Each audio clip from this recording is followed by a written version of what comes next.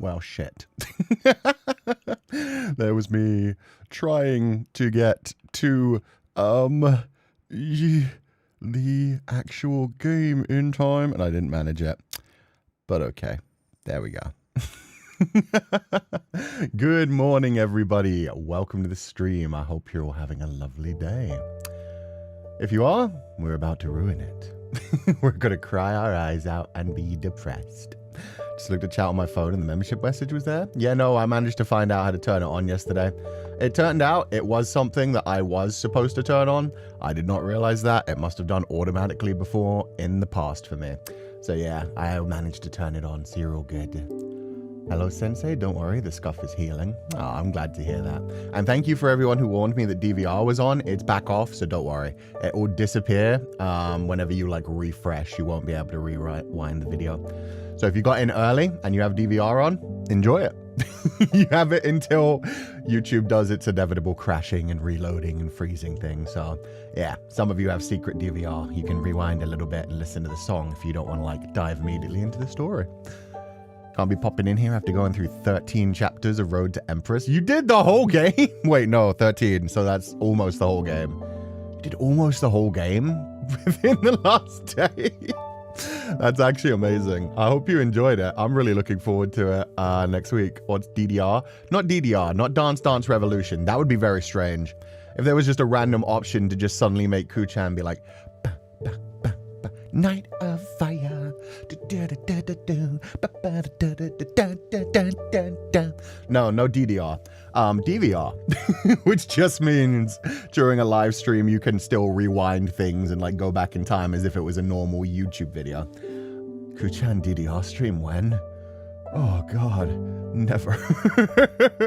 Time to see the deep wretched soul of Jacopo, now noble lord. He's a noble lord. How could he possibly be evil? I don't know what you mean. I'm super. Road to Empress is a game, right? It looks like a movie. Yeah, no, it is actually a game. It's one of those games like the Telltale games, like there's a bunch of them nowadays, but yeah, there's always been like FMV games where it's just basically like real live action actors and actresses recording scenes and then you getting to choose like options. Like Dispatch. Yeah, like Dispatch, which we're playing on Thursday. Like all the Telltale games, like Detroit Become Human, like all of the Quantic Dream games. And they did them like, it was one of the like first gameplay styles, honestly, when consoles came around. They've had them since like the SNES and PS1 era. There's been like very simple little animations that you just play through a game of. But yeah, it's wonderful. It's very like Court Palace drama. It's silly. So yeah, yesterday we were doing like a whole bunch of dying, silly, overblown plots. One really good yaoi backstory out of nowhere that I did not expect and really appreciated. But today, we are continuing The House in Fata Morgana, a Requiem for Innocence. So yeah, I was wondering if somebody already made a Lord Jacopo asset for you. No, the only asset I have from this game specifically is my little baby Morgana. Also, I don't want to be wearing this. Damn, I was really unprepared today. I want to be decked out like this. Actually, I'll keep the cape on. I'll keep the cloak on. Cloak makes me feel more, yeah, battle ready. But yeah, I've got a little Morgana thanks to nuts. Whoop. Why you? Oh, right. I have to take the cape off. The cape makes Morgana go higher. Because of the funness. Oh, wait. Oh, is it the outfit that makes Morgana go higher? No way. Oh, it is. Okay, interesting. Okay, I'll be wearing the virgin killing sweater. Morgana going high. Yeah, Morgana like up in the sky, but I got a little baby Morgana just for like emotional support when things get rough. So yeah, if you want to make me a Lord Jacopo asset, I would absolutely love that. I love playing with assets.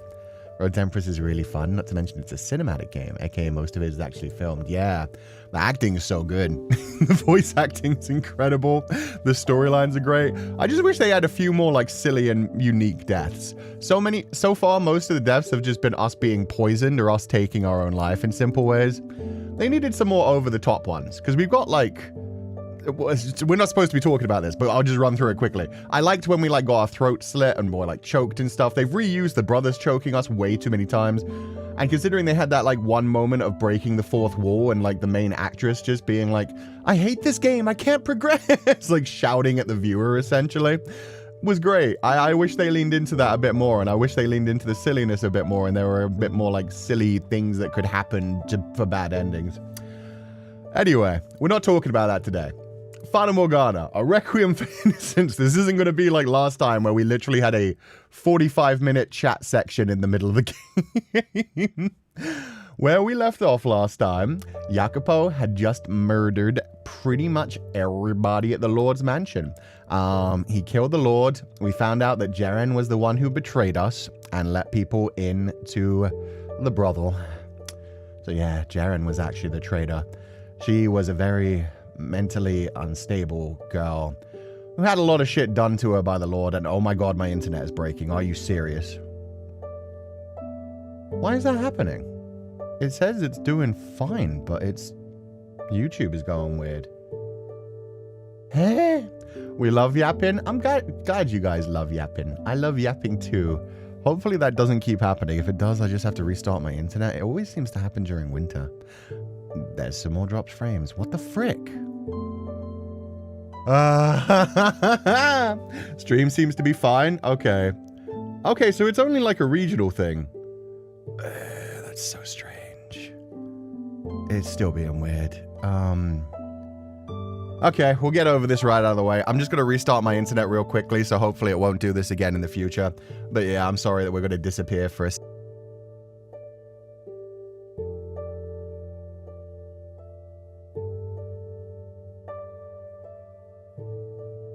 Okay, I think we might be back up.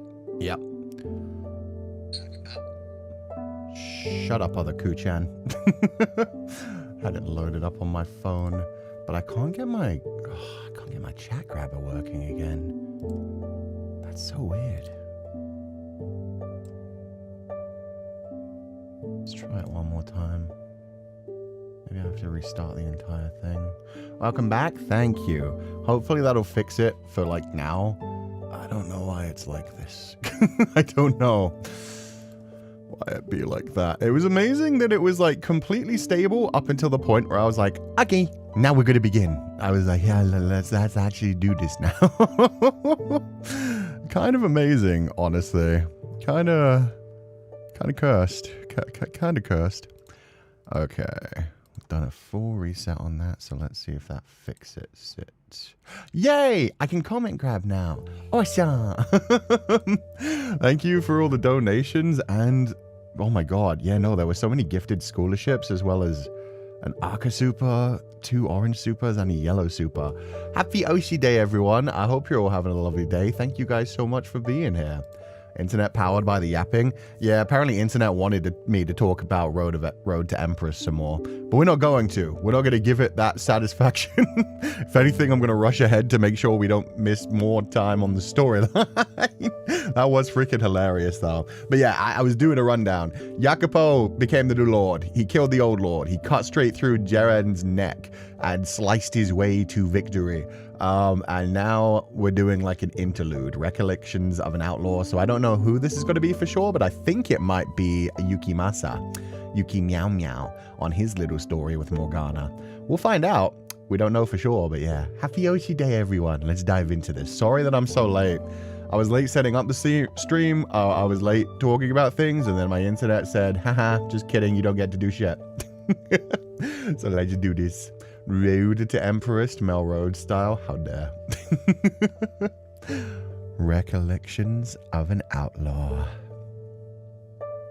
You're in the mood for something juicy, you say? Hate to break it to you, chum, but I ain't made of dough. I'd like a nice slab of meat as much as the next bloke, but I'm barely making do as is. We all are, in case you hadn't noticed. What? You're not hungry? You just want a juicy story to go with your drink? And why didn't you just say that to begin with? Give me a sec. Ooh, juicy stories. I'll move myself down so I'm out of the way. Even more juicy. I think I got one you'll like. Few months back, me and a bunch of other blokes went out on a raid. This puny little village. They didn't do much trade, just living off what they could grow, so no one figured we'd make out with much. Grab a little grub, plow some of the girls. That was the best anyone was hoping for. Business as usual. We killed the guys, had some fun with the girls, then killed them too. Jesus Christ, my dude. Nothing too interesting, nothing real exciting up to that point. But that changed when I busted into this one house. There's a man, a woman, and a little girl. Maybe 5 years old. Wait, maybe? Jeren? I think these are the people that kidnapped Jeren. Oh, yeah, a woman and a little girl, maybe 5 years old. These are the people that taught her to say maybe. Is this Jeren? No, I think these are the ones who kidnapped Jeren. And that's where she learned to say maybe. Oh no. This is gonna be rough. Okay, so we're gonna hear about Jeren's first kidnapping, I assume. There's a man, a woman, and a little girl, maybe 5 years old. No siblings, just the girl. Real small family for a village like that. Da comes at me to protect the girl, then Ma tries to block my way. No surprise here, I killed them both. Couple of unarmed farmers, easy as snapping a baby's neck. I left the kid. Wasn't like she could do nothing, so I didn't have to kill her. But you know how the stupid things get, crying like it's the end of the bloody world. So I figure I'll run her through before she starts howling on me, right? But get this. The kid smiled at me and said, "Where are you from, mister?" Couldn't believe my ears. Girl, your parents were just killed by me, and I'm coming to kill you next. How the hell are you smiling, and how the hell are those the first words out of your tiny little mouth? Creeped me out, truth be told. So much so I lost all interest in killing her. So I dug around for anything worth taking and then went on my way. But this damn kid, I try to leave and guess what? She fucking follows me. Doesn't want revenge or nothing, just smiling like a fool. I'm a patient bloke, but this was beyond the pale. I yelled at the stupid thing. "Why the hell are you following me for? Piss off!" And she gives me this confused look and says, "I'm bored. Everyone else stopped moving, so I have nothing else to do. But you're still moving, mister." Jesus Christ. Okay, so Jeren wasn't even, like, Jeren was, oh my god, even from the first kidnapping. I don't even know if that counts that as a trauma response. Like, that was so instant. It just feels like Jeren was just born that way. She doesn't understand death yet. I don't think she understands death yet, but at age 5, she really should. And she really should understand, like, people screaming and suffering and shit. So yeah, no, she was just always on some level. Can't have trauma if you don't feel trauma. Yeah, no, I guess what the Lord said was true. She genuinely just doesn't feel those things.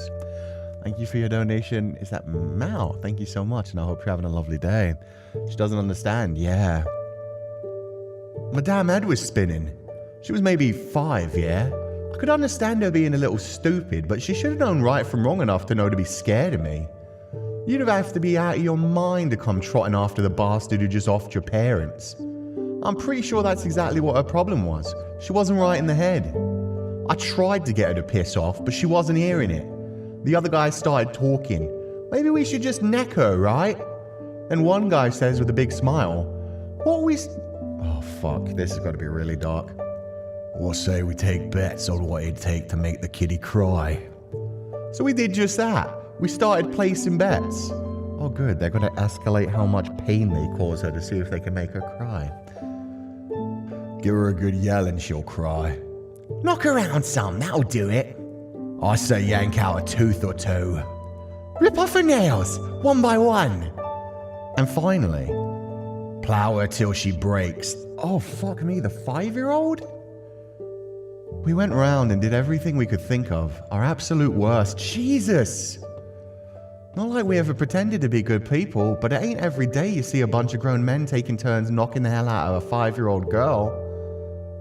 I'm so sorry, Jeren. Jesus. And hell, that by itself's a good drinking story if I ever heard one. But it keeps going.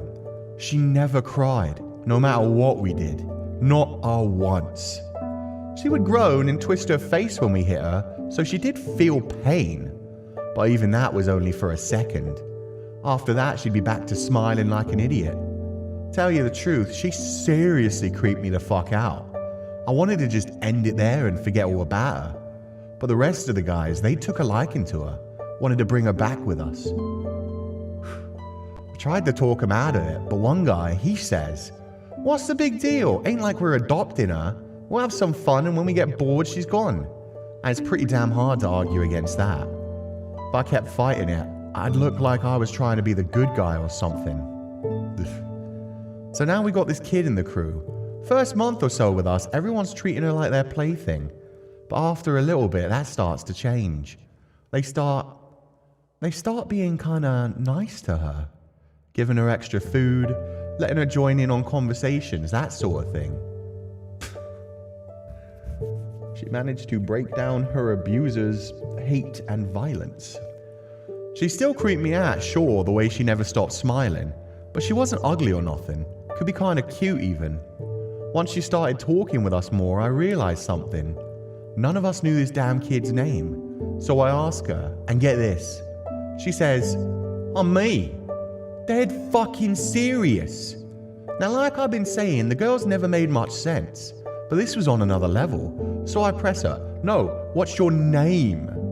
But she just tilts her head and says the same thing. "I'm me." "So you're saying your name is me?" I asked, and she gives me this big fat grin and nods her head. Who the hell names their kid me? Her parents had seemed like reasonable enough folks. They at least cared enough to try and protect her from me. They just ran out of ideas trying to come up with a name for her or what. As I'm thinking to myself, I see there's something sewn into the bottom of her shirt. Looked like writing, but I can't read for shite, so I call over the only educated guy in the crew and have him look at it. Turns out it was a name. Jaren. "Your name ain't me, it's Jaren," I say. And she lights up like a fucking village we just got through with. "Really? My name's Jaren? I never knew." I let out the biggest sigh of my life and say to her, "You're the dumbest broad I ever known." Christ. I wonder if that, plays into her personality. If she just... No, because she remembered her name after that, so I'm so confused about that. Did she, block out so many of her childhood memories that she didn't remember her name? If it was sewn into her shirt, surely she must have been told at some point. My first thought was, maybe she just can't separate, other people, so she has no need for her name. It's just I'm me. I'm me, and me is all that matters, but I don't know. Maybe it was, so traumatic that she forgot her entire past at that point. Oof. Christ. Yeah, no, Jaren's story is so fucked up. About a month after we picked the girl up, we had a bit of trouble.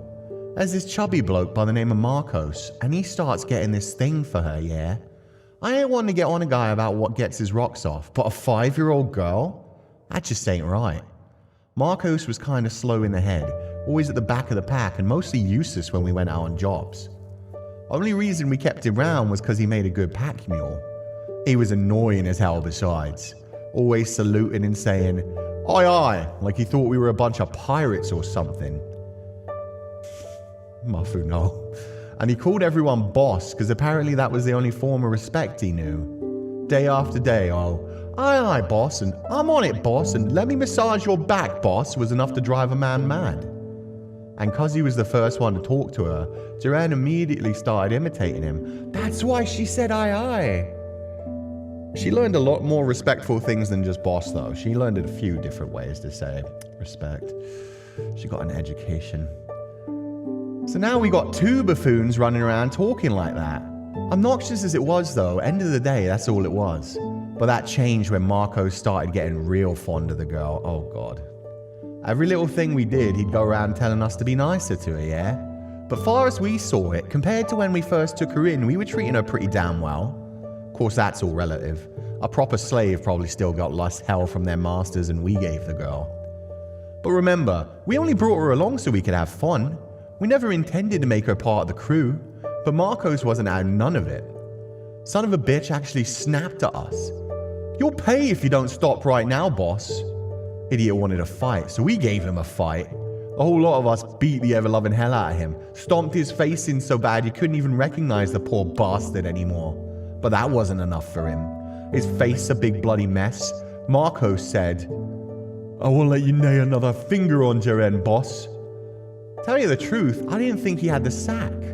Then Jaren comes trotting in. Seems she heard the ruckus and wanted to see what was up. Marcus's eyes went wide and he yelled, "Stay back!" But the girl, she just stood there, same old stupid smile on her face. Seeing her come in, one of the other guys smirks, plops his ass down on Marcus's back, and holds a knife up against his neck and says, "Hey Jaren, you like Marcos?"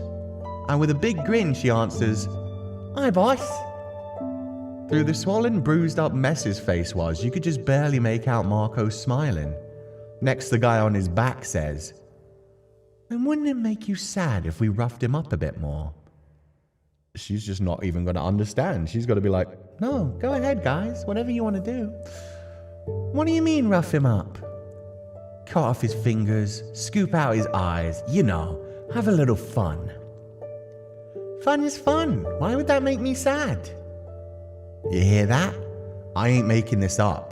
The girl's standing there smiling, and Marcos, he goes pale as a ghost. And he did it. He cut off his fingers. Jaren's still smiling. He gouged out his eyes. Still smiling. And finally, he slit Marcos's throat. Even as the blood spraying right into her face, she never once stopped smiling. Just before he kicked off, Marcos looked like he was thrown into the deepest, darkest pit of despair. I seen the hope drain from God knows how many men's eyes, but that was on a whole nother level. Now, as you can imagine, I wasn't the only one Jaren creeped out anymore. Everyone felt the same way. She was so messed up, we all thought we might start turning into her if we kept around any longer. So the next city we land in, we sell Jaren off.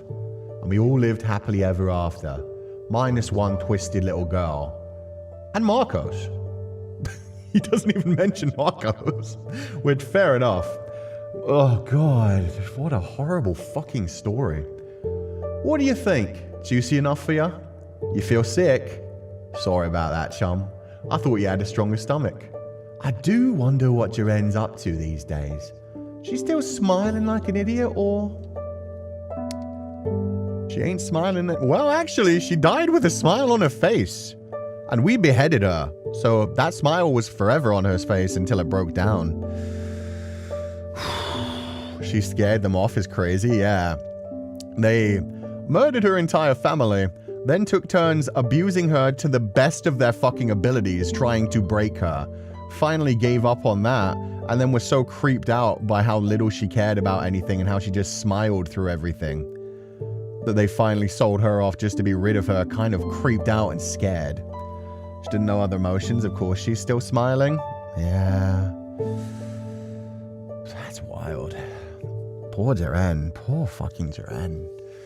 The way she is extremely resilient. Goodness sake, poor Jaren. Yeah, that resilience just made her like more of a target to them. At least she got free of them at that point. And then she got into a much worse case where she eventually found her way into the Lord's Care. And the Lord apparently like managed to twist her belief system into like, oh, your greatest form of joy would be serving me.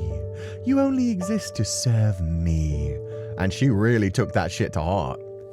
She died a smile like the song. I know. That's the wild thing.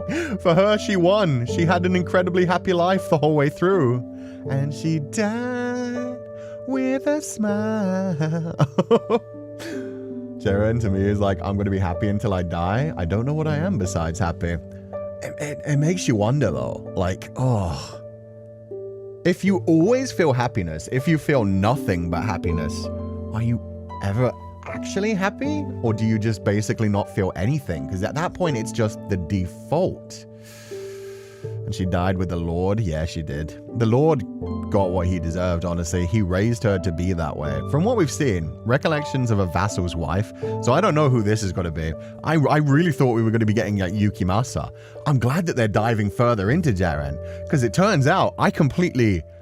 Like, I thought it was all trauma response, but it genuinely sounds like Jaren was just born different. Recollections of a Vassal's Wife. Good day to you too, sir. Thank you so much for your hard work. Yes, that's correct. This is where our slaves were when they were stolen, as I described when I reported it. What? The number of stolen slaves I gave you doesn't match the number you heard from other sources. Ah. No, I had no intention of deceiving you. I simply assumed it wouldn't be a problem because I wasn't claiming we lost more than we did. Wait. Is this woman just gonna be like, well, yes, I counted it -1 because if you ever do find that one little girl who's always smiling, please never bring her back in. Is this just gonna be a series of people being like, oh yes, I knew of a child named Joanne. I wish I never run into her again. Jesus. That probably means they'll dive further into Gratien's background eventually. I do hope so. It's one thing that I love that Hanada Keika sensei like always dives deep into the characters. Nobody is ever just like a random happenstance character. Even if you don't get to see their whole story, you know they've been well thought out and have backstories that just might not make it into the game. Yes, I understand. I beg your pardon. I should have reported the number correctly. I'll do so in the future, so please, if you would look the other way just this once. Why did I report fewer slaves were stolen? I imagine you would find that curious, yes. Why would anyone want less of their lost manpower returned to them indeed? It's quite simple. I did not think it would be any great loss if she were not to come back. Oh no, she was a fine worker, and she didn't cause any trouble either. You want to know about the girl? I doubt it will be of any help to your investigation, but I don't mind telling you. I warn you, it's not a terribly pleasant story, though. Very well. As you wish, sir. We purchased her when she was about 5 years old, so she's been with us for quite some time. 8, maybe 9 years now. So she's about 13, 14 at this point. When we bought her, she was still too young to put to work. She was in good health, though, and always had the sweetest smile on her face, so I had little doubt she would do as she was told. Slaves tend to be so gloomy and depressing, you know? Oh my god. Yes, it's a terrible happenstance that I have to deal with so many gloomy and depressed slaves. Oh, such a bother to my day. Not that I don't understand, but unlike many, we try not to mistreat our slaves. As long as they do their work, they have nothing to worry about. The best slaves, I think, are the ones who aren't so dreary as to be infectious and make us feel guilty. Oh my god. People's morality at this time was wild. The girl's name was Jaran, and while she talked rather funny, she was as bright and cheerful as I had hoped. And she was always smiling from ear to ear. For a while, it felt like we had a brand new member of our family. I was so taken with her, I almost considered adopting her instead of keeping her as a slave. And how did I go from wanting to take her in to not caring if she didn't come back? It's rather difficult to explain, to tell you the truth. Yes, that's right. She never caused any trouble. She never stole anything, and she never refused to work. She never cried, and she never got upset. No matter what happened, she always did her work with a smile on her face. That sounds like the ideal slave. Yes, you would think so. And I have no complaints regarding her work. Neither did my husband nor our servants. I imagine I'm the only one who would be happy to never see her again. I started thinking the girl peculiar about 2 years after we purchased her. Right around that time, one of our other slaves attempted to run away. Yes, that's right. As I said, we've never once mistreated our slaves. Other slave owners could learn a thing or two from us, I say. We tell all our slaves when we buy them that they will be set free as soon as they worked enough to pay back what we paid for them. So he had only 10 years and then he would have been free. As fucked up as it is, that probably was like a very good opportunity back at that time. And obviously, again, that's not like me defending fucking slavery, but at the same time, people were like really impressed by the fact that gladiators got set free after an amount of time, or that like certain slaves in Rome were like eventually able to buy their own freedom if they'd worked a lot. So fucked up as it is, like, yeah, no, it's disgusting hearing someone be like, oh no, we're the good kind of slavers. We are the better kind of slavers. But yeah, it's horrible to think that at that time it really was like, why would you run away from us? We're the good ones. It's like, Jesus Christ. So he had only 10 years and then he would have been free, but he chose to spit in the face of our generosity. And mask off. What did you do? My apologies, I've gotten off track, haven't I? The slave who ran was captured soon after, but trying to flee is one of the greatest transgressions a slave can commit against his master. Here we go. And they're going to torture him worse than anybody's ever been tortured. As such it was, as I'm sure you understand, necessary to punish him. But I assure you, we never mistreat... Yes, I'm sorry, I'll continue. So as I said, he had to be punished. Fucking, again, I love this writing. This is what I love. People justifying their actions so much and being like, oh no, we're the good ones. We had to punish him. We had to do this. My husband took a length of rope and used it as a whip, I think it's called. He had all the slaves watch as he lashed the one that tried to run. It was for their own sake. The other slaves needed to see what would happen if they attempted to flee. The lashing continued for a full day. All the slaves present reacted differently. Some averted their eyes, some cried, some looked on trembling, but it was clear they were afraid, which meant the punishment had served its purpose. For everyone except Jaren, that is. Yes, that's correct. She simply smiled. At first I thought my eyes were playing tricks on me, but every time I looked over at her I saw the same thing. As the slave being lashed screamed out in pain, Jaren didn't even flinch. She just stood there, smiling. Just looking at her gave me the chills. My husband thought it curious as well, but he wasn't nearly as put off as me. She was 7 at the time and a hard worker, and he said there was no issue as long as she didn't cause any trouble. But that completely misses the point, you know? She gave me the creeps. I wasn't comfortable with her around. But of course, my husband has the final say. I couldn't defy him, so I did my best to forget that day. I couldn't get the girl out of my mind though, no matter how hard I tried. My gaze was drawn to Jaren, and I noticed quite a bit as I observed her more carefully. Say one of the slaves hurts himself while working. You might expect another slave to ask if he's all right, to help patch up the wound, to volunteer to take on his responsibility for the day, to show concern and compassion. But Jaren, she would just smile and go on her way, not a word. She was hardly perfect either. Is anyone though? And she would make mistakes occasionally. Everyone slips up, and we try to not make a huge fuss out of it because we sincerely value our slaves and the work they... My apologies. Again, I absolutely love this writing. I love that this person is talking about how often they torture people and how often they hurt people and just constantly oh, but I am one of the good ones. Let me assure you of that. We treat our slaves so... Oh, sorry, I will shut up. It's I don't need to hear you justifying your actions, lady. This person is just look, I'm here to find your lost slaves. Shut the fuck up and just finish the story so I know why. Trying so hard to justify it? Yeah, exactly. And there are so many people in life that do that set their own justifications and are just oh no, I'm the good person because this thing. I'm the good person because of this justification. I'm the hero of my own storyline.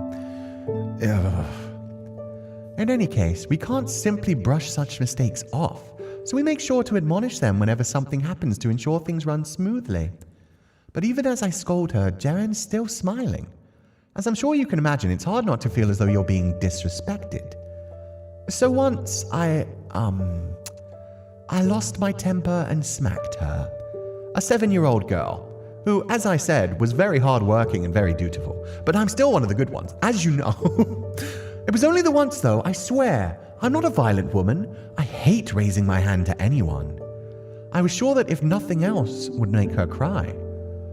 But still she smiled, with half her face red and swollen. You hit her so hard it swelled up immediately? I was so perplexed I came straight out and asked her, "Why do you not cry? I just hit you. How can you keep smiling?" And she said, "Why would I cry? I'm not sad about anything." Pressing the issue further, I discovered she had evidently never felt bad for anyone in her life, including herself. Can you imagine? How terrible is that? It's not right. So I decided I needed to teach her how she was supposed to act. I taught her that when she saw someone get hurt, she needed to show sympathy. Oh my God. You taught her to show sympathy to put it on as a farce. Oh, wow, okay. I mean, that's good for helping her fit into society, but at the same time, ooh, that turned Jaren into what she is in the future. The huge, like, people pleaser that just makes everyone happy. She taught her to mask? Yeah, exactly. When she was being reprimanded, she needed to show remorse and a desire to improve. Jaren listened carefully to every word I said, and before long she started putting my teachings into practice. See, this is wild because at this point, again, this probably ended up creeping her out even more, where suddenly then she was able to fake emotions. I bet she was very good at, like, yeah, we saw it. We saw how quickly she was able to, like, analyze Morgana's emotions, figure out that Morgana was jealous, figure out that Jacopo was, like, a people pleaser as well and trying to make everyone happy, and how to exploit that and do the whole, like, Jackie, and get better at, like, giving people nicknames. She was basically trained to blend in. They just made her mask as a people pleasurer. Oh, yeah. Plus she had, like, no regrets about, like, any of the stuff that went on. And she's 7 at this time too. She's 7 at this time too, and she's been ridiculously abused and put in way too many adult situations. Her life is horrific. She could be an assassin for real, she really could. Jaren listened carefully to every word I said, and before long she started putting my teachings into practice. At first I was relieved. Jaren was finally a regular girl. There we go. She showed concern, compassion, regret. But it was all an act. You don't say. She literally told you she's never felt those things. You just taught her how to act that way.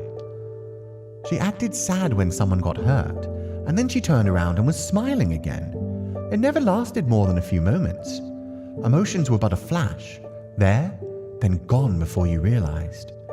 It wasn't normal, wasn't human. She didn't genuinely feel sympathy. Beyond the surface, she was no different than the girl who smiled as a fellow slave was being whipped before her eyes. Jaren had learned nothing.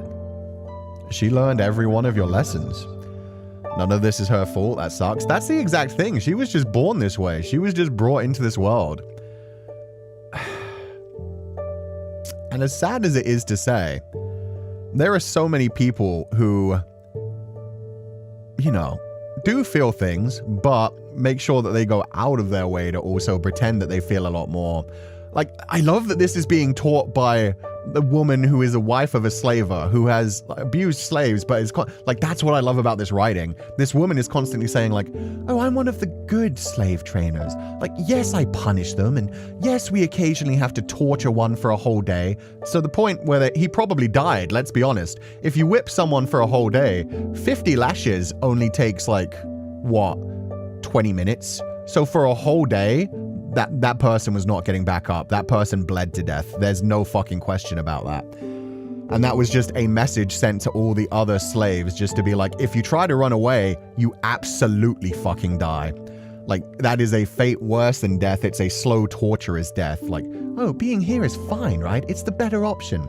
So yeah, this is somebody who does not have proper empathy for other humans, but going out of her way and saying, like, oh, it's not right that she was just pretending to have empathy, while also saying, like, oh, but I'm one of the good slavers. I only punish people when they deserve it. I only treat them like objects when, you know, it's the right way for things to be. She wasn't right, but me? No, I'm such a proper and nice, noble lady. God damn. I love this writing. It's so good to show the different layers of, like, humans being like, oh, we pretend, we justify, we do all kinds of things, but yeah, Jaren was just, yeah, doing what she did as well. She was trying to be nice to people. She was trying to make people happy because she didn't feel things the same way as other people. Unable to bear it anymore, I went to my husband again. I told him she wasn't normal. There was something wrong with her. Yo! Yukimasa and Jaren would have been a deadly combo. That would have been fucking sick. That would have been like, oh my god, if he adopted her, oh, really, really, really bad and unhealthy for both of them. But that's a storyline I would see. I told him she wasn't normal. There was something wrong with her. I implored him to do something. But my pleas fell on deaf ears. She was a good worker, he said. We couldn't ask for a better slave, he said. Oh, but he couldn't have been any more wrong. He wasn't the one who had to look after her. He had no idea what she was like, how unsettling it was merely being in her presence, how deeply unsettling it was. My apologies, I'm fine now. As you can imagine, I'm not particularly fond of Jeren. So it was a weight off my shoulders when I heard she was one of the stolen slaves. Why are you giving me that look? You think I'm the one who has the problem? You think there's something wrong with her just like my husband? Oh, you think there's nothing wrong with her just like my husband? One look at her smile and you know I'm telling the truth. That she's not simply a little eccentric, that there's more to it than that. I can't take it anymore. Is there no one who will understand me? God damn, lady. Oh, there's more letters. Recollections of a prostitute. We're getting Jeren's whole life story through this. I think for Yukimasa, he would need someone who has a real moral core to ground him. That's the problem. That's what I was wondering. Somebody was saying, like, who is Yukimasa? He's a character who's going to come up. We've seen him in the main game. So if you haven't seen the main game, you don't know him yet. He's another character who he has like some level of understanding other people's emotions, but kind of like Jeren, he doesn't feel things the same way. He is a sadistic person who likes to torture people to death, but then he meets somebody that he genuinely forms a connection with, and he just wants her to be happy. But things go wrong because of his proclivities and the type of person he is. Anyway, play the main game. The main game is wonderful, and you should definitely do it. But yeah, that's what I would be worried about if Yukimasa and Jeren ended up together instead, and if Yukimasa, like, found an interest in Jeren, and then was more on, like, the level of, like, oh, I just want her to smile. How can I make her smile? What's the main game called? Just literally The House in Fata Morgana. This is a Requiem for Innocence. It's like a prequel / backstory kind of spin-off. So it's just called The House in Fata Morgana by itself.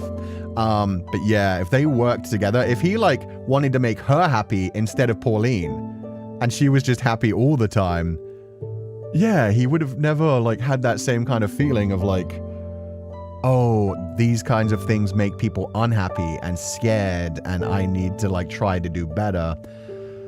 Ooh, that would have been a scary combo. Father and daughter just going around torturing people to death, stealing whatever they want to steal, murdering whoever they want to murder. Jeren would have been like, oh, this makes daddy really happy, so I guess this is what we have to do. Slow torture. Fingernails, one by one. It's like, oh my god, that would have been terrifying. Oh my god. Okay, recollections of a prostitute. Kick back for a bit, why don't ya? I'm in the mood to talk. No, I'm not going to charge extra. I don't bill by the hour. Fuck, I love that immediately. She's like, I'm a talk to you. Oh, don't worry, I'm not charging to talk to you. No, this is just, you know, I just want to hang out and have a little chat. Man was probably like, yeah, I'm not paying for you to talk to me. That's not what I'm here for. That's one kind of found family. It would be a wild kind of found family, man. Oh, you never thought of me as a talkative girl?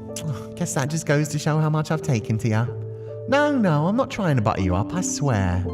I've been thinking a lot these days about the place I last worked at. It's really getting me down. I can't think of anyone I want with me at times like this more than you. Did something happen there? I've been waiting for that question. It's a bit of a long story. I hope you don't mind. There's a city about 10 days by carriage from here.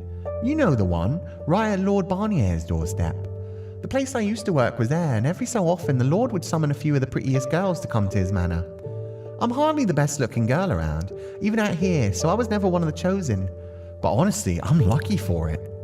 It's not the kind of thing you want to go mentioning in public, but the Lord has some, unsavory hobbies. Every girl who ever came back said, there's no amount of money you can pay me to do that again.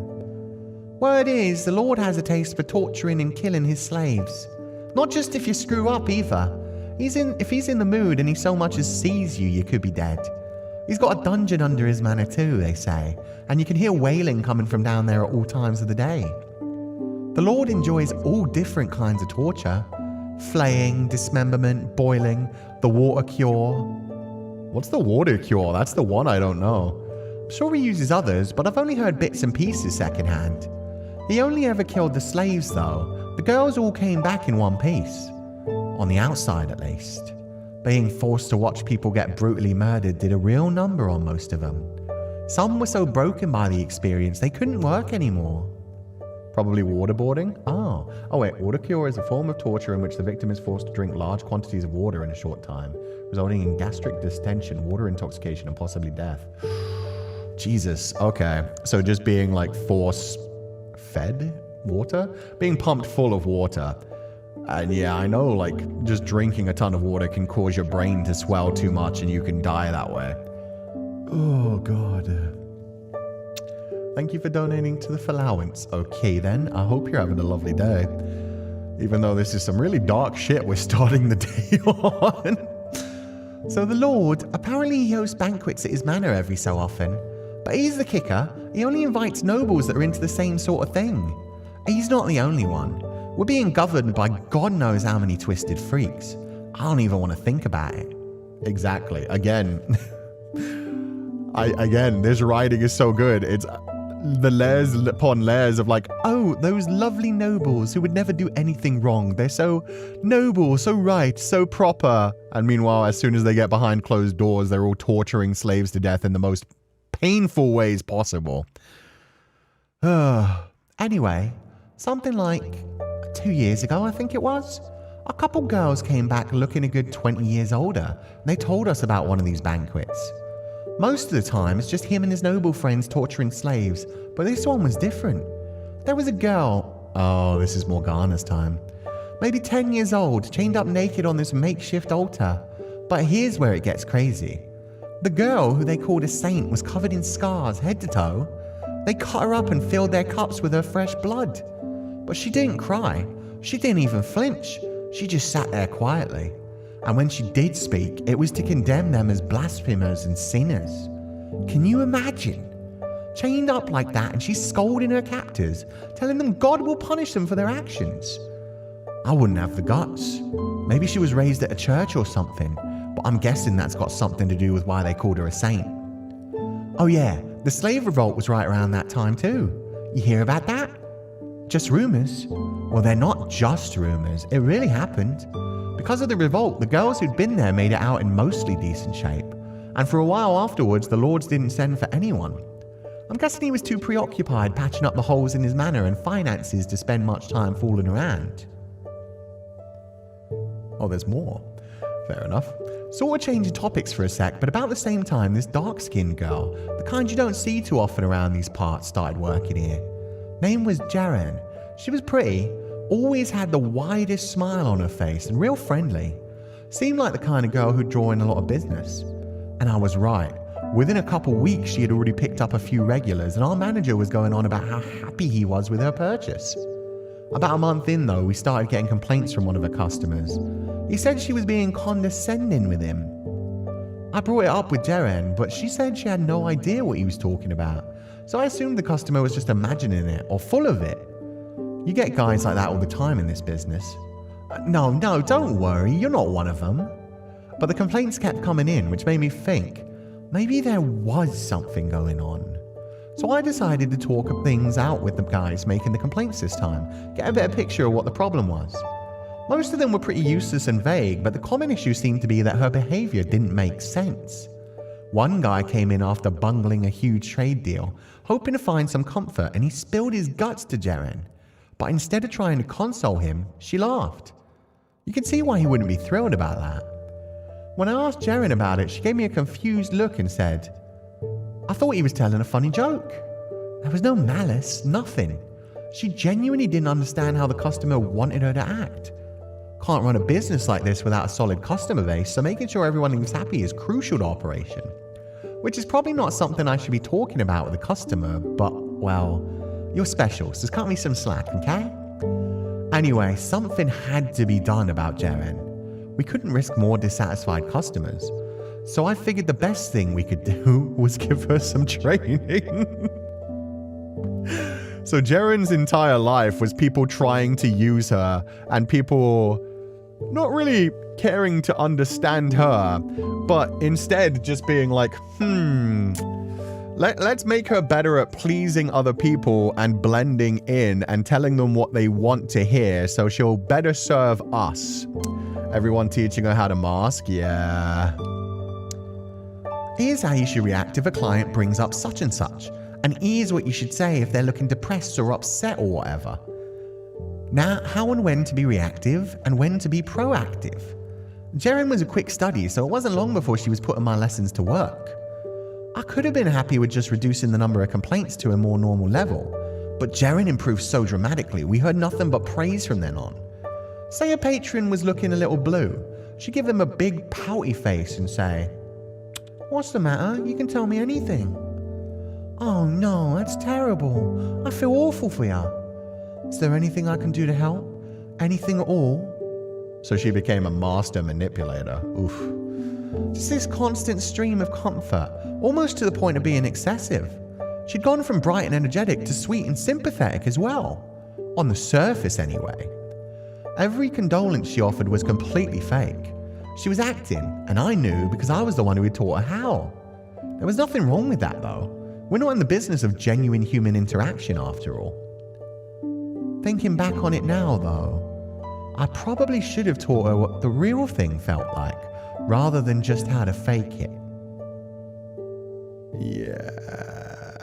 Her whole life was masking emotions she never had. That's unreal. Jeren is like an inverse of Morgana's characterization. Morgana is an ordinary being pretending to be holy, while Jeren is an anomaly pretending to be normal. That's an interesting way to look at it, actually. I like that. Hi, Kuchan, everyone. How are you doing? You good? I'm having a wonderful time. And yeah, no worries. You're not missing too much. We haven't even gone back into the main story yet. We're just diving into Jeren's backstory as told by multiple people who saw her growing up. And everybody basically just like made her into what she became. A girl who accepted every injustice upon her, met it with a smile, and then just tried to make people happy and tried to show them what they wanted to see, essentially. Oof. About a year later, the Lord started sending for girls again. We all knew he was a madman, that was common knowledge, but he paid well and everyone always came back alive, so we reluctantly complied. But we were wrong. He did kill the girls this time.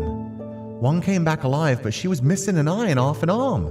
She was in no condition to go back to work. Even just going about her daily life would be difficult. We were aghast. But things only got worse from there. I was going to say, you kept sending girls? The next time the Lord sent for us, we panicked. For one, no amount of money was worth what waited at the Lord's manor.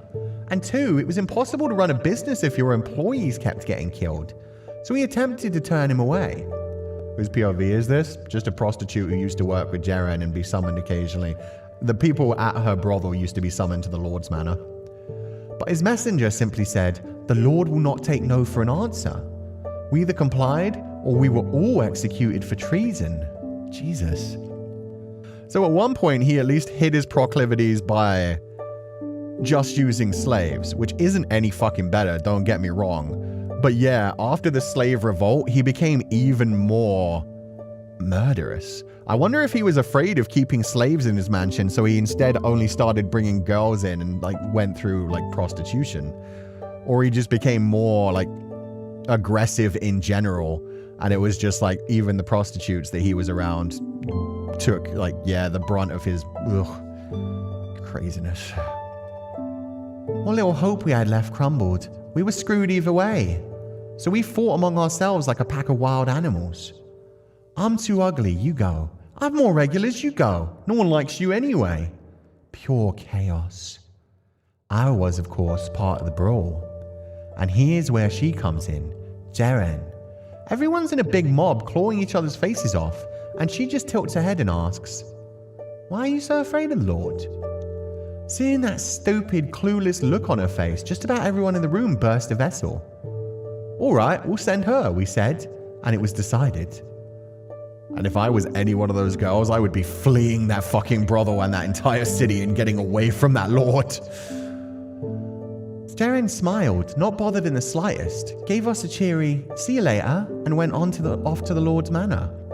To no one's surprise, she never came back. We figured she'd been killed.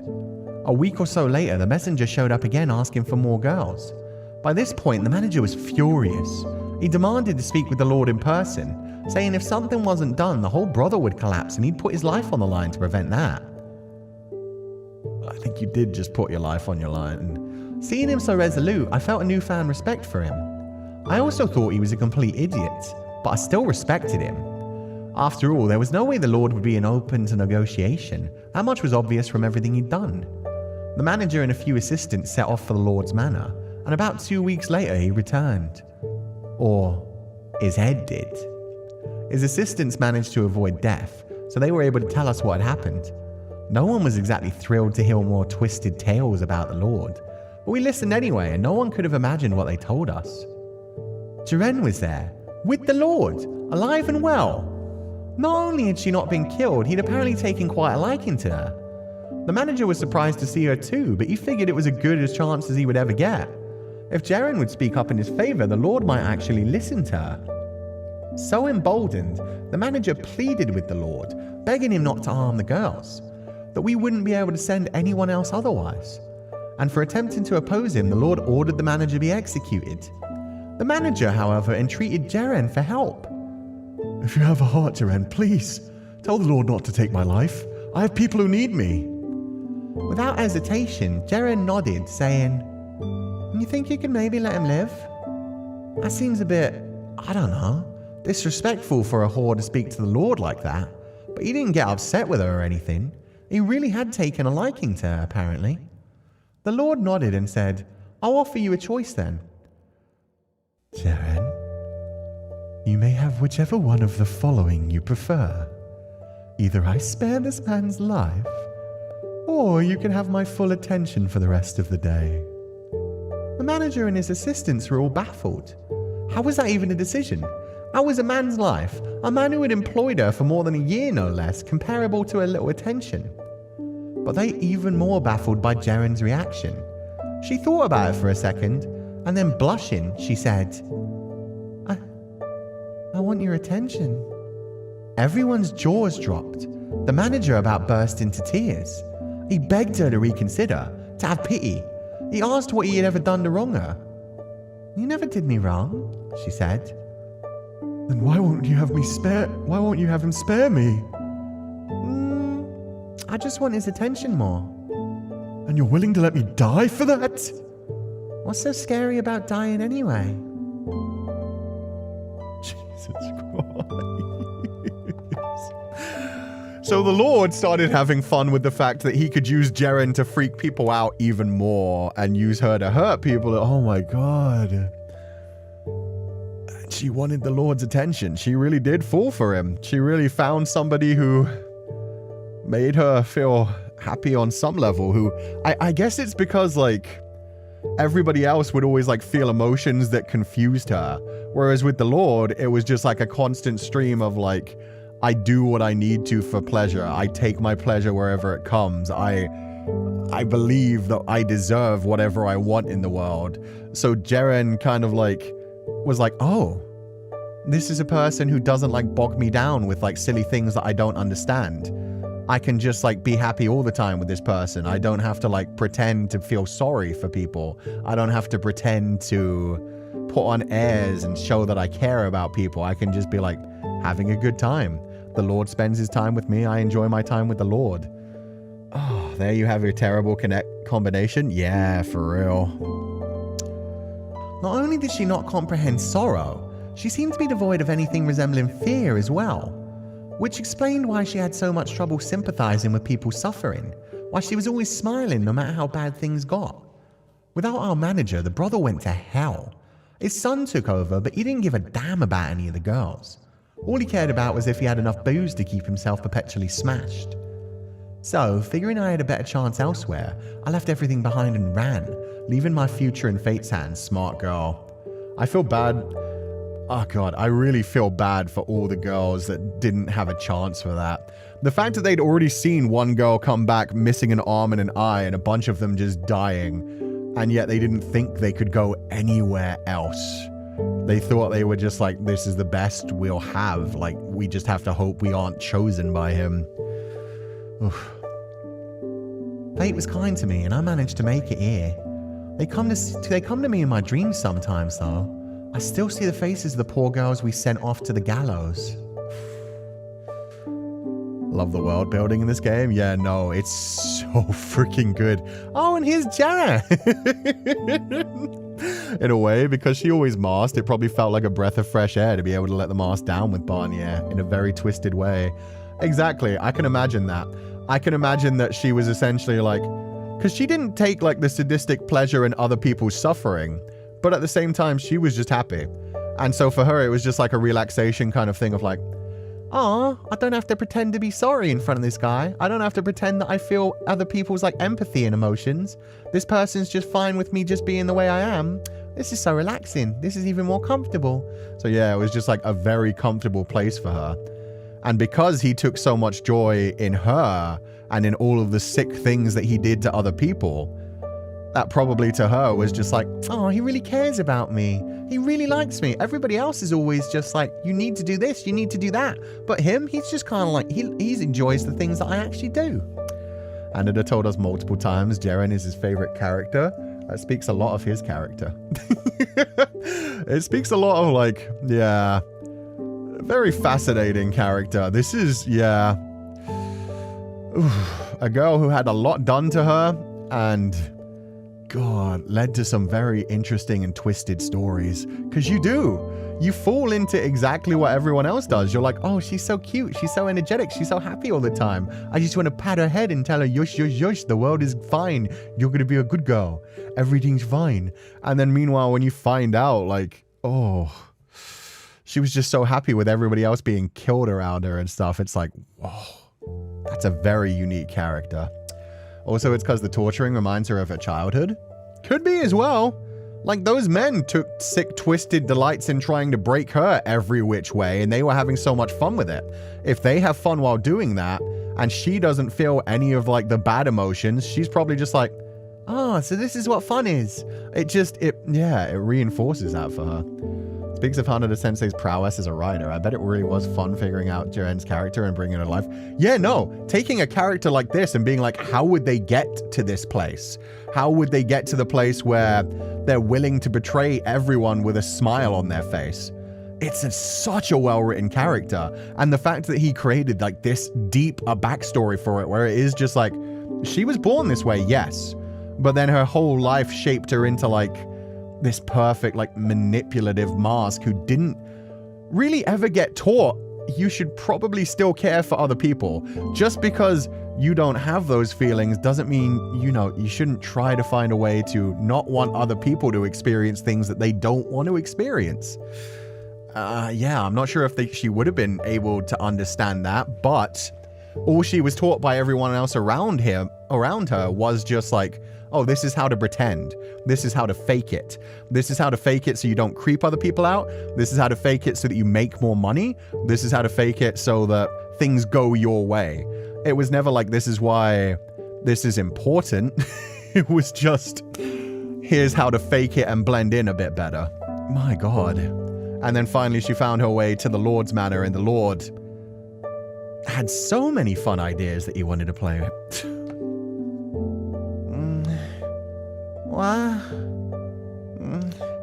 Where am I again? Oh my God. Okay, this is, I guess, when she was first sent to the Lord. Awake again, are you, whore?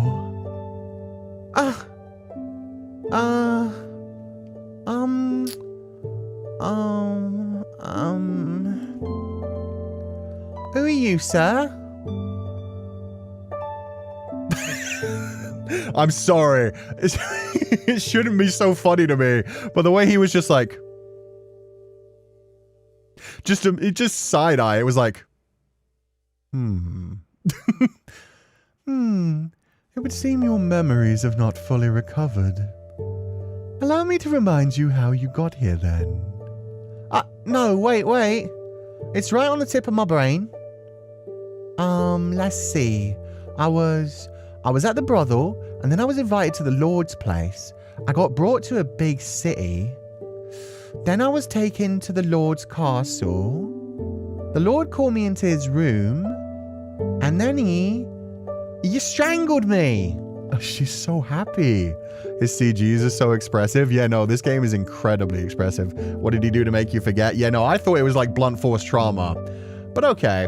He immediately just called her up to her bedroom and then strangled her. She wakes up from being strangled. She's like, huh, why don't I remember it? Let me work it out. Oh, that's right, you strangled me. So I lost a bunch of brain cells. There wasn't any oxygen going in my brain. That explains it. Indeed. Your memory is returned without problem. I'm super duper good at remembering things. She's so happy. She's like, yay, I remembered. Wait. Why did you strangle me? To test my theory.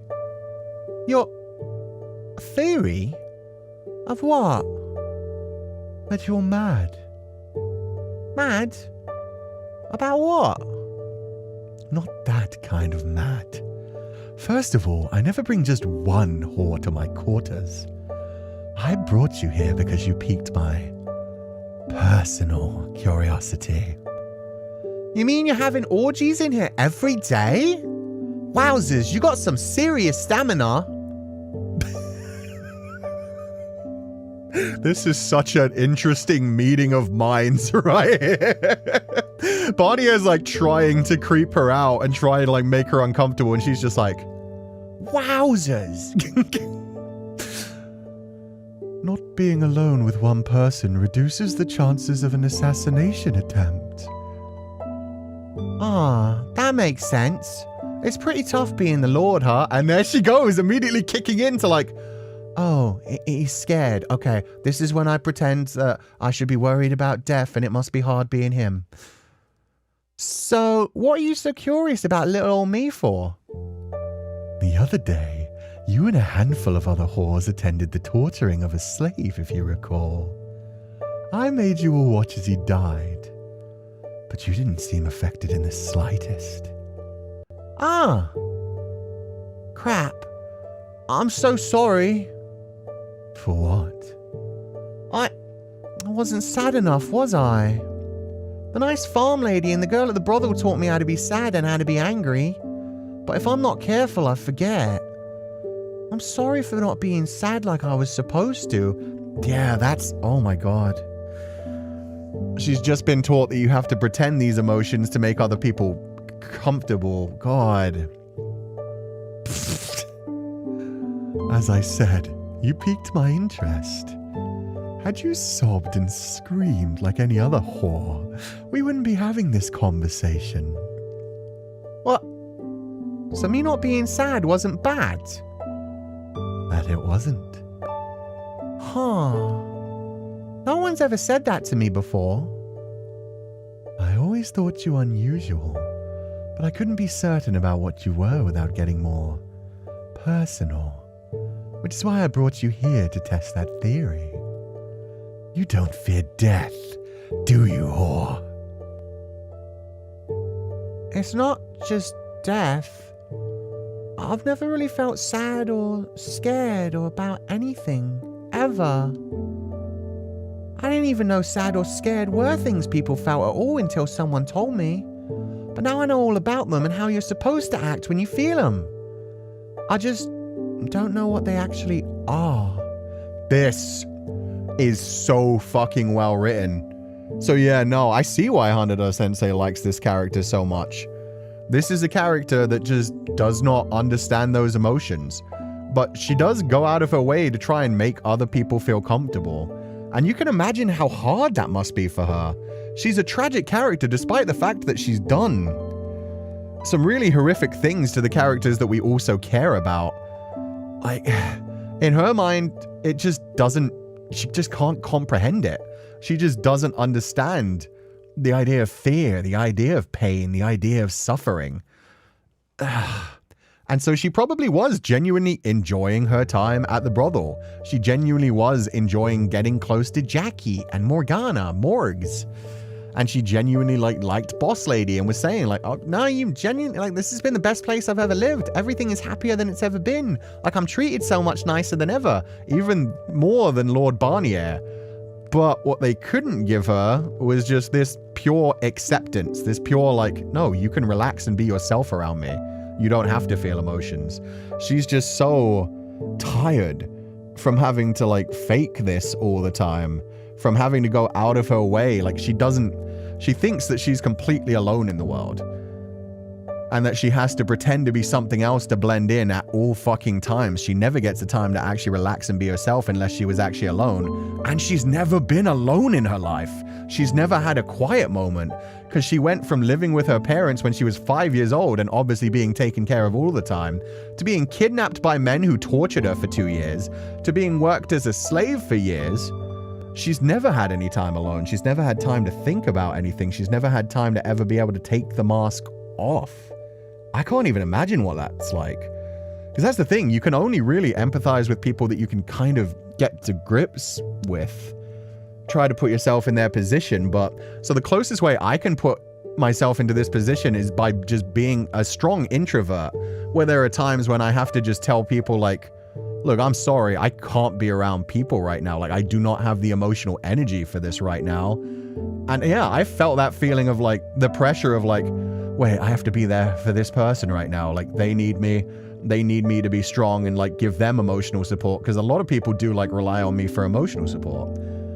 And there are times that I'm like, I'm completely exhausted, but I can keep going. And you do your best for the people you care about. But then it does get to a point where you're just like, I just need a break. Like, I just need like 2 or 3 days to be completely by myself and just like zone out and do nothing. But she's never had that. And she obviously, like, that's so much different. No, don't give me head pats. Everyone goes through that. That's not even just like an introvert thing. You know, you guys know we all do that. But that's what I'm saying. We can all empathize with that on some level, where we've been put into positions that we're not incredibly comfortable with, but we go out of our way to try and make other people feel comfortable. You know what I mean?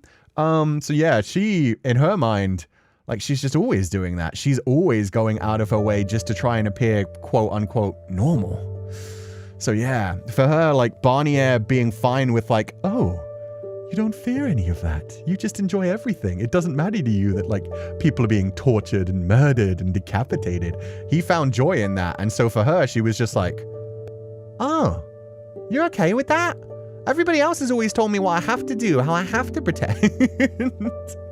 Get that? Even if I love my friends, it can be tiring just to show up. Yeah, it can be tiring. And you have to be able to find the right people where you can tell them like, I'm sorry, like, I can't be there right now. I'll be there when I can, kind of thing. And that does unfortunately like drive people away sometimes. As an autistic person, I very much feel Jiren's mentality, even if it's orders of magnitude more extreme than anything about me. Yeah, I think that's the thing, because so many of us in society, you have to try and blend in. You have to try and like, there is like some level of like, oh, you have to say the right thing at the right time. If you're read as being like weird, you'll be pushed away and ostracized. So yeah, anyone who is like not neurotypical, anyone who does have like mental health conditions has felt like some level of this where it is just like, and I need time to calm and be myself. And Jiren's never had that time.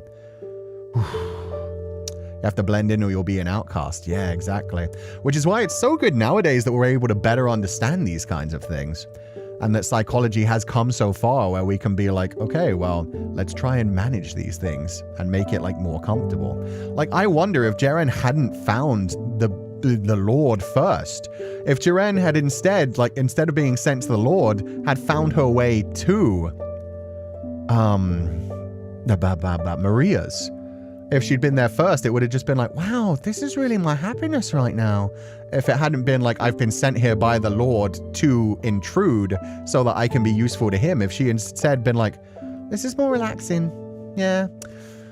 Maybe she would have actually, like, you know, again, it's not something that she could have changed because it's a part of her. But maybe she could have just been like, this is my happiness. This is my contentness. I made enough money. And now I can be a bit more comfortable and start singing as well and make even more money and just be comfortable and enjoy my life. Wearing a mask, basically, like forcing ourselves to show certain emotions or smiling all the time so people still like us. Some emotions have felt differently, and it's a struggle at times to express the correct ones. Yeah, we kind of got that with like the Who's Lila game as well. Even though obviously that one had like a very different like story. Feel Jiren's experience resonates a lot with the experience of introverts, and like she's a fascinating character. Her as a streamer, she would make bank as a streamer. Are you kidding me? Yeah, no.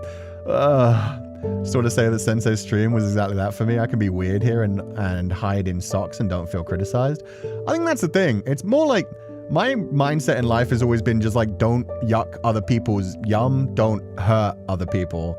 Just like, whatever you get up to, like a lot of us explore, like I think that is something about our community. We like exploring like some of the really dark sides of humanity through fiction. Because obviously if you do that kind of shit in real life, it's like, no. But meanwhile, like seeing other characters enjoy that, it's always fascinating to see kind of thing. In a way, she's a lot like Will, Tanya, and Lila to an extent, only on a more extreme end of the spectrum. And yeah, we all do like some level of like blending in with people. Morgana and Jiren idol group. Morgana would not survive that. Morgana is so hella introverted. Like, my God, if you tried to put Morgana on a stage, don't break my poor baby. Let people do their own thing. Not my monkeys, not my circus. Yeah, exactly. Unless you like break the law, then it's like, nah. Or if you like hurt other people, it's like, just try not to inconvenience other people. She'd be the manager. She could be the manager. Or like the singer. She could be like the singer who never shows her face. She could be like wearing a mask or something. Oh, a VTuber. Morgana would kill it as a VTuber probably. No, she still wouldn't want the attention. Damn it. Oh, man. Understanding of psychology is better now, but Jiren's difference is so fundamental. Would she be accepted? Not a psychologist, so I don't know, but I know there are enough people that are in like similar positions that, yeah, are just content enough, essentially like saying the right things and doing the right things and like living life. So yeah, I think if nothing else, you could be understood nowadays, and nowadays you would be able to understand it a bit more. You would be able to be diagnosed more and figure out like, oh, this is what it is. Let's see what we can do to like make you more comfortable and just manage things healthily kind of thing. Imagine somebody sent a super and Morgana scolds them because she would not want worldly things. Exactly. She did not want donations. It would be like, no, I'm here to comfort you all. I'm just here to like give you all a good time. She'd just be like preaching. She'd just be preaching religiously and occasionally singing hymns. And everybody would show up and be like, ah, the child of God.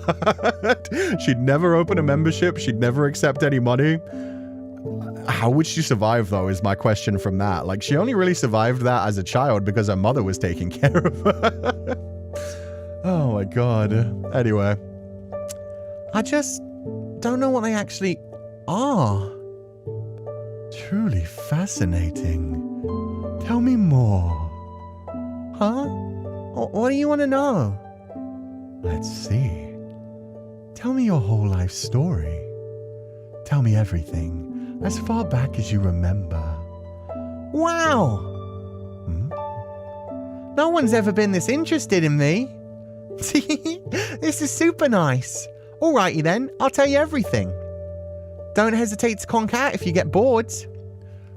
Okay, that's wild as well. So, she genuinely fell in love with him just because he was the first person to actually show interest in her. So, she forms bonds. That's what I mean. Like, I think somebody like this, if they were diagnosed in society nowadays, you know, could actually be taught, essentially, like, not how to put a mask on, but just, like, the right and the wrong, and the correct and the incorrect, and, like, yeah. I genuinely think a character like this would get along in society nowadays. I mean, they specifically say, like, most of the people that control the world nowadays, most of the CEOs, most of the politicians, have, like, tendencies of being very, like, unable to understand other people's morality and emotions. That's how a lot of loners get groomed, sadly. The wrong person gives them attention. Exactly. Like, if she had been taken in by Maria, possibly she would have just been content living her life and slowly gaining money and feeling more safe. But because she was taken in by this guy, oh God. Hope you have a good day, Sensei. VA Tascaruan. Ah, thank you so much, Lily Eep. Sorry, again, I said we weren't going to talk as much this week, but Jiren's character story is so wild. But thank you for donating to the Féileacán. And ta-da! here I am. And I have to immediately go back to the middle. What'd you think? As boring as I thought it'd be? Hardly. That was easily the most engrossing childhood story I've ever heard. Woohoo! Smiling as your parents are killed before your eyes? I'm hardly one to talk, but you're one thoroughly heartless girl. And he's so excited by that, because Lord Barnier very clearly wanted to corrupt Innocence.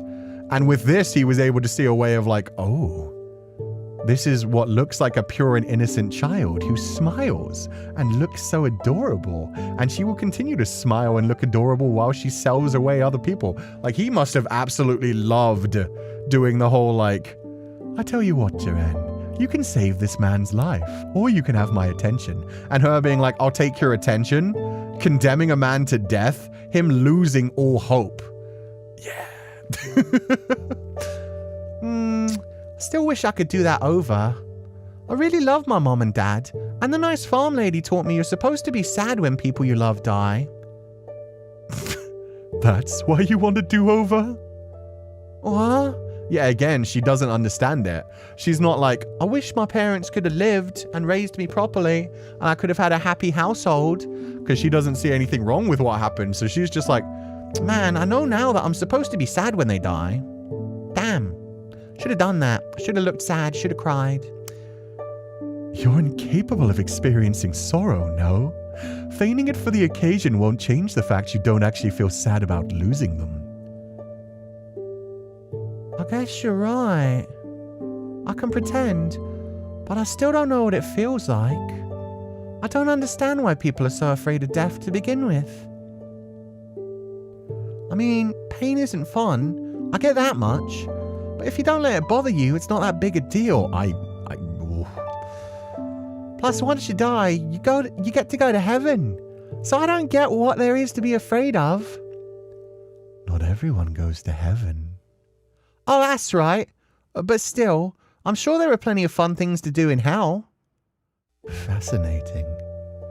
You truly are twisted to your very soul. Oh, but I do sometimes feel disappointed. Do tell. Oh my god. Barnier is so fascinated. She really did match his freak. He's just like, wow, you're even crazier than I am, I dare say. Tell me everything. Like, I sometimes wish I could eat my mum's supper again. And I feel left out when everyone's talking about how weird I am. Maybe sad is just like an even stronger version of that. I get the impression your entire... They could have built off of that. Yes, exactly. And that could have helped with the idea of like a reason to put on the mask is to actually try and be good rather than just trying to blend in. I get the impression your entire experience of negative emotion is fundamentally distorted. So I don't know if you can say that. Jaren. Aye? Would you like to remain with me? Wait, we've never seen this CG from Barnier before! I hate the fact that he looks so loving right now! He's got like... would you like to remain with me? What? Normally I send whores back to where they came from when I'm done with them. That has a double meaning and that's fucking terrifying. But I'm offering you the chance to stay here with me. Are you asking for my hand in marriage? What do I do? What do I do? I went from a whore to a lord's wife in 3 seconds flat. Fool. I would never even take a mere prostitute as a concubine. Drat. She's so disappointed. I am, however, fond of you, so I'm offering you a place in my house. So you're saying you actually want me around? Even knowing what sort of person I am? You could say that. Yes. one's ever actually wanted me before. There it is. She felt wanted for the first time in her life. She felt seen and understood for the first time in her life, and he's still got that fucking face on. Oh, Barnier, you're such a sick and twisted fuck. That bit I absolutely hate. A character who's like, no, you can't possibly understand, sir. Like, Jaren was starting to do the thought process of like, yeah, I do kind of miss my mom's cooking, and I feel left out when people ostracize me. So, I guess that's what sadness is like. She was trying to put it together in her own way, form her own understanding, and try to put herself in other people's shoes. And Barnier heard all of that and was just like, no. Don't think like that. Don't try to put yourself in other people's shoes. Don't have empathy. Don't feel for these creatures. Like, he immediately like took all of that away and was like, no. You're broken on a fundamental level. Ugh, I hate it. As promised, Jaren, you have my full attention for the rest of the day. Okay, so this is probably after she condemned the brothel leader to death. Whee! Honestly, it shouldn't surprise me anymore how twisted you are. Twisted so far, in fact. You're the most sincere and honest person in the land, to a fault. You hardly even gave that man's life a second thought. The look on his face as he died was magnificent. You are a cruel girl. I didn't do anything wrong, no matter what you say. I didn't steal anything. I didn't kill anyone. I try to stay out of everyone's way as much as possible. So you actually have some concept of right and wrong, which means you understand that I am a wicked man. I was taught the difference, yes. Her eyes. I love her eyes. She's like, yeah, no, I understand right from wrong. Fascinating. However, simply knowing the difference is of no use. If you don't feel the repulsion it's supposed to elicit. Knowing full well that I was acting maliciously, still you selfishly chose my affection, sentencing that man to death. That's not what No, I guess you're right. I guess I did let him die for my own selfish desires. Looks like I've still got a lot to learn. I hate him. No, you stay exactly the way you are. As I've said before, you don't need to put up a facade around me. Don't act sad if you're not sad. Don't act angry if you're not angry. Don't feign pity for someone you don't care about. Be you. But everyone says Your natural self neither disgusts nor disturbs me. In fact, I greatly prefer you that way. No matter how many slaves I kill and torture for my own entertainment, you never leave my side.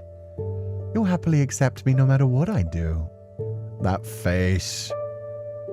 I would rather not lose that. Don't stand so far away. Sit down beside me. Aye. It's so fucked. You can see how drastically different it would have been if she had never heard this. Yeah. You can see how she was in the mindset of, I don't want to hurt other people. I don't want to inconvenience other people. I understand that I'm different. And like, he exploited the fact that she felt tired of trying to fit in instead of like fostering that and being like, I know you've worked hard. We all have to like work hard like that sometimes. You have to work harder than other people and that genuinely sucks, but you're doing your best. You're trying your hardest day in and day out. I've allowed you to stay here for a month now, and in that time you've become a constant source of entertainment.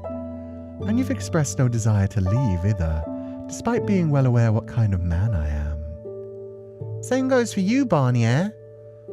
You want me to stay even though I'm such a weirdo.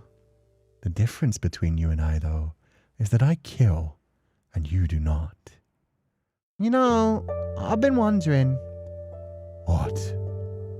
why do you like killing so much? Oh, good. We're going to get into his psychology too. Let's go. It would seem your perception of me is slightly inaccurate. It's not the act of killing I enjoy, but the look of dread and despair on a man's face as his life is ripped away. The power, the taking, the corruption, the feeling like God.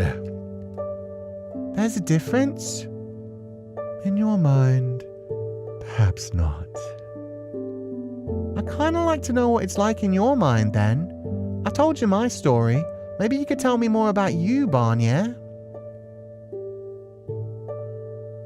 Not that I blame you if you don't want to tell a prostitute like me. You're not a prostitute anymore. I'm not? Then, what am I? You're my property. So fucked up. This is literally the I can make them worse trope to the extreme. Oh, that sounds super nice. Barnier is like, huh. She likes being my property. She really will never leave me, no matter how I try to degrade her. She just keeps, like, accepting this as like, oh, I like that. So to answer your question, I was not always the man I am today. I had several brothers, though I was the eldest. As such, I was first in the line of succession. There should have been no question as to who was the rightful heir to the house. But my father, the previous lord, wanted my brothers to succeed him instead. Without any reason to pass over me, though, he would have faced significant opposition and put the family's reputation and legitimacy at risk. I was neither infirm nor mentally challenged, but rather extremely talented, which gave my father no leverage to deny me the throne. The one thing I lacked was sycophantry. Seeing people try to butter each other up made me physically sick. It seemed to me the last kind of behavior royalty should be engaging in. I believed that merely possessing leadership ability should be sufficient for ruling effectively. But in this world, only those who can win others' favor make it anywhere. Only those who can make themselves look good and their peers like fools. Those who can claim others' achievements as their own. Who can appear to have more power than they actually do. My father and brothers forsook me, making an attempt at my life. Because they could not legitimately remove me as the rightful heir, they could only kill me if they wanted their way. I was fortunate enough to survive the attempt, but I still carry the scar today. You mean that biggin on your back? That's right. You're surprisingly observant. I was in danger of not just losing the lordship, but my life. I was left with three choices: to let them kill me, to flee and live in poverty, or to kill them first. I was born to rule, though, so in reality I only ever had one choice. The narcissism is off the fucking charts. I murdered my father and all my brothers, leaving me as the only one in the line of succession. But becoming the Lord did not immediately win me everyone's favor. Distant relatives crawled out of the woodwork to claim my throne as rightful heirs. The people demanded I satisfy their every whim and fancy. And even my attendants tried to push their own agendas.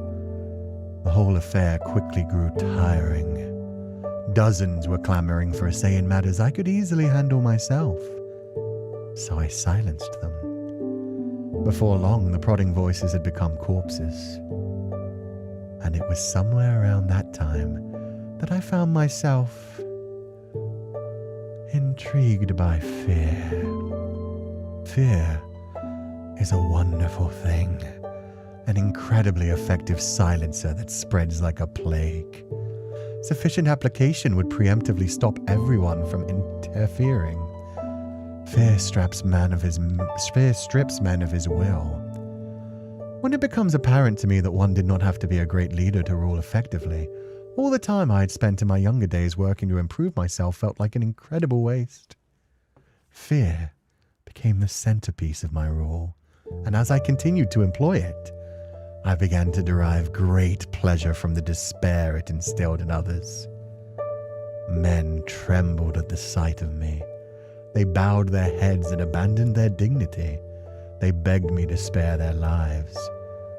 And what an exquisite sight it was, every single time. Enrapturing. You were born into your madness, Jaren, but I was molded into mine. Huh. That's neat. But Lord Barnier, wouldn't that make me a bad match for you? I fucking love her. She really said, huh, cool story, bruh. I'm not scared of you at all. Man is a curious beast, you see. Once everyone feared me, I then came to seek those who did not. Which is why he was so, insistent on breaking Morgana. He was trying to make people challenge him. He was trying to find people that could stand up to his level of fear, his level of despair, and try to force their way through it. He wanted to break them. He wanted to break the unbreakable. Oh, God. You sure are hard to please. You make it sound like I'm merely a picky child. Though I suppose there's little difference in your eyes. There were a number of others among the nobles who had, like me, strayed from the path. Hardly a surprise given what life as a noble is like. So I started throwing banquets, inviting those who would be interested. These parties were to serve two purposes. The first, obviously being for my own amusement. The second, to find those with similar tastes and bring them into my circle. I found little success with the latter, however, despite my rather zealous attempts at recruitment, so I no longer waste the effort. You weren't able to make any friends then? No, I was not. The other nobles had no interest in getting their own hands dirty. They only wanted to watch, getting their titillation from a safe distance. Well, now I'm really glad he never met Yukimasa. They would have been a dangerous pair as well. Not a single one shared the same madness as me. Jaren. I? You are far better than any of them. What? Thanks? What are you squirming about? I thought nothing bothered you. I am capable of getting flustered, thank you. Teehee. She really loves him. She really likes his attention. Oh God, as disturbing as this is, it's two character. It's interesting to see that they're just two being themselves without any kind of mask. Barnier the mask of a monster, while Jaren the mask of normalcy. I don't think Barnier the mask of a monster?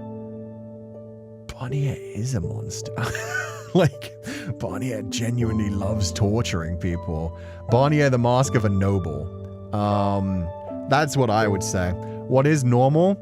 Yeah, no, that's the whole thing. Everybody has their own level of normal, but at this point, yeah, they are both mask off and just able to talk about all of this. But Barnier, he genuinely wants to find someone like him. He wants to find someone who's on his level. He wants to find someone who enjoys torturing other people, enjoys breaking them, destroying them as much as he does. He tried to invite people that way, but what he found instead was a bunch of other nobles that do what a lot of other people in the world do, where it's basically like a bystander effect. They'll play along. They'll be like, oh yes, this is simply delightful. Oh yes, yeah, we love torturing people. And really, they're just basically kissing the ring. They're just like, yes, Lord Barnier, this is exquisite, it's amazing, but none of them actually want to get their hands dirty. He wants to find a kindred spirit. Yeah, no, on some level, he's definitely lonely as well. He wants to match his freak, yeah. And he vaguely found that with Giselle. Giselle's not in the same way, but with... Sorry, not Giselle, fuck. He vaguely found that with Jaren. With Jeren, he hasn't found somebody who likes causing pain as much as he does. Which he would have found in Yukimasa. Again, like, it's a good thing these two never met. But what he found with Jeren was somebody who doesn't get turned off and at the same time doesn't lie about everything. She isn't just saying like, oh yes, my lord, it's awesome, my lord, everything's perfect, my lord. She isn't scared of him. She isn't like bowing down to him just because she's scared for her own life. She's not scared for her own life because she can't feel that feeling. And yet she is still like, oh, I'm happy and I don't want to leave you. And you show me attention. You're the first one who showed me attention. So he's finally found somebody who sees how dark and fucked up he is. And rather than being terrified of him and running the other way, is like, yeah, no, I'm glad you're interested in me. I like your attention being on me and I'm not scared of death and I'm not scared of like the pain and suffering you inflict on others. So yeah, she's just happy to be around him and he likes that. As sadistic and fucked up and terrifying as he is as a person who basically just wants to hurt other people and make them suffer, he does like seem to feel joy at like, oh, you won't ever run away from me. You see me and you're not terrified. So yeah, no, he is mask off, but at the same time, he's, you know, he's terrifying. He's genuinely terrifying. In a way, Jeren is like a twisted mirror of both Giselle and Pauline. Giselle, who can accept someone unconditionally. Pauline, who even after seeing what Yukimasa is, didn't reject him. Yeah, but that's the thing. They both have empathy. They both have like actual feelings and want to be good from people. Keep this guy 500 miles away from Giselle at all times? Yeah. And Jeren, who just doesn't see a problem with it either way. Exactly. I think one of the things that Hanada Keika Sensei does explore a lot with a lot of his characters is characters that are different, that have like very dark tendencies, and yet are able to overcome them based around like others, based around like... We've talked about like the healing power of like unconditional love kind of thing. When people actually feel accepted and can feel like they have somebody that they have a connection with. I think everybody like wants to feel like some level of connection. Not necessarily everybody, because obviously we are dealing with a lot of characters in this that don't necessarily need that. But what Hanada Keika does put into his stories a lot. This guy, Barnier, despite how fucked up he is, he still wants somebody to see him and not just be scared of him, not just say the right things to please him, but genuinely be like, hey, I'm happy to be around you. Same for like Yukimasa. Yukimasa did horrible shit, but got to the point where he was like, well, I am actually happy around you, and I guess I don't need to murder other people, but he still had those feelings there. And then there's like Michelle, who's, you know, been abused and tortured in horrific ways throughout his life, and because of that became kind of hard and cold to other people. And Giselle, who was tortured by other people. Everyone gets lonely. Yeah. So it's just like a sympathy for the devil kind of thing in this kind of case. It's a weird parallel to Michelle. Oh, I'm a disgusting witch. But when Giselle came into the picture, yeah. Usually characters like these would be one-dimensional villains in any other story. I love how we can explore their psychology here. Exactly. Normally, Barnier would just be like sadistic, twisted fuck who gives a fuck about his storyline. But in this one, they've given us Barnier and they've been like, this is why he's sadistic. This is why he's twisted. And he justifies his actions. I don't like the fact that he said he was molded into this. He makes it sound like the person he's become is what he's supposed to become, which is a similar justification to what Jacopo is doing to himself with the whole like, no, you have to be strong. You have to rule by fear. Like, I get that he was attacked by his brothers and his father, but he doesn't see any reason that they might have had reason not to trust him as a ruler. Whereas I genuinely feel like there was some level of like, maybe his father was like, oh, you don't have any empathy. You don't care about the people that you rule over. You just want them to fear you. You want them, like, serving you. You see yourself as a god above humanity. And so maybe his father was like, okay, we need to, like, not let this man become lord. He will be so fucking dangerous and ruin the entire nation. So yeah, I think, and he doesn't notice that at all. I think Barnier is just like, yes, there was no reason. I was mentally well, physically amazing. I did my studies. I was intelligent. Like, he doesn't realize that his sadism, his hostility, his treatment of others, narcissism and God complex is something that is like dangerous to have in a position of power. So he's like, no, they tried to kill me for no reason. And to be fair, they shouldn't have tried to kill him. But as soon as they tried to remove him from power, he had them all murdered. And then we've seen what he's done when he did have power. Didn't the sadism come after? Did it though? Or are we hearing that from an unreliable narrator? That's the thing. If he had said like, oh, I was so hurt by it, so crushed. I was just trying to be good. I was trying to do... Like, that's the thing. He just didn't justify it at all. He was just like, no, there was no reason for that. I was intelligent. I was this. I was that. So I don't know. Maybe it did come later. Maybe he was so broken. But I genuinely think like, why would a father just be like, no, I don't like this first oldest son. I'm going to pass it on to a different son. It could just be they were shitty. But at the same time, everything he's done since he got into power, like he's justifying horrific things. He's like, I was molded into it. You weren't molded into it. Even if it was that you didn't have any kind of level of sadism, even if it was that you were just like a nice guy just trying to become lord and then your family like betrayed you, it doesn't justify you being like, and then I found out I can rule by fear. I don't have to have leadership qualities. I just have to hurt people and be sadistic and make them all fear me and grovel for me. So yeah, I don't trust him. I think he's an unreliable narrator, and even if it is true, he's justifying the worst fucking behavior with like, oh, but they tried to hurt me first, so now I hurt other people. So yeah, I hate him. I hate him. And he's a great written character. That's what I love. I love how much he's justifying himself. I love how he just genuinely is like, this is why I am so evil. So you understand, right? Like, he genuinely thinks like, no, this is just what I do. This is the correct thing for somebody who's supposed to rule like me. Like, he talks about himself as if he is God, like a pharaoh, something above human, where everybody else should fear me. Everybody else should serve me. That's their only reason to exist. So yeah, oof. Everyone is the hero or victim in their own minds. Yeah. Yeah, and these justifications are oof. There is something deeply wrong with you. And that's the thing as well. Like, everything that he's doing to Jiren right now is the same kind of shit he was trying to do to Morgana. He tries to drag down other people around him, and the same shit that he does to the nobles at the parties. That is what I said when we first saw his parties. You could tell he was trying to corrupt the innocent.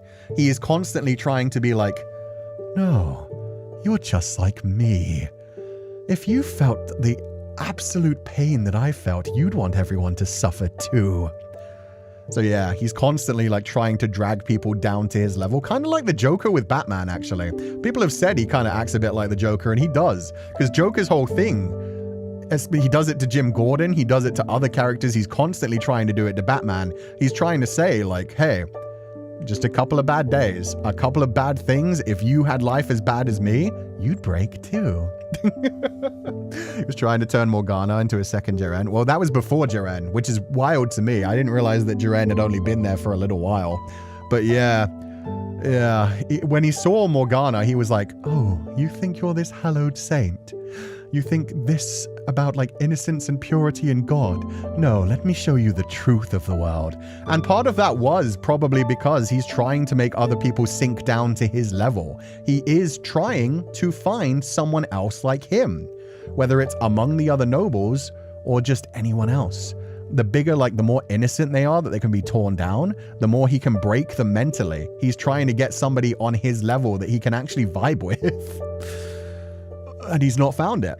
Despite, like, he has all these other nobles enabling him, that's what they're doing. They're enabling, they're kissing the ring, and they're, like, saying, like, yeah, this is great, 100%. Like what he said to Jacopo. Yeah, and with Jacopo, he really is telling him, like, oh, you'll see, you'll become just like me.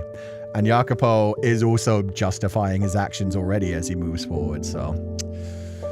Who knows, the nobles were innocent, but yeah, he definitely lowered the humanity in them. Oh yeah, no, I'm not, no. Bystanders? not justifying their actions whatsoever.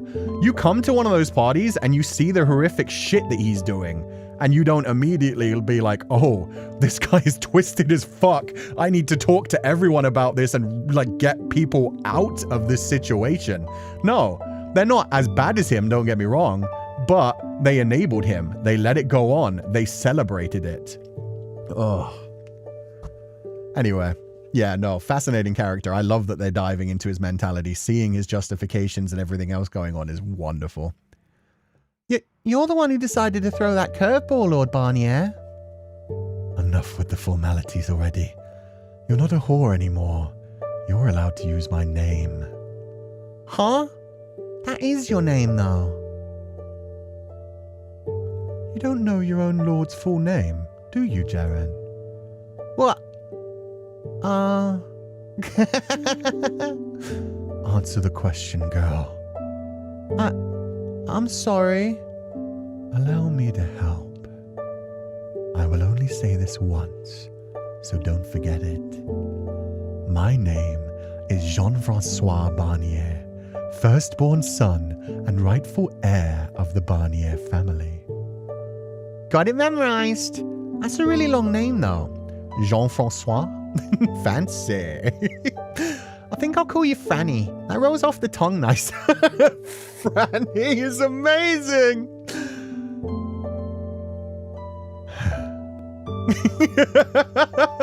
And again, he's amused by this.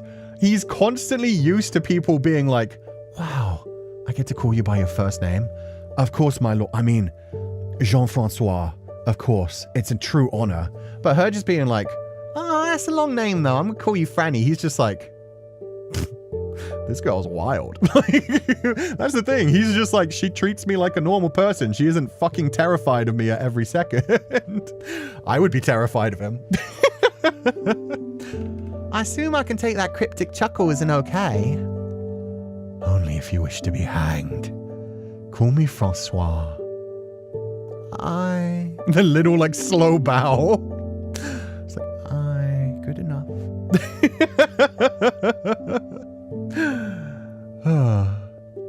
Jaren. Get up, Jaren. What? I swear, you spend every moment you're not otherwise occupied sleeping. I love sleeping. I said get up, you feeble-minded Nimrod. Ow! You didn't have to hit me. Yeesh. There are nicer ways to wake a girl up, you know. Be grateful I only hit you hard enough to wake you. I swear, the church may have to redefine sloth if they ever meet you. This bed's so comfortable, though. You do realize the blood of dozens of women has seeped into every fiber. Comfy's still comfy, though. See, he's still constantly trying to creep her out, and she's just like, you're still comfy. That wouldn't bother you, would it? So what's up, Francois? You need me for something?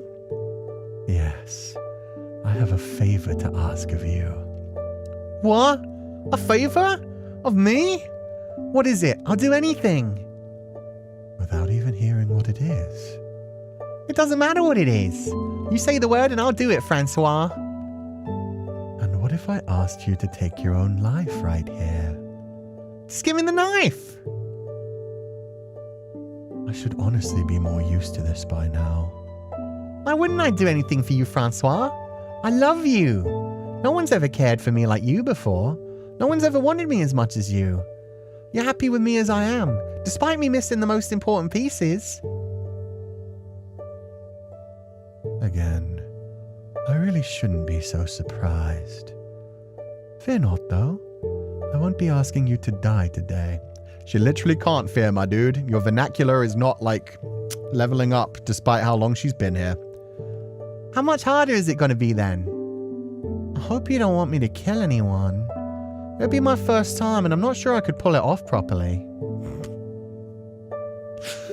That's wild. She's just like, I'll kill someone if I have to. I'm just not sure if I'll do a good job. You're at the bottom of my list of prospective assassins. I doubt you could successfuli smother a baby. Although, you could probably cause a great deal of death, I imagine. I would like to make you into a mole. So you want me to dig holes? She's just like, wow, this is a weird new fetish, my lord. Francois. But of course, I'll get down into the dirt and dig a hole for you. You can do whatever you want back there. In a sense. There's been word of unrest building in the city of late. Money and resources gathered below the table. Murmurings of resistance being organized. So a bunch of baddies. Precisely. I want you to go down to the city and try to find as many baddies as you can. Then report back to me. Can you do that? I can try. Excellent. A whorehouse would be the best place for you to start gathering information, I think. All I need you to do is deliver reports. Anything more involved would probably cause that empty head of yours to burst. Aye. I just realized, if I go into the city, I won't be able to see you as often, Francois. Does that displease you? A whole lot. Oh, I bet this is what being sad feels like. In your twisted mind, perhaps so. How about this? fuck, this is written so well. I just realized what that was. That's Jiren realizing like, oh, I don't like being separated from the Lord. And then she was separated him for a long time having to be a mole. And so she realized, what's the best way to never be separated from him again? If he dies, if we die together, we'll be together forever. Oh, that's wild. She just in her mind justified what sadness is and was like, okay, if I don't want to be sad again, we have to die together. I can yandere this. I can yandere this. The setup pays off beautifully. Yeah, no, this is amazing. He tried to use her as a weapon against other people and didn't realize like what she was building up to. How about this? I will have a servant act as a regular client of yours. He'll pretend to be a well-off merchant. At regular intervals, he will patronize the brothel, requesting your services and bringing you back to his residence. He'll pay well enough that they won't mind if you're gone for a few days, during which time you can come back to the manor and see me. How does that sound? I love it! Next, we need to discuss how you present yourself. Although you're free to be yourself in my presence, you'll need to put on a suitable act down in the city. Oh, yeah. Forgot about that. Now I'm getting butterflies. You spent years doing precisely that before you came here. But I didn't have you counting on me to do such a good job of it back then, Francois. Allow me to offer you a bit of advice, then. What? I'm all ears. Freely tell others about the misfortunes of your upbringing. I don't think I had a bad childhood, though. You may not, but others will. Your parents murdered as you watched, taken captive by the men who did it. Tell people your story, but don't act overly dejected. Huh? Why not? Won't people think there's something wrong if I'm not sad? People will think it's more unusual if you get too dramatic, because it's so far out of line with your regular disposition. Good acting is subtle, not overdone. Oh. People will feel great pity for you when they hear of your past. And they will see your exuberance as a sign you fought and found the strength of will to move past your ill fortune. They will be impressed, taken with you. So you needn't exaggerate your performance. Just give it a little bit of flavor. As long as you don't tell anyone these emotions are beyond your grasp, no one will have any reason to suspect otherwise. Huh. Neato. I'm feeling a lot better about this now. Weaponizing authenticity. Manipulating. Yes. Something that Barnier is probably very good at. Although he doesn't even have to do that. He just has to use fear, but he's probably seen a lot of people try to do it towards him and been like, oh no, I don't care. I expect you won't disappoint me. Aye, boss. So, hey, Francois? What is it? What would you do if, hypothetically speaking, if when I go down to the city, I learn what sadness and fear feel like? I would kill you because I would no longer have any interest in you. Awesome! I'm just glad you didn't say you'd kick me out. Every girl dreams of being killed by the man she loves. No. No, they do not. He's so happy when he says that. You want me to kill you? If it comes down to it, I guess. Oh, really? I'd rather be with you forever. And there it is. Oh, God.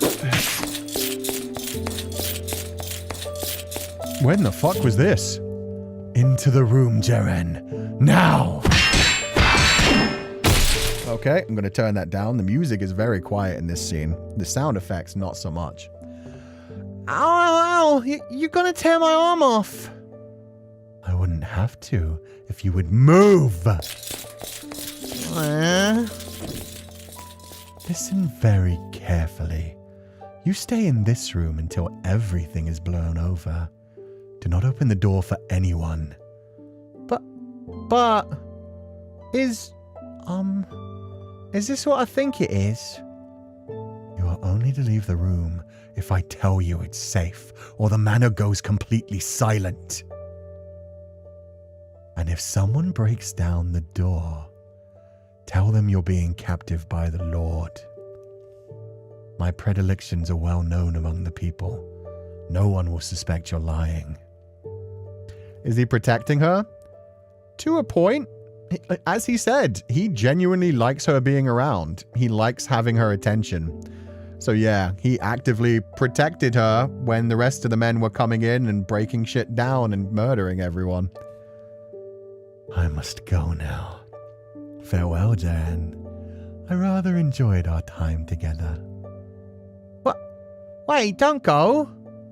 I've got an idea, Francois. We could escape through the window there. Tie the sheets up into a rope and climb down. And we can go somewhere far away where nobody will find us. I do not have that liberty. Why not? Okay, it took me a moment. I thought this was during the brothel raid. Now I realize that this is during the raid on his estate. Damn. Wow. So this is him realizing he's going to die and still trying to protect her.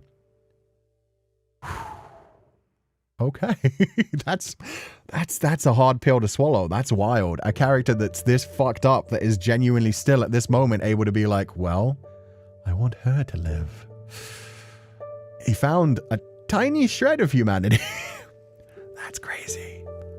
What? Why not? Because I am the lord of this land. I was born to be the lord. I murdered my own family to keep my claim to this title. And I will not abandon it until my final breath. I was a fool and a tyrant, neither a great leader nor a great man, but still, I bear the responsibility of my role. Fleeing is not an option. I never thought you were a tyrant. The rest of my lordship would disagree with you. I used fear as a weapon of control, murdering slaves for fun and prioritizing my own desires over the needs and lives of my people. Do you have a better word for what I am? Or as you grasp the difference between good and evil, but lack the requisite emotions to give those concepts meaning? I knowingly choose to stray from the path of righteousness. Didn't you say you could run things just fine with fear? That it was very effective? Indeed. You can run things exceedingly well with fear. Though, I never said you could do so forever. I first saw signs the people were turning against me 3 years ago. While I did what I could to crush the seeds of revolt before they grew, it would seem I missed a few. If you knew this was coming, couldn't you have stopped it? I've travelled so far down the wicked path, it would be nigh impossible for me to find my way back into the light. Which means all I could do is continue on and see what awaited me at the end. I could never play the benevolent ruler, though. Those people are inscrutable to me. They all appear to be either ravenous beasts or feeble-minded swine. Were I to have any love for my own people, perhaps things could have turned out differently. I can't stay in here and wait, Francois. I want to be with... You will do as I say, girl! That's possibly the scariest face we've ever seen. What's gotten into you, Jaren? Death is supposed to be meaningless to you. You do not experience sorrow over loss. But Should I not come back? Go on spying?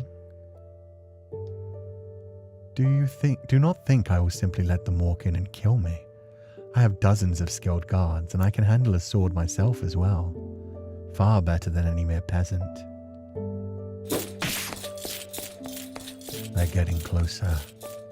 Now remember, you are not to leave this room, understood? You are my property, and property does not defy the will of its master. And what if I do come out? Jaren, you will not be of any help to me out there. You should not obstruct me in any way. I will not hesitate to kill you. You do not have a choice. Is that clear? Francois? What? Time is running short. I love you.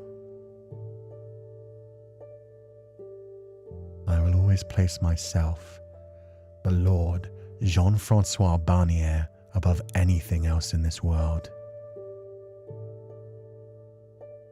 And you second.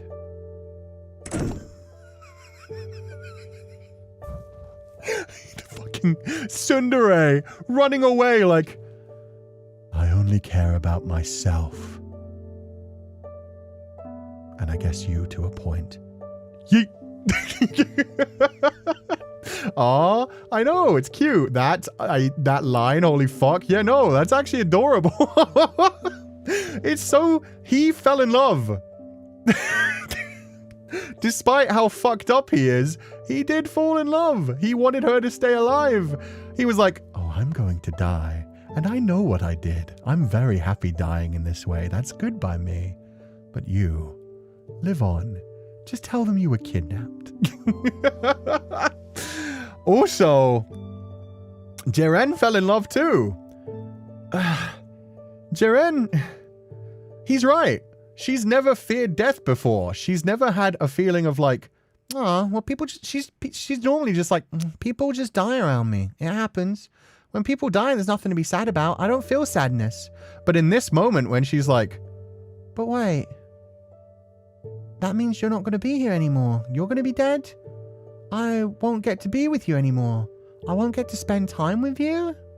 Like she's realizing like, oh, this is what sadness is. That's what oh my God. Hanada Keika still coming in with a swipe and being like, hey, maybe if things had gone different. Oh God, she could have understood what sadness was. She could have like learned to try and be nicer and oh my God. And in the end, she was just like, nah, I'll make sure he dies. We'll die together. This is fucking amazing. Wait. Second? That's kind of super crazy wow, isn't it? Whoa. I'm shaking a bit here. I've never felt this way before. Is this what being scared feels like? Huh.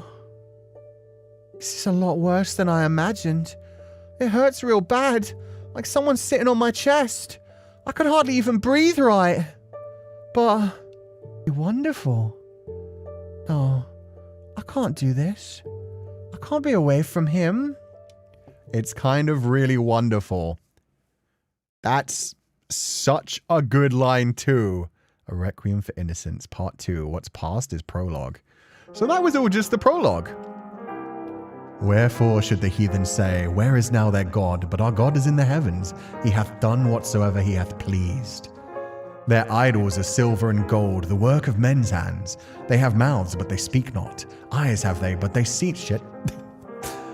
They that make them are like unto them. So is every one the truth that truth trusteth in them. Psalms 11:5, 2-8.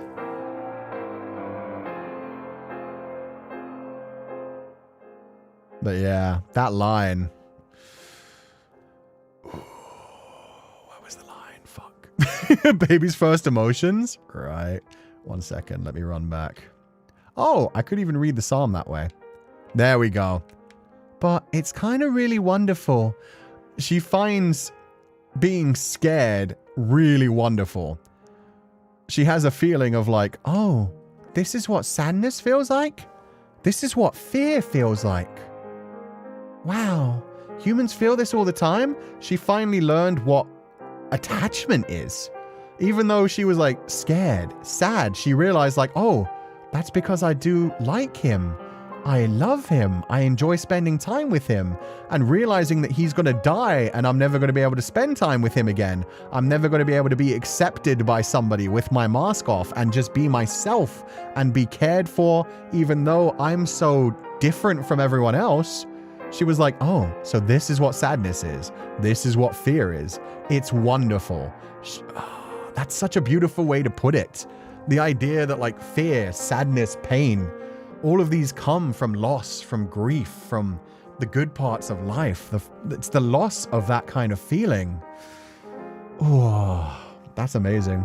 When antagonists are so multifaceted, when antagonists are so multifaceted, you know the writing is so good. Yeah. When they make you go like, wow, I don't like forgive Barnier.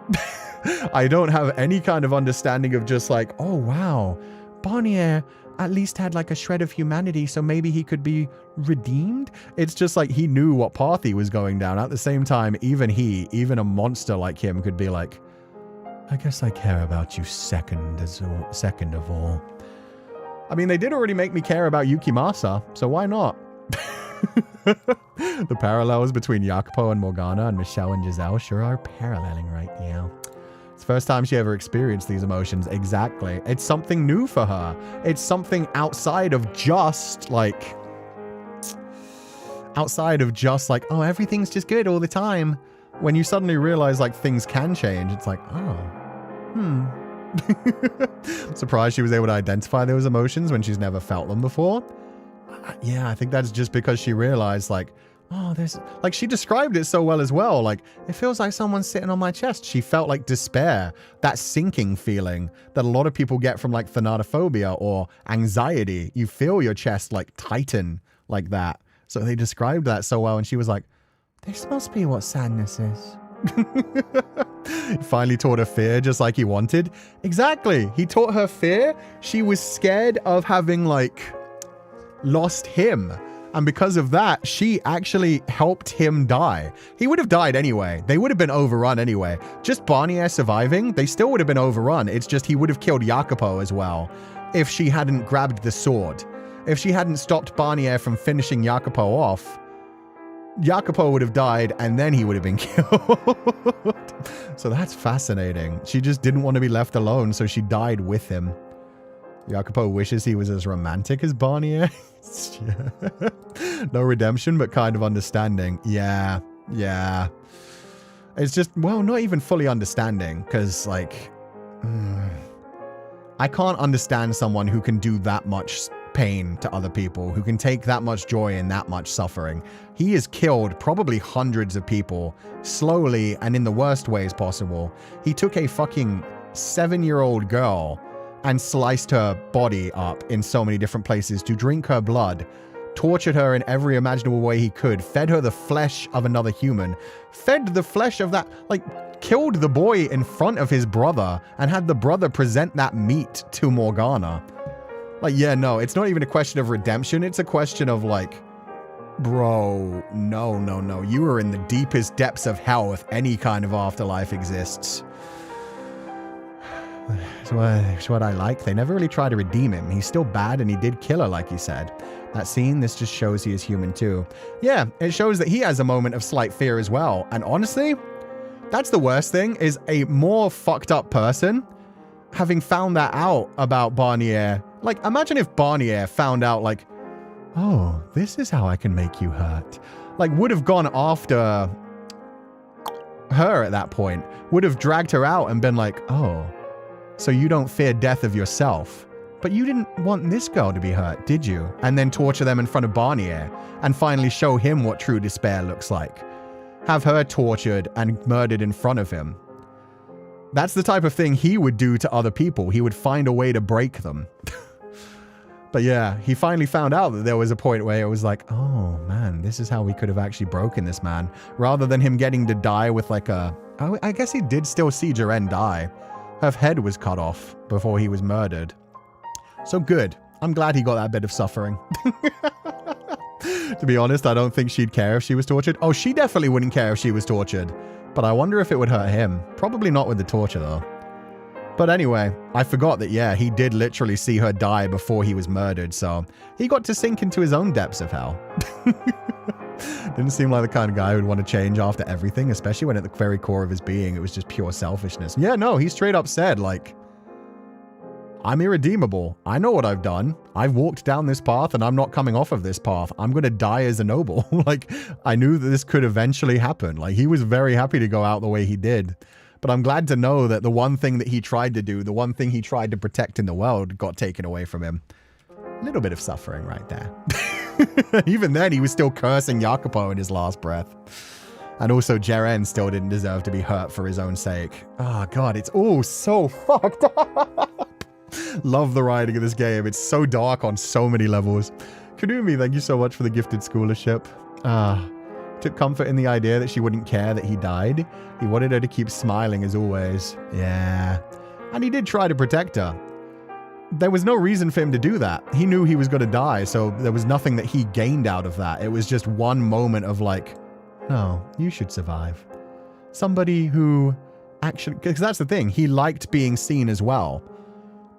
He liked like having somebody who saw like the most depraved and fucked up things he did and was still just like, yeah, but I like you. And not just being too scared of him to say anything about it, but straight up being like, well, you show me attention, so I like you.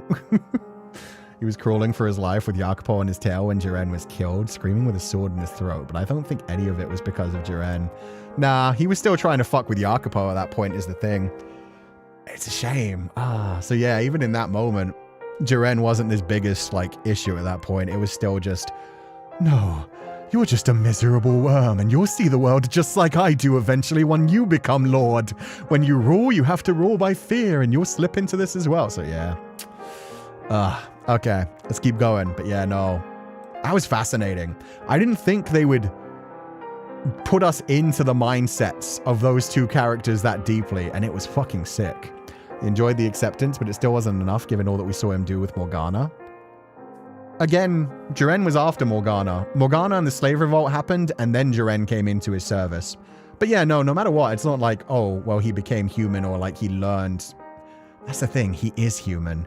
He became like more emotional. He became more understanding or sympathetic. I don't know how to use words, man. His actions didn't become justifiable, is what I'm agreeing with. But yeah, no, he'd already like done everything to Morgana at that point before he met Jiren. He already said Jiren is second? Yeah. Yeah. He wanted Jiren alive. He wanted somebody out there. Oh my god. He's a horrible sort of creature, even if he felt a sort of kinship with Jiren. Yeah, exactly. 'Tis a great shame what happened to Ginevra. Wait, is it Ginevra? I always thought it was Ginevra. Ginevra. I've been saying that name wrong the entire time. Ginevra, my bad. The post-revolution merrymaking continued into the wee hours of the morning. After things settled down and the men returned to the city, an elderly man calling himself Odilon showed himself before me. Despite his evident age, the man stood tall and spoke in a clear, confident voice. Looking into his deep sapphire eyes, I felt as though I could see everything he had borne witness to in these walls engraved within them. Yeah, I remember this man. We saw him when the uprising happened. He was the one who got Barnier out. Now we know his name. But yeah, we saw him like call out to Barnier and help him escape. Is Yaki? Yeah, we're back in Yaki's head point now. We're back to him now taking over as the Lord. Odilon revealed himself as an ally of the revolution and as having been in contact with Ginevra. Had things proceeded as initially planned, she was to take power and build the land anew with my assistance. But great change is never without its cost. Nevertheless, I'm unspeakably grateful for how swiftly you managed to dethrone the former lord. Without your heroic efforts, we would still... Enough with this ass kissing. Tell me who you are and exactly what you're hoping to get out of me. No need to be so apprehensive, I assure you. Oh, I thought he was missing an eye. He was just winking that entire time. Reminded folks, understanding a character is not endorsing their behavior. Exactly. And people that are able to write characters that are this deep and fucked up doesn't mean that they are like excusing their character or promoting their behavior. You can enjoy dark fiction like this. You can write dark fiction like this. You can imagine the depths of humanity's suffering to this level and still be like, well, that's fiction. It's just like, whoa. It's very fascinating to read about this. This is Sensei in 20 more years. Bro, I'm only 34 in 3 days. This man looks like he's 70. At least say 40 years. 20 years? I'd only be 50 at that point. I'd have some wrinkles, but come on. Wow. It's interpreting your shadow, exploring the primal nature of yourself. Yeah, and it's good to dive into those kinds of things. If other people like explored their shadow a bit more and realized like, yes, that's a part of me, but it's a part that I can like accept and realize that I don't have to act on, then yeah, it helps a lot. Writer's work does not reflect their personality and vice versa. Yeah, like look at Junji Ito. Junji Ito writes the most depraved and fucked up shit possible, and he's a cute little adorable guy. Wait, you have wrinkles already? Where? I don't think I actually do have wrinkles yet. I know some people in their mid-30s that have wrinkles, but I don't think I have any yet. Fight me! No need to be so apprehensive, I assure you. I'm more than happy to tell you everything you wish to know. I served as consul to the late Lord Jean-Francois Barnier, and 'twas I who aided the revolution from within the manor's walls, coordinating with Ginevra on the outside. So that'd make you who ordered the gates open for us then. Verily. Furthermore, I arranged to have a number of the guards turn coat. Well, you did fine work. Sensei, I thought you're the one on the right. Fuck you. You know what? He's a fine-looking man anyway. He's a gilf. He's not a dilf, but he is a gilf and a half. He's sexy as fuck. So I'm fine with that. That's me, and like, if I age like that by the time I'm like, even 65, I'd be happy. 30 years, I'd be fine. I'm thinking more 40, but he's fine. He's fine. Hear me out. It's not even a hear me out. He's just a genuinely attractive man. Well, you did fine work. We would have lost a lot more men without your efforts. I have to ask, though, where were you while it was actually happening? I don't recall seeing you anywhere. I took the liberty of finding myself shelter. How fortunate for you to be able to kick back and watch, only to crawl out of your hole after we relieved the Lord of his head. Might you perchance be suggesting this old bag of bones take up the blade? I would only serve as an impediment to your success. Oh, he's using the fancy words. My brain frogs are not keeping up. 30 years ago, mayhap, but hardly could I point a sword straight today. Or perhaps you would say that I, as a supporter of your cause, should have been present for the occasion regardless. But of little aid I would have been, merely dying a fool's death, becoming naught but another body upon which the living would trek. He makes a fair point. I mean, at least if he was swaying the guards inside the building and he was the one who opened the gates and let them in, he did his part. He wasn't one of the other shitty nobles who just watched everything happening and was just fine with letting it go by. Why do I get a bad feeling that Odilon is Bolinier? He can't be Bolinier, but like, if he was like a descendant of Bolinier, if he takes over from Jacopo as lord after Jacopo's gone, he'd have to have children. He'd have to have a lot of children already. You're skilled with your words, old man. Of course, 'tis my job. There is but one service I can provide you, my knowledge. Knowledge? Meaning you intend to continue to serve as the Lord's consul? For what other reason would I lend my hand to this revolution? You expect me to just take your word to trust you? Surely you're aware that you cannot rightfully govern this territory without the acknowledgement of the neighboring counts and the king. I have knowledge and connections which would prove invaluable in establishing you as legitimate and qualified to inherit the throne. Yes, I know. I did not saunter into here blind. Still hadn't figured out how I would accomplish that, but... Wait, I recognize you from somewhere. I remember. You were here during the revolt 3 years ago. You're the one who helped Barnier escape. 'Twas indeed I. That's all the more reason not to trust you. I didn't even think about that. For 3 years. And yeah, he helped Barnier get out of the building. If he hadn't done that, there was a chance Jacopo and Gratien could have taken him the first time.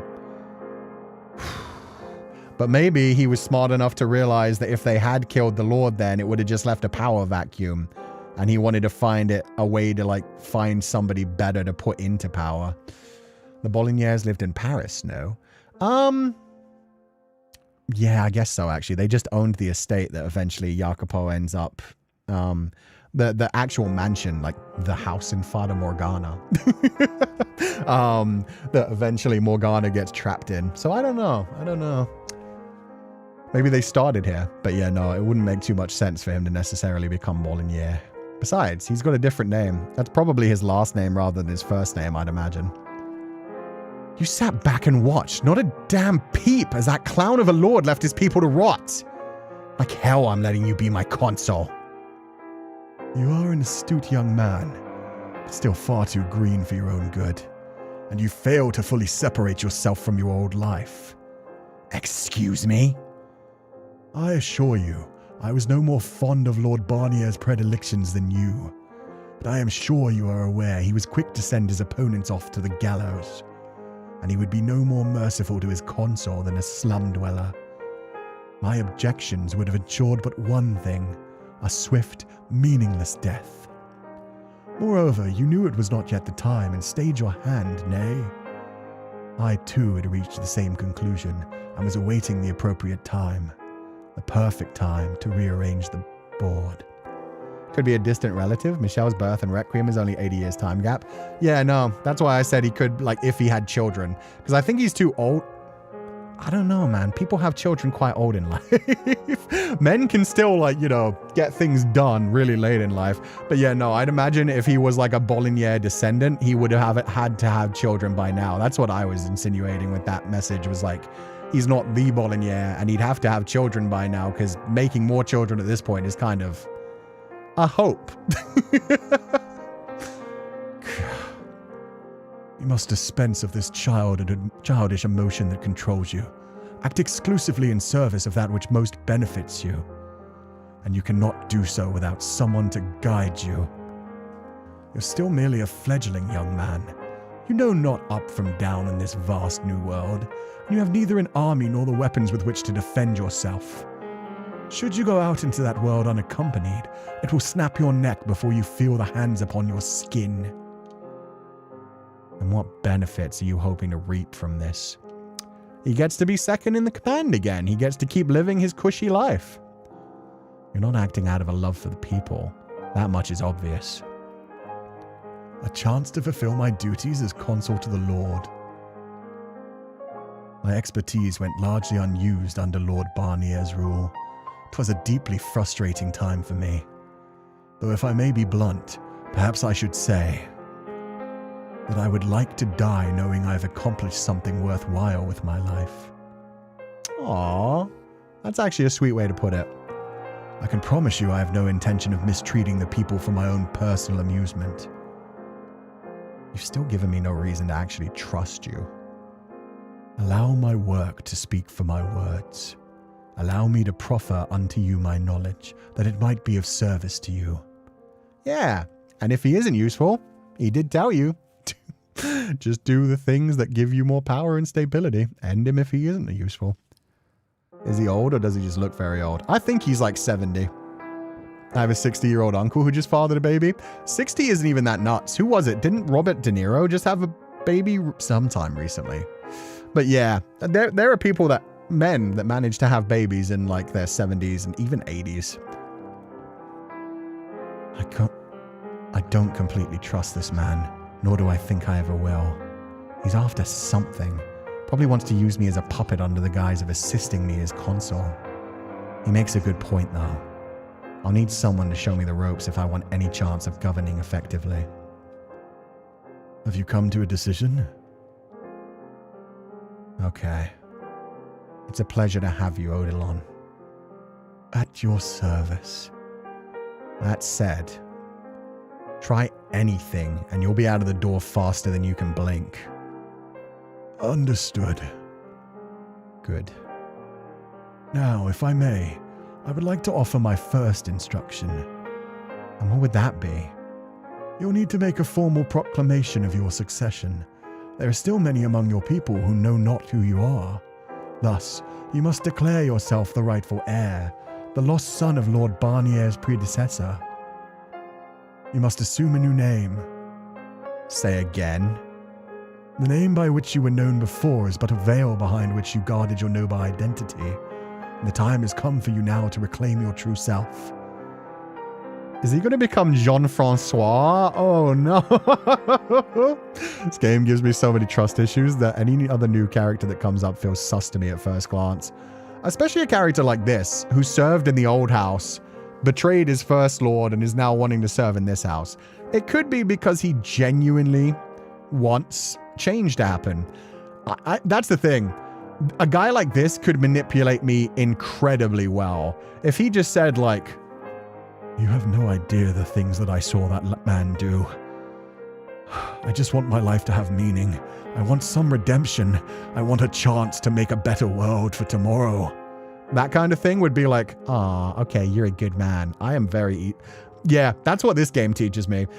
This game and Road to Empress both teach me that I'm very susceptible to manipulation. If people like act like, oh, I want redemption, I want to try to be better, yes, I've made mistakes, I'm kind of like, oh, we should probably give them a chance. Don't compare Odilon to Michelle's father. What?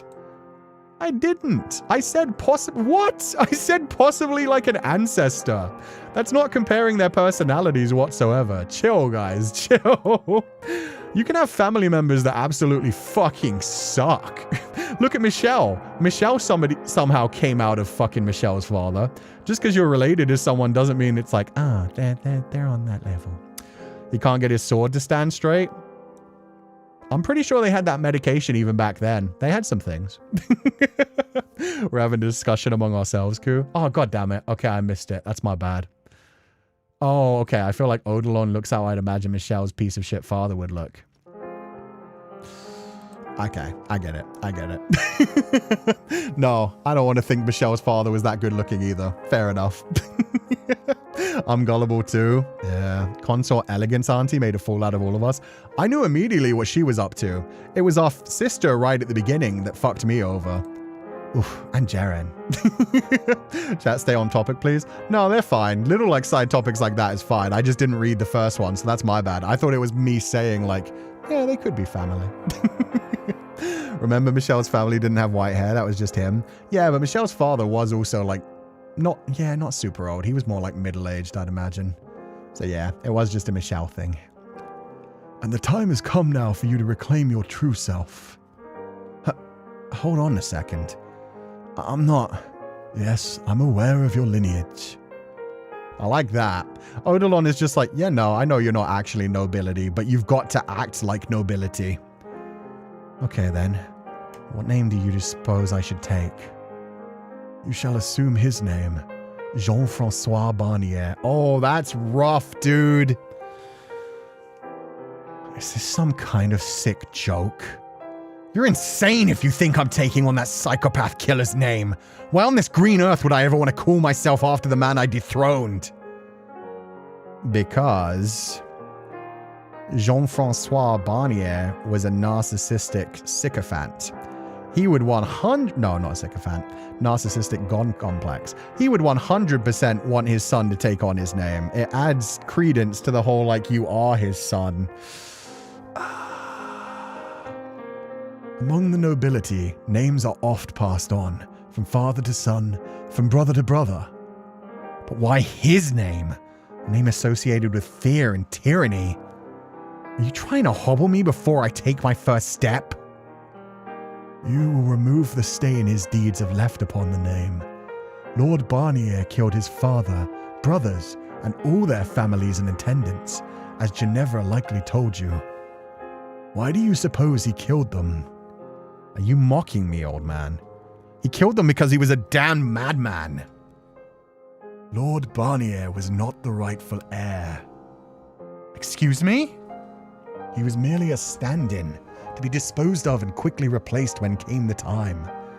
However, he grew voracious for power, fixated on becoming the Lord himself. So he killed everyone who stood in his way, both the Barnier family and the attendants who knew the truth. What? See, that I need more, like, guidance on. Odilon, please keep going. Though he failed to realize that the Lord had sired another son. You, the rightful inheritor of the Jean-Francois Barnier name. Okay, so I'm not even saying I'm directly related to the Lord. Like, I'm not the Lord's son anymore. I am the previous Lord's son. Okay. So yeah, we're just spinning a story. This isn't actually, we're just like, yeah, he's scheming, yeah. I was just wondering if that was going to prove that Barnier was an unreliable narrator and turn out that maybe he was like an illegitimate son before the legitimate sons that came after. But yeah, no, this is fine. So that's our story, huh? I'm not the fake. He was. When the truth is revealed, the people will be enraptured, and crucially, the damage done to the Barnier family name will be minimized. After all, the Barniers were but victims of the charlatan's avarice.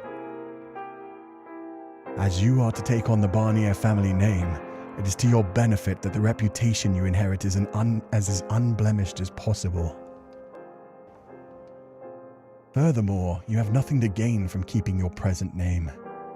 No longer are you the man you were in the slums. You must become a new man entirely. Enough.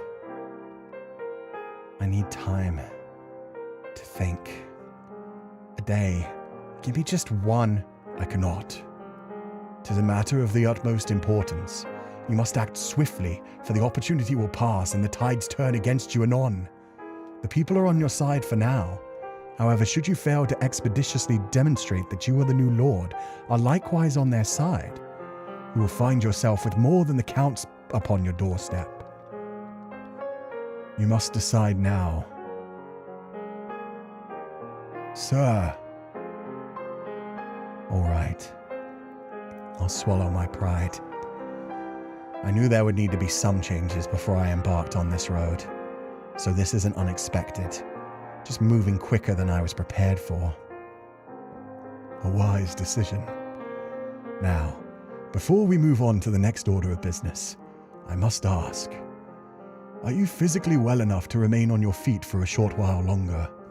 You will need to stand before your people and make a speech. Nevertheless, it is evident that you are wounded from your battle, and 'twould reflect poorly on your accomplishment were you to collapse during your first appearance. I'll be fine. I can hold myself up long enough to give a speech. Oh, youth, what a wonderful thing. You must be sure to get your rest once you have finished. I'll arrange for the best doctor to come examine you. Appreciated. Now then, Let us be off. You need merely repeat after me. Nice. Okay, he's got a good instructor. I don't necessarily trust him, but still. I was about to say, how did Barnier father a son when he basically killed and tortured all the women he took except for Jaren? Oh, Barnier was probably only in like his mid-30s to 40s, so he could have a son about Jacopo's age if he got to stuff early before he started murdering and killing. Feel like I'm in a strategy game tutorial? Yeah, no, this is working perfectly with everything we were doing yesterday. A different story now that Ginevra is dead and can't corroborate the original story. Exactly. Very confusing story to spin when you know the whole truth behind it, but it is what it is, I guess. Yeah, the biggest thing is people will believe what they're told as long as it suits their own purposes. None of the other lords liked Lord Barnier. They were like, this guy is a problem. He is a blemish upon the nobility. We need to be rid of him. It's just they were also terrified of him, so didn't make any moves against him. Meanwhile, the people in the town obviously were like, yeah, get rid of Lord Barnier. He's a problem, please.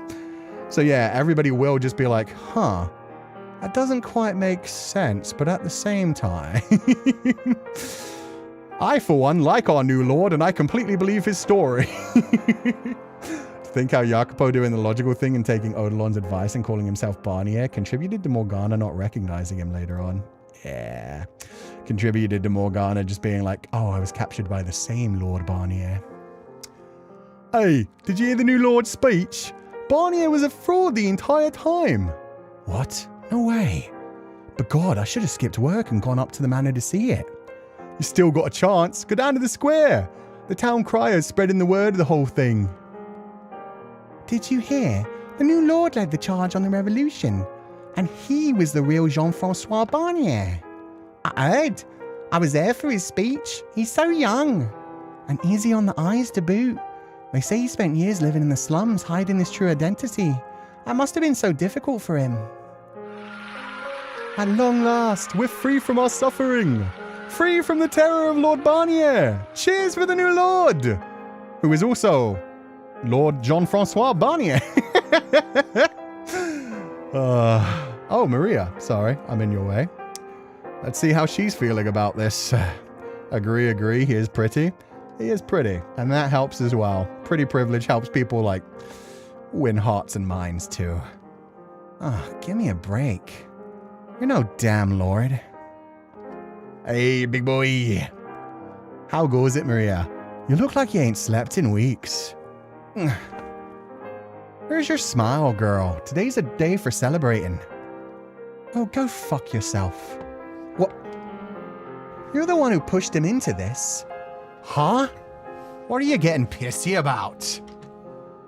You pressured him into this dumbass revolution, into becoming the fucking lord. Whoa, that ain't what happened at all. Jacopo's the one who proposed the whole thing. Bullshit. He was trying to talk sense into you at the Midsummer Festival. For the love of cripes, what crowed up your arse and died? That batshit asshole's gone, and now we got someone on our side in power. What's there to complain about? Is there anything in that meathead of yours? What was that? You do realize he can never come back now, right? He's the Lord. He's gone. And he's gone for good. Up there in the manor, all by himself. And you dragged him to the top of that hill and left him there. I get you want someone to take this out on, but Jacopo's also the one who proposed becoming the Lord. No. I didn't push a damn thing on him. He showed up one day with a ring bearing the Barnier family crest, then told everyone he was royalty and had a claim to the throne. This is insane. It was his words that sparked the revolution. There's no way. Jacopo is royalty? You need to get a better sense of humor. My thoughts are exactly at first too, but then I saw the crest on that ring. It's the real deal. Did you miss the whole part when he put on his ring in front of everyone before we stormed the manor? His whole spiel about being the heir. That was pretty damn convincing if I do say so myself. You seriously think I was there for some stupid pep talk? Ain't you his friend? I feel like a friend should be rooting for his success, you know. That's what I'm doing. I can say that much. Anyway, I got a hot date with a couple of kegs, so I'm out of here. Unless you want to come with, we're going to be partying all night long. Like hell I'm coming. Just thought I'd ask. Try not to look so sour all the time, Kay. You're much prettier when you're smiling. Ah, fuck, he said the thing. Choke on a dick, asshole. Duly noted. Later. He's like, maybe later. Maybe a dick, maybe a different implement, you never know.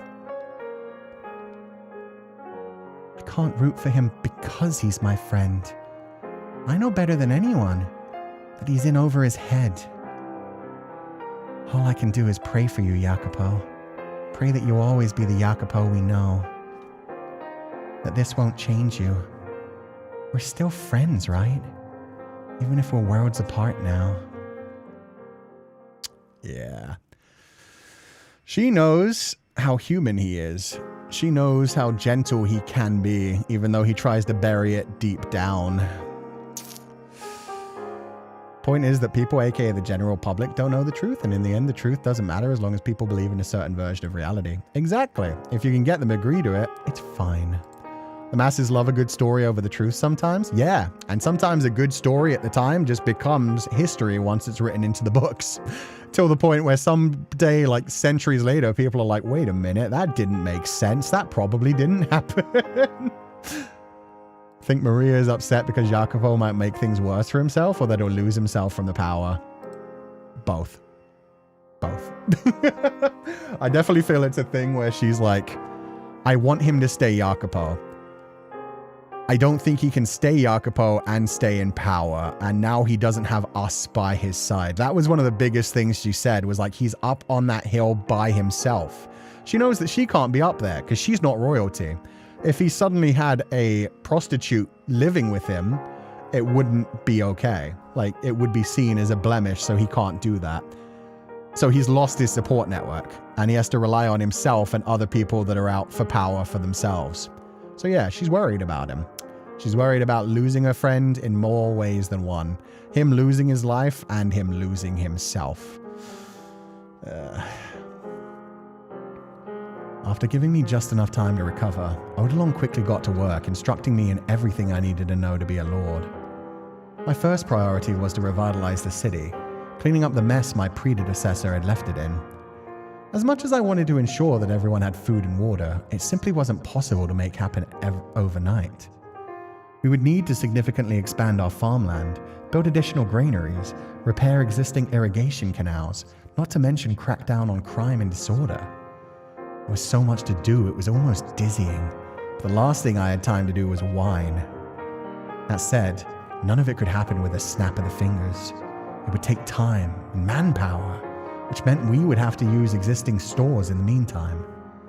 I asked the people, particularly among the upper class, to relinquish ownership of their stockpiles for me to redistribute among the population.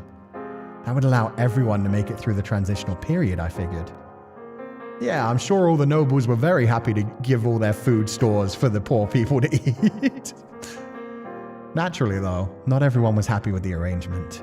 But the cries of dissatisfaction were drowned out by cheers of support when I explained that it was for everyone's sake, that we would need to band together to carry the whole city through what would be a rocky transition.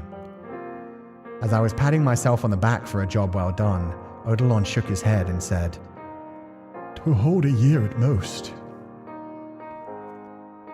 We have enough stores to last at least 3 years, though.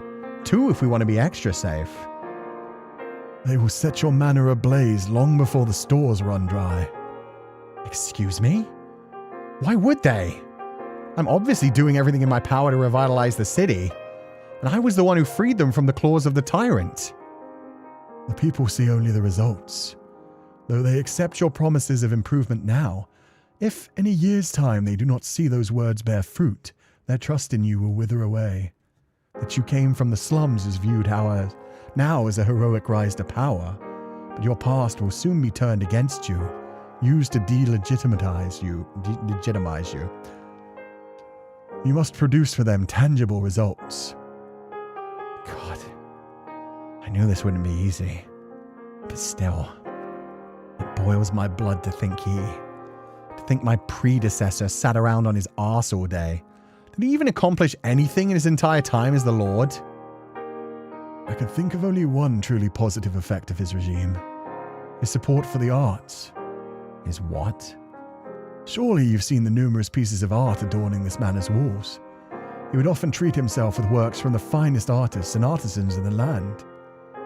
Oh, you mean all those paintings and vases and fancy drapes?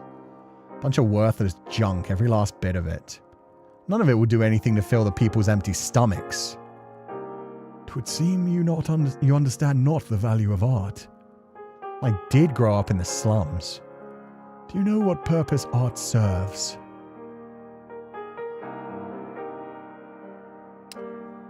To create dreams, to inspire. To make you feel better? It's nice to have around, but not much more than that. Bribes, my boy. Huh? Those who hunger for power similarly hunger for ways to flaunt it, and the singularity of a piece of art fills that role. Some have a genuine appreciation for art, others merely use it as a tool. But nonetheless, skilled craftsmen, artists in their work naturally gravitate towards those with power. It would be wise for you to consider dressing somewhat less pedestrian soon. Ouch. Man really said, yeah, no, you gotta stop dressing like a street rat. Come on, dude. Look at that fucking tear in the shoulder of your tunic. What are you up to, Jacopo? What a cynical view of art. Yeah, I refuse to believe that. That's bullshit. Propaganda? Artwork can work really well for propaganda, but no. Artwork is made to inspire, to view the world through a different lens. But yeah, when you get to the point of like the incredibly like exclusive, expensive art. But if Jacopo feels this way, he should just be like, well, maybe I should just sell it then. Take all this fancy art and sell it to the other nobles who want fancy stuff. And then I can spend the money on food, but he's not going to be able to do that because he needs to look presentable to the other nobles when they come a knocking. So he needs to show that he has power and money as well. Jacopo enjoys art too. Art is the local bar songs and stories. It's how people express themselves and share emotions. Yeah, exactly. He likes songs. Bet he likes pictures and stuff as well. He likes flowers to some level. Now, we should be able to put the former Lord's possessions to good use in helping you build up valuable relationships. You mean start handing out bribes? Indeed. But remember, they are negotiation tools. You must use them where they provide you the greatest returns. Negotiation, huh? Alright. I think I see what you're getting at. If I want to revitalize the city in a year, I'm going to need help from my good neighbors. In exchange for provisions and workers, I offer the various counts pieces from Barnier's collection. Sound about right? Preferably you build up trade relations. You've got to have something to offer them in a long-term value as well. You got to, yeah, build relationships. Precisely. My. You are much cleverer than I would expect of a man from the slums. Now, if only you would become accustomed to this manner of thinking, you could become a fine leader in short order. I appreciate the concern, old man. I will dispatch messengers and arrange meetings with the Count so we can begin anon. And I hope I do not have to remind you, but you will need to be very careful with your words, Lord Barnier. Yeah, I know. The phonetiscope that he gave in Door 3? True. He did like that, but I think that was more to like inspire the white-haired girl. That was more to be like, check out this pretty thing. He saw the value of the phonetiscope and like animation for future endeavors. He realized like the monetary value that could have. But he did also like it and value it on a level where he gave it to her. He wanted her to be happy as well. Twisting the purpose of art, but it's unfortunately too common. Oh yeah. Meh. Also, somebody said, what was the title of this song? Pretentious self-expression is D3, Jacopo put it. It's the Wretched King in the OST track list on Steam. The Wretched King. Lovely title. That's another facet of gifting art, to be fair. It sucks. It sucks. Art should never be seen as like a rich person thing. It should be free for all people to see. But yeah, no, it's true. The idea of like actually owning artwork and keeping it to yourself and being like, look what I have, even though I didn't create it, I just paid for the artist who did it. And then you get like modern art, which really blows my mind, where people are just throwing splashes of paint on a page and it sells for like $1 million. We won't even get into that. It's like NFTs, really. Jacopo really would have been an NFT, bro, actually.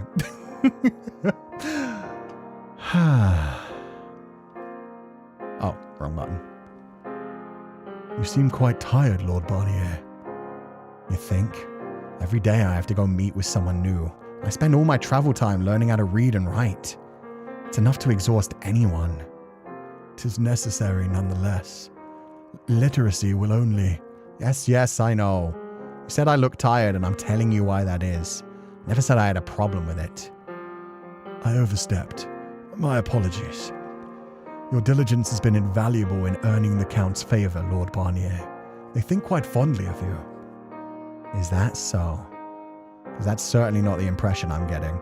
I like that his name is still Jacopo on here. I wonder how long that will last. I bet there'll be at some point when suddenly Jacopo's name turns into either just the Lord or Barnier. They put on a facade of friendliness, but beneath the surface they're all laughing, trying to figure out how to best use me, or just outright scoffing. Not a one of them sincerely trusts me. I'm just a pawn to them. We're all pieces on one another's boards. What's that supposed to mean? 'Twould be most prudent to consider that unqualified friendship simply does not exist in high society.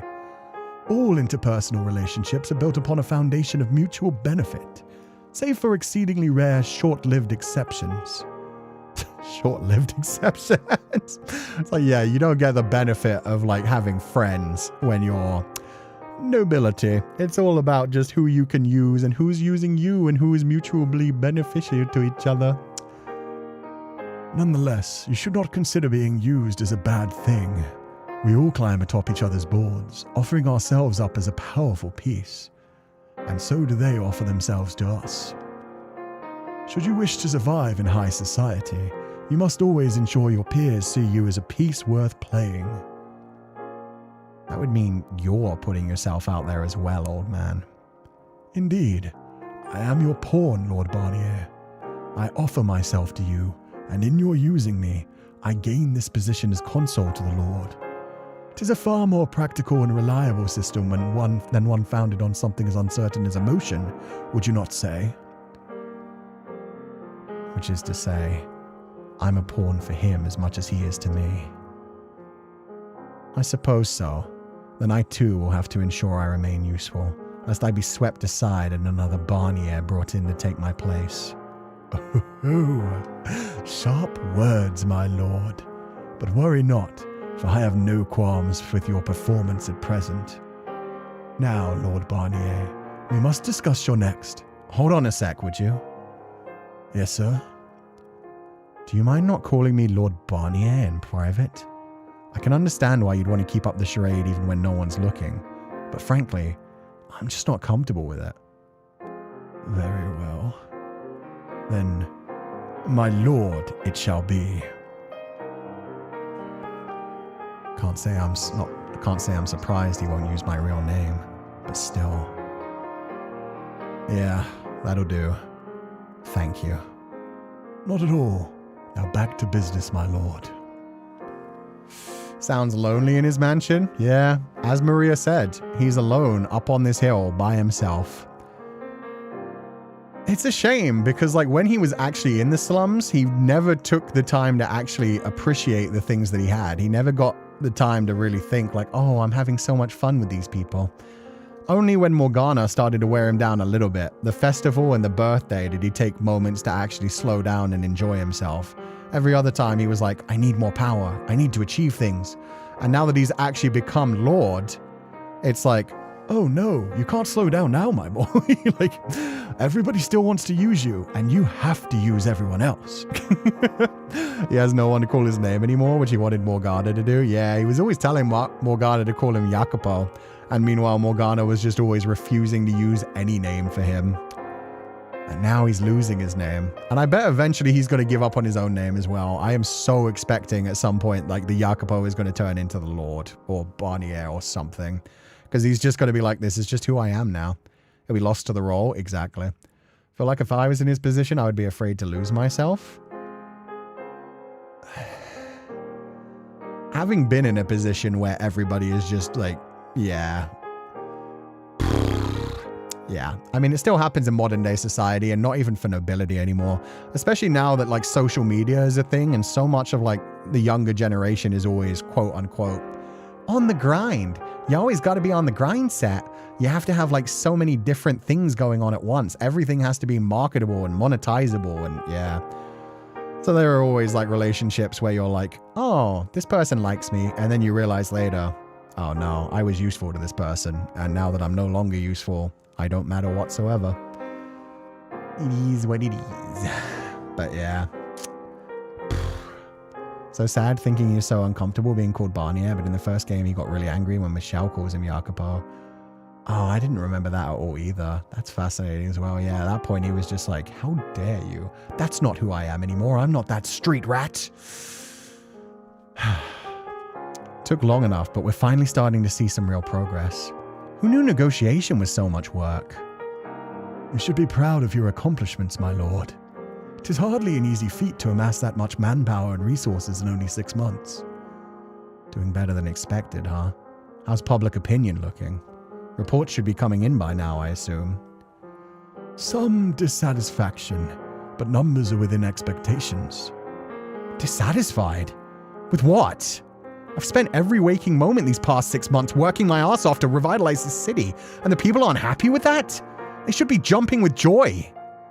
My lord, you must understand that it is impossible to satisfy everyone. A degree of discontent is to be expected. Even so, it should be blindingly obvious how much better I'm doing than the previous basket of rainbows and kittens. All is forgotten on the gentle ebb and flow of time. Past injustices matter little in the face of the present. It hasn't even been a year. The people do not genuinely care about you, nor will they ever. They may sing your praises one day and forget about you the next. I believe we've been through this before. Surely there's someone out there who gets it. That is wishful thinking, my lord. You could work yourself to your very bones, and the people would merely see you as fulfilling your duty. You must not seek their approval. More will be expected of you, and more will you be the subject of undeserved resentment, for the simple reason that you exist in a position of power. Only those in a similar position can understand your hardships. Ultimately, then, you have 2 choices. Either dedicate yourself in service of your people, or mercilessly exploit them like your predecessor. That's not true.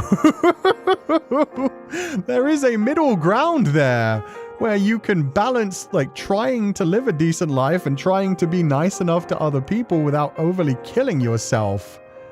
Damn, Odalon. I won't follow in that bastard's footsteps. I pray your heart remains true, that you remain a wise and caring lord. I think this kind of mindset, and I mean, maybe this is what they're trying to get into, is the idea that like nobles had to separate themselves on some sort of level where it was just like, I do everything for them, and they're so undeserving of my attention. They hate me no matter what I do. Like they had to see themselves as above everyone else.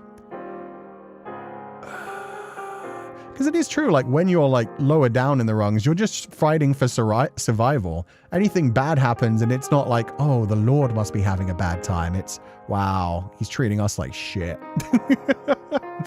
But that's what Odalon has lived under Barnier's rule for years. So he's seen maybe only that. I don't know. Even his, like, he doesn't have like a middle ground. He's just like, oh, you can completely serve them. Like, why can't you serve them and then also make sure you have a bunch of supportive people? Oh, I guess that's it. As soon as you let other people in, they're going to try and usurp your power. God. Thank God we don't have feudalism anymore. Although, enough said. Damn it. So what specifically aren't people happy about? The foremost is food shortages. This was anticipated, and all we can do is ask them to persevere. The second comes from the upper class. Go on. They are quite naturally displeased about being made to surrender their stockpiles. It would be prudent to offer them remuneration in the near future. They're doing well enough for themselves already. My lord. I know, just letting off some steam. So I get to go butter up all the rich men in town. Wonderful. This whole idea was to help the less well-off, yet here I am. I understand that you're not pleased about this, my lord. But do remember that you have more to fear from a few of the upper class banding together than the entirety of the slums. For they wield a most troublesome weapon, an upper class upbringing. They know precisely who to tell and what to tell about to tarnish your reputation in the blink of an eye. And do not placate yourself by thinking the common man will see through the attempts to undermine you. Even if they did, an unlikely supposition, they could do nothing to counter it. They are powerless. Until the guillotines come out, my boy. But it was the people at the bottom who pulled most of the weight organizing and executing the revolution. 'Twas an exceptional set of circumstances that allowed the revolution to take place as it did, but not the least of which was the Lord's status as unequivocally evil in the eyes of the people. You will not find them all agreeing on anything so readily now. All right. I get it. Point is, I gotta win over all the rich people or my whole operation's going to come to a grinding halt, right? So as much as it rubs me the wrong way, I'll do what I have to.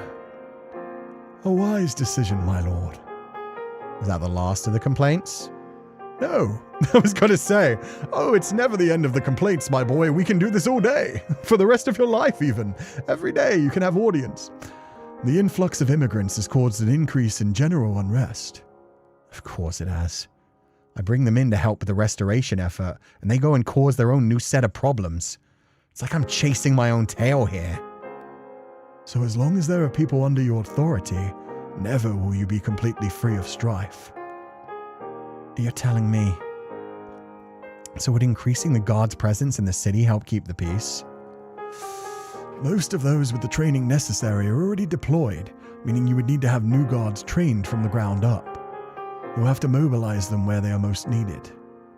In other words, tighten your grip on the slums. Oh, God. So yeah, you have to become everything that you tried to fight against, Jacopo. You have to keep the downtrodden under an iron fist so they don't get out of line while you cozy up to the nobility so that they won't betray you. So now I've got to take away their freedom. I know you have a personal attachment to that area, my lord, but you must cast that aside. No longer are you the man you once were.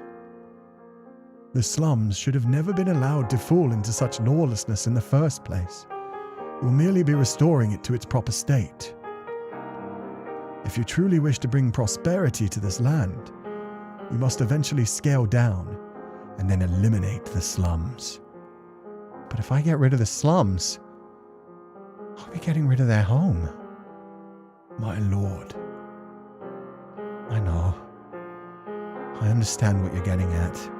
And I understand that everything you're saying is perfectly logical. Can we hold off on that for a bit? A bunch of guys down there formed this peacekeeper group to, keep the peace. They'd gladly help out if we could talk to them, I'm sure. We can scale up our patrols, but no stepping on their toes. Got it? As you command, my lord. And he's still not saying it's not going to happen. Damn, Jacopo, the robes look good, though. Okay, yeah, no, the purple. No more tears. You got a nice necklace. The drip is looking sick. Damn, and he doesn't really have the knowledge to see there might be another way. No, exactly. It wasn't a question of can we lift up people out of the slums? Is there a possibility to, give the people a job, turn the peacekeepers into actual soldiers, train them up. It was just immediately like, Oh no, you've got to get rid of the slums, my lord. The people there, they're rubbish. They need to be eliminated. We can't give them jobs and give them money and prosperity and, like, better places to live. No, no, no, no, no. It's their own fault that they're there anyway. They're scoundrels. They have to be crushed. we finally got the coat back. Wait, what? Give me that cake. Oh, shit. Yeah, no, he do actually have cake. He got cake, guys. He got cake. There it is, my boy. Yeah, no. I forgot how nice these robes were. The little, like, dangly bits on the shoulders and the wrists. It's nice. It's nice. Doesn't really... Yeah.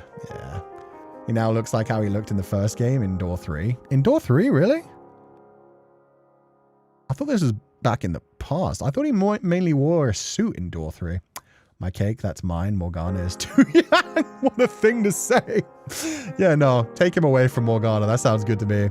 Door 8. Door 8. It was what I thought. Yeah. Oh, wait. Did I read that wrong? Oh, no. It said Door 3. Yeah, it must have just been a mistake. But yeah, and in the original timeline. Yeah. Hard to believe it's been a whole year. Feels like I only just started yesterday. It also like I've been doing this forever. You're looking worse for the wear, my lord. You literally every time we see you, you say I'm looking tired and fucked up. It's just become Jacopo's constant, but yeah, he does have resting bitch face now. Before he was just kind of aggressive, and now he's just like, fucking hate everything. Oh, do I? Do I look worse for wear? Do I fuck? Do I? Who am I kidding? You're right. He holds his chin up so high now, too. On the other hand, you don't look like you've even lost an hour of sleep this entire year. Does go to show how inexperienced... Oh, does to show how inexperienced I really am. My brain frogs are terrible today. Goes to show how inexperienced I really am. There we go. While it is true that I have been in this position for many years, I also do not bear nearly as much responsibility as you. I merely stand in the background and offer you small pieces of advice. All the while, you face the crowds directly, negotiate with counts, make dozens of difficult decisions. If there's one thing I have learned in all my years, it is that I could never begin to imagine the weight of a ruler must carry. Never mind one who was never raised to take the throne and thrust themselves into the labyrinth of politics and high society. 'Twould be a greater surprise if the trials had not taken their toll. I kind of really like Odilon. Like, he has a really nice view of the nobility. He really did not like Barnier. And he really seems to believe, like, oh, the nobility exists to serve the people. And when they can't serve the people, when they see themselves as, like, a ruler, then they become horrifically, like, horrible and start to rule them with an iron fist. He sees the nobility as someone who should just sacrifice everything. And I guess that comes from, like, I mean, this is France. So, like, the Chevalier Code, which reaches up to the nobility code, where you are actually supposed to be honorable and just and chivalrous. So yeah, he genuinely, like, believes that. Meanwhile, he just wants to be like the advisor who tells them what to do and sit back and be like, oh yes, no, you have no friends anymore. You have to serve the good and the will of the people, and it's going to suck. But do it, and I'm going to go have a nap. Goodbye, sir. Just came in and your motto is ethereal. Ah, thank you. I love this art style. It's so beautiful. My artist and my rigger did such a good job. Thank you so much. Noblesse oblige. Exactly. The obligations of nobility. Where was this old man when Morgana was prisoned in the tower? Did he know? Probably. He's probably dead by then, actually. At the same time, Morgana should have become the ruler. She'd be killed by the other nobles immediately, but she would just be like, hey, I'm done with all of y'all. Like, I'm selling all of the art. I'm moving into like a very tiny house. Everybody can come move into my big mansion. And if any nobles come at me, remember I'm the daughter of God and you will all be smitten. Smitten is in smited. No, smited, not smitten. Smitten is to fall in love. They'd be smitten as well because she's so adorable. She's as cute as a button. But they would be smited by the Lord. He's okay, Morgana. You're safe now. You don't have to worry about this. That reminds me, Barnier was Lord for a full decade before we took him out, wasn't he? And as I recall, he wasn't much of a despot early on. If just 1 year has taken this much out of me, how much longer before I'm no longer able to act like a reasonable human being? No, don't think like that, Jacopo. Actually, forget it. What matters is that we seem to be doing a good job minimizing discontent. Indeed, you've successfully made it through the first year. The city is decidedly more presentable than it was when you took the throne. There are precious few who could replicate your accomplishments in such short time, my lord. You would do well to take pride in your work, but also never ever slow down. Don't pat yourself on the back. That would be most unbecoming of a noble. Pushing to do everything so quickly has taken its toll. People are worn thin. Slaves are dying by the droves. I still have a ways to go before there's anything I can be proud of. Slaves are the tools of progress, my lord. Tools do not last forever and must be replaced regularly. Oh my god. And you can't build a house with your bare hands. I get it. You learn quickly. Not even a year ago, I would have been up in arms about the number of slaves dying. But now they're just numbers to me. Apparently my worldview has changed quite a bit. It is about time we started considering our next step. Meaning? Meaning your efforts thus far have merely been toward repairing the damage caused by your predecessor. You make it sound like all this has just been a warm-up. My apologies. I did not mean to discount your great efforts, my lord. However, I was simply speaking of the grander scheme. There we go. He didn't use the word but at the same time, he's very good with his words. Because yeah, nothing before a but actually matters in a sentence, but at the same time, he didn't even have to say but. He was just like, oh, I was just talking of the grander scheme. I mean, what you've done so far is very, very impressive, my lord. But, sorry, not but. I meant of the grander scheme. Yeah, I got that. You want to settle on a direction for how to grow the city, right? Indeed. The status quo is vastly inadequate for bringing prosperity to this land, and there is no saying when the surrounding territories may cease being so friendly and set their eyes upon conquering us. Odysseus built his own palace, though? Caitlin Jane, I'm going to hold your hand when I tell you this. One man building a palace would take their entire life, and Odysseus went to war pretty damn early in his life. Anybody who rules is able to tell their own story. It's a very nice story that he carved a bed from a tree and then built a palace around it. But more likely, he had the idea and then set his men about the task and probably helped with it. I love Odysseus, but Odysseus spins his own yarns a lot. Odysseus was still a king, and Odysseus loved a good tale. He loved a good story. He couldn't even hold back from saying like, hey, I am Odysseus to the fucking Cyclops. Oh, oops. Oh no, there's no oops. I'm just being silly here. It's just like, this is what this whole message has been about throughout this game. It's like, yeah, no. The rulers get to tell the story, essentially.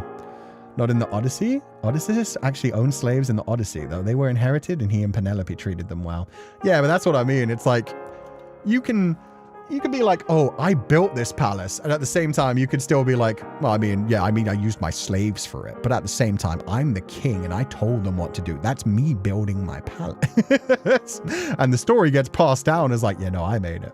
I did it. He made the bed, at least. In the stories. Hua Chung, though. Hua Chung lived to be 800. That's cheating. But of course, you cannot keep your eyes trained outward in fear of attack and allow the land to devour itself from the inside either. So what you're saying is, it's a balancing act. Precisely. The hands of my servants are my own and all that. Just like Odilon just said. Tools.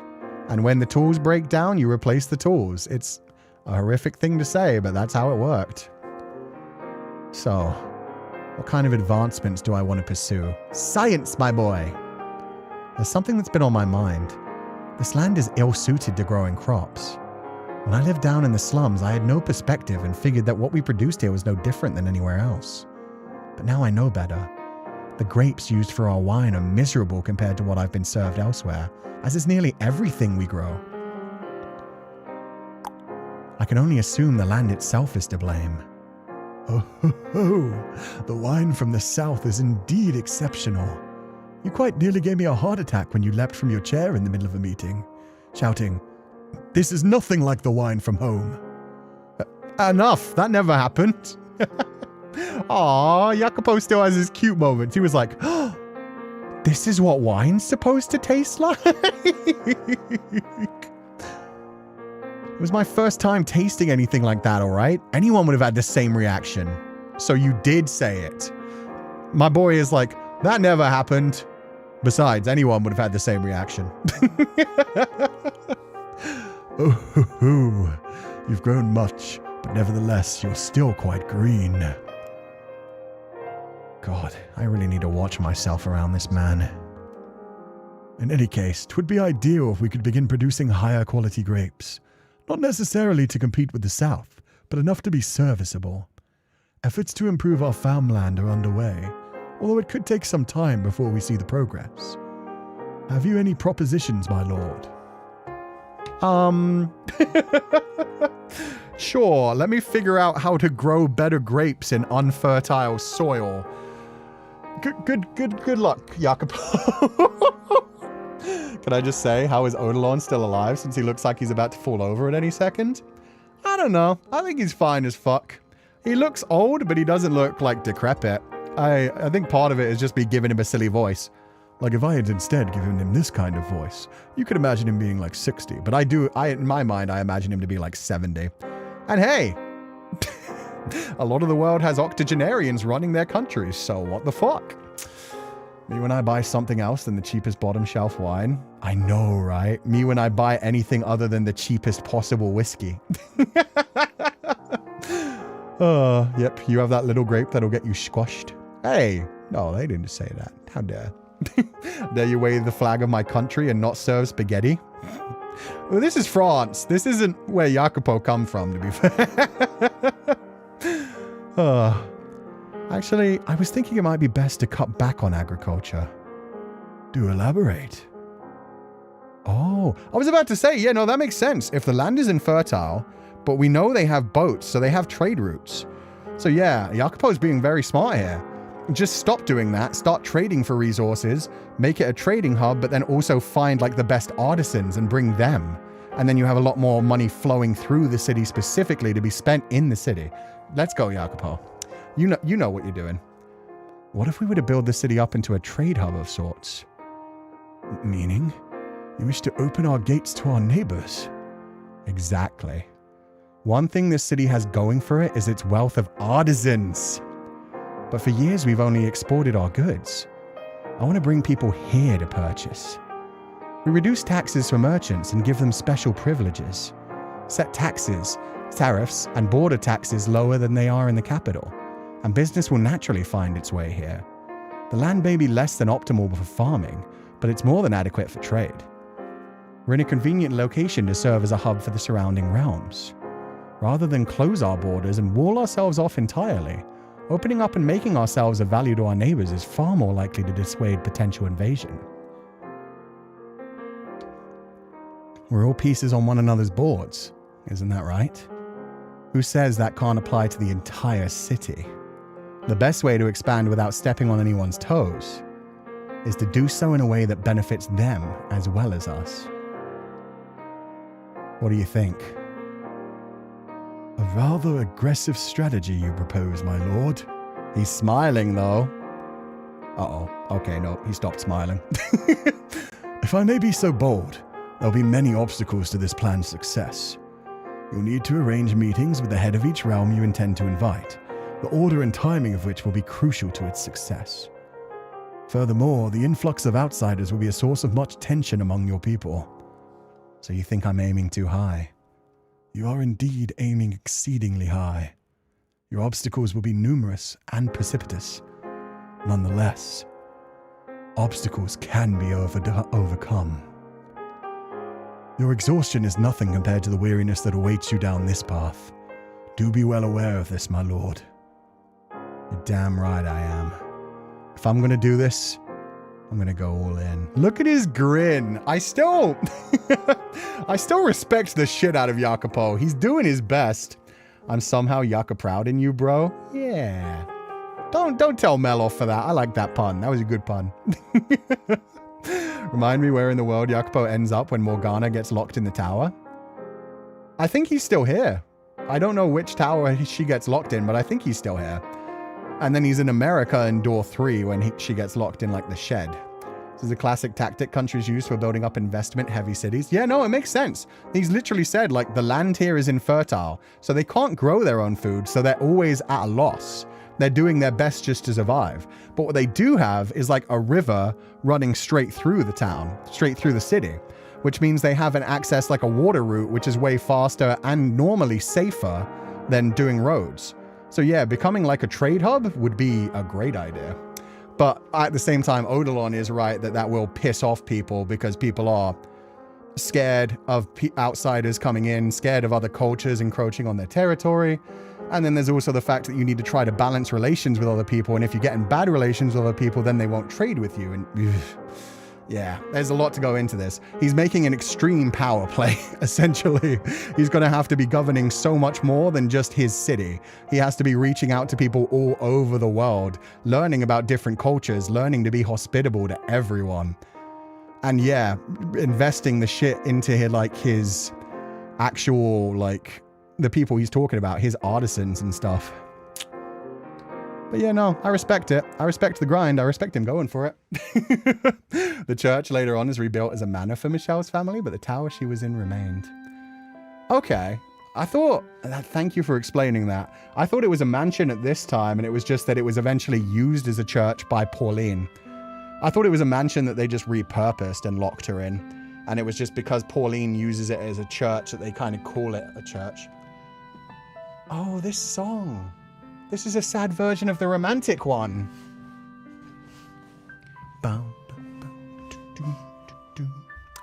Oh, this is Serie de Fragmento? Oh. The Lord's manor sat atop a tall hill. Gazing out, the city stretched before me. Countless columns of smoke rising from the buildings, the people scurrying about like so many ants. From up here, I had the perfect view of the bustle of the city. But I was too far away to feel the life breathing through it. To think I used to be one of those tiny specks. Thousands of people lived there. They had families, jobs, friends, hobbies. But as much as I was cognizant of that fact, I no longer grasped it on anything more than a conceptual level. It was incredible just how much my view of the world had changed in merely a year's time.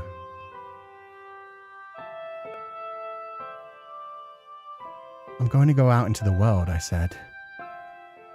I thought that clawing my way to the top of the ladder would let me see it, would let me experience it. That with power I could have the whole world at my fingertips. But reality wasn't so simple. This sure isn't what I was looking for. Hell, I feel like the chain's just gotten tighter around my neck. There's no way to truly grasp the view from this height without climbing up and seeing it for yourself. And that was exactly where I was a year ago, blind to the reality of life in the upper echelons, fantasizing about a world that didn't exist. Unlike the me of the past, I did have the satisfaction of feeling like I was accomplishing big things. But was that really worth cutting myself off from all my friends? Did those achievements really justify a bloody revolution? Or, I suppose I should ask, was this work valuable enough to me to justify it all? Reminiscing about days long gone wasn't going to help anything, and in fact it only served to cause me pain. I couldn't return to that time. This was where my quest for power had brought me, and now I had to live out my days as lord of this land.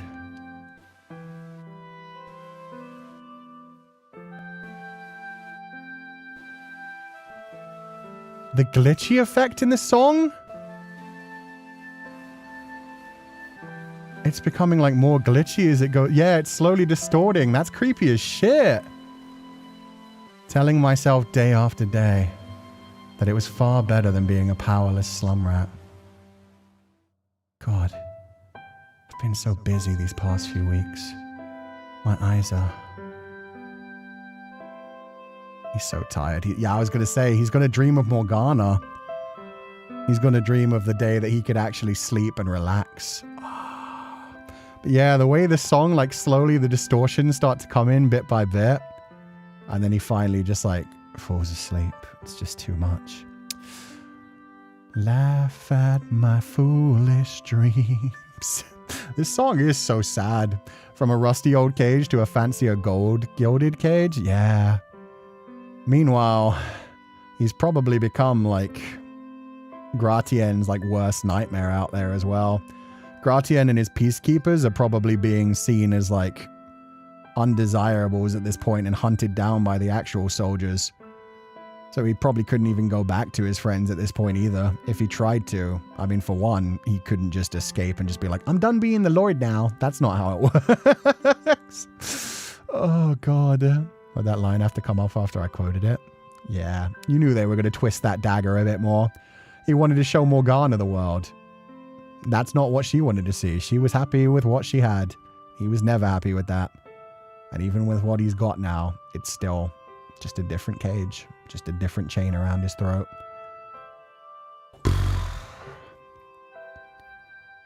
One day, I'll show you the world.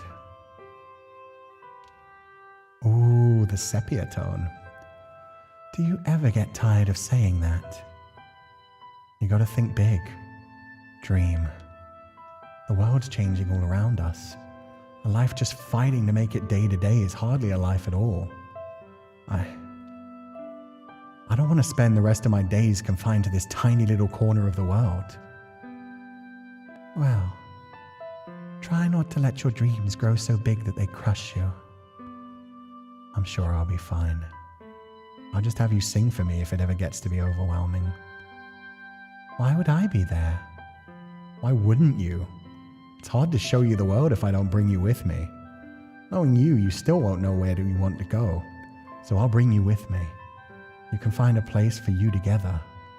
Pretty good deal, huh?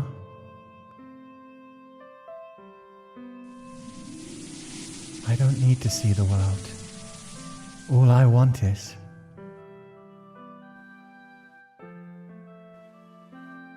We never got to hear what she wanted. What do you guys think, chat? No spoilers if you know what she wanted, but do you think she just wanted to be a normal girl? Think she just wanted to have a normal life? Was she finally starting to realize, like, oh, I don't want to be the daughter of God anymore. I just want to live. I just want to be happy. I just want to be normal, have friends and a family and a home. Dozed off for a second there. Feels like those days were an eternity ago.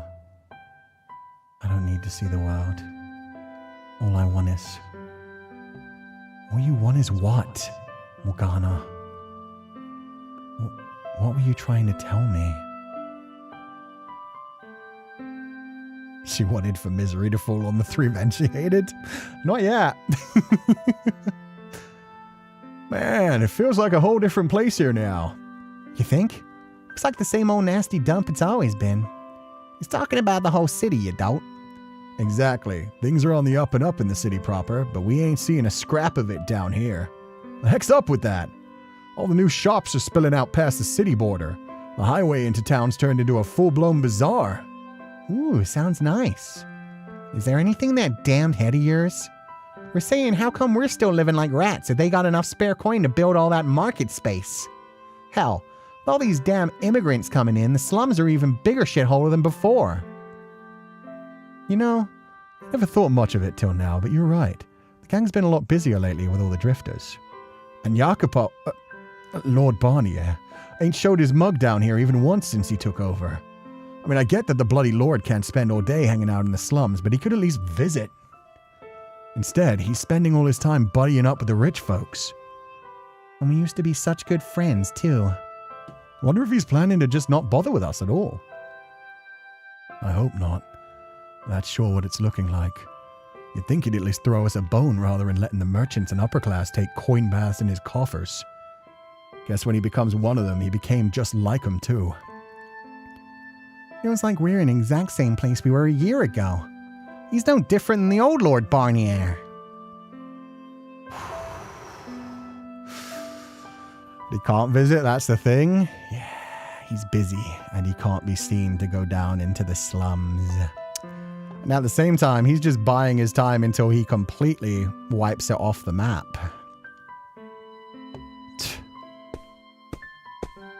Oh, Gratien. Gratien was hoping for better. Psst. Psst. God. Oh, it's you. So you find anything? Yep, got the proof you was looking for. But if you'd be so kind as to never give me a job like this again, I'd be hanged thrice over if the nobles found out I was sniffing around in their business. Ah, quit being such a bitch. You didn't steal nothing or kill no one, you're fine. A man's secrets can sometimes be worth more in his life. But on the business, your suspicions were correct. Well, fuck me sideways. Here's your pay. Take it and piss off. Nice doing business. Hey, hold up now. I risked my neck to get that for you, and this is all I get in return. Got a problem with that, you little bitch? No, sir. Don't you worry. You'll get your fair due shortly. Oh, Gratien. Did Gratien just get proof that Jacopo is actually Jacopo and not Lord Barnier? Always trying to make time move at his own pace, not realizing it's passing him by. Exactly. Never enjoying the moments that he could have had stuff. Gratien sees why Maria was mad now, but it's too late. He was too naive.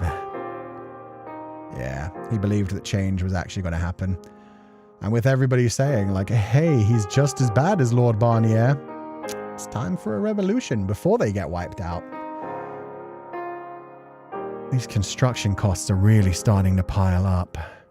Can't we put the manor repairs off until we've taken care of more pressing matters? Like using that money to help the poor. And Jacopo genuinely wants to help right now. It's just, he can't. He can't. The Lord and his residents are the face of his land.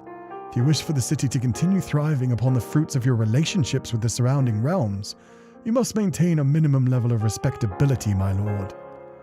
Exactly. Your mansion has to look good. You have to be able to welcome guests in and host feasts and balls so that they feel confident spending their money there. Fuck. Merchants in particular are merciless judges of appearance. Of this you can be certain. No respectable merchant will do business on equal terms with a city whose lord refuses to take care of his own home. I get that, but still, it's so much money. These are necessary expenses. To acquire the resources required to aid the lower class, we must increase the rate of production. But when are you ever going to have a chance to look after the lower class? As you said, to you, they're just tools. They break down and you get new ones in. New people hoping and dreaming for a better life, hoping to be able to work their way up. And then they get broken down and replaced. Efforts must begin at the top and gradually work down, because trickle-down economics works so well. You must not be in such a great rush, my lord. The work you are performing is on much larger, longer scale than perhaps that of which you are accustomed. You have a point. Then let the construction continue. I'm definitely coming to see just how crucial a bit of embellishment can be to surviving in high society. Every engagement is like throwing myself into a lion's den. Everyone surrounding me, measuring me up. They question my pedigree, some with their eyes, some with their mouths. Some even attempt to dig up dirt on me in order to tilt the scales in their favor. Oh yeah, there was that one time when I was straight up shouted at right to my face. You're no more than a damn noble than any of those rats whose nest you crawled out of, if I recall. Not that he was wrong. I took the throne by force. It's only natural that people are going to have their suspicions. That I came from the slums is just the icing on the cake. Damn lucky if condescension is the worst treatment I get on a first encounter. And then there are the distant relatives Barnier let slip through the cracks, slithering back up to assert their right to the land. There are a lot more people out to get me than I first anticipated. Do remain strong, my lord. I will always be strong. If I so much as let these wolves smell weakness, they'll pounce all over me. Like hell I'm gonna let that happen. I won't have time to work on helping the poor if I have to spend my days fending off packs of bloodthirsty nobles. I must always appear strong, under any circumstances. I, of all people, should know just how easily a lord can be dethroned. And I'll be next if I leave even the slightest opening. Ooh, good self-censorship accidentally. I have to do whatever it takes to make sure that's not my future. Perhaps you should get some rest, my lord. Excuse me? Are you insane? I have to review the construction budget so that... Allow me to handle that. I'll get you something to drink. Perhaps a glass of that southern wine you're so fond of. It is quite sweet. Perfect for alleviating build-up fatigue. I'm not fatigued. Come now. Please take this request from an overly concerned consul, my lord. I don't know about that. Poison wine? Trying to get me to sleep so you could stab me in the back? I don't know, man. Maybe he's finally seeing I'm reaching my breaking limit. Fine. You win.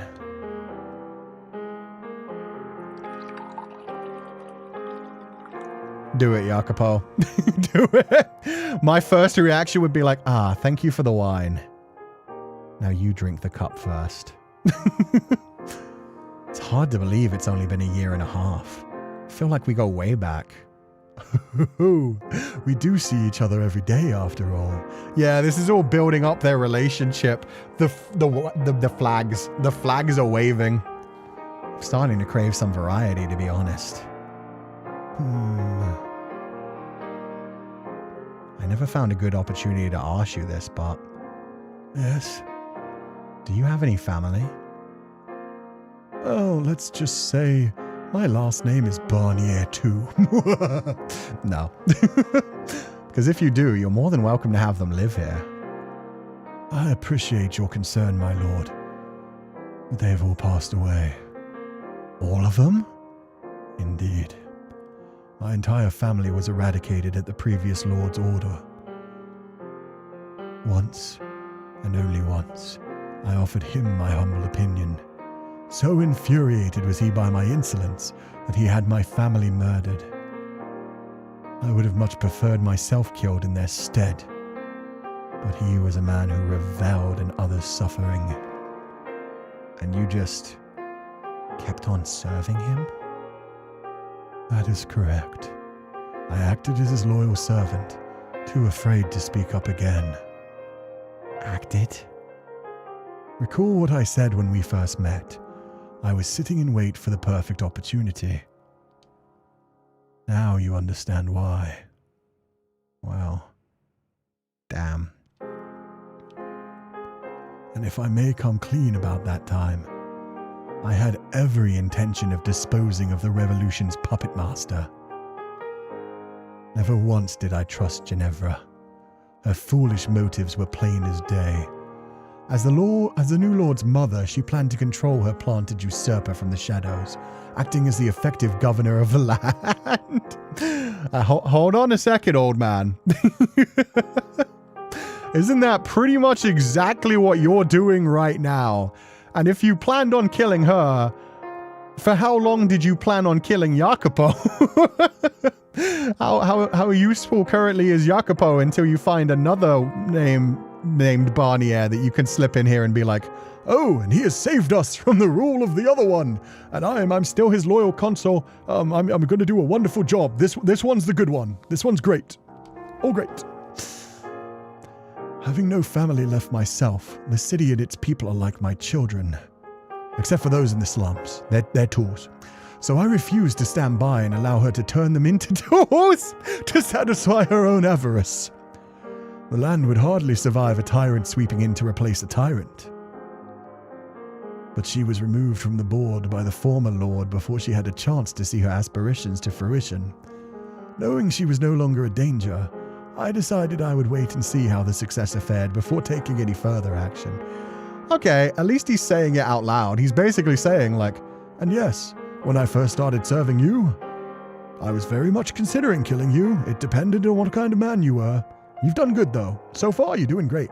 Didn't have to poison you yet. You are getting a little bit tired. Anyway, drink that wine. To determine if you were sufficient to serve as lord of the land.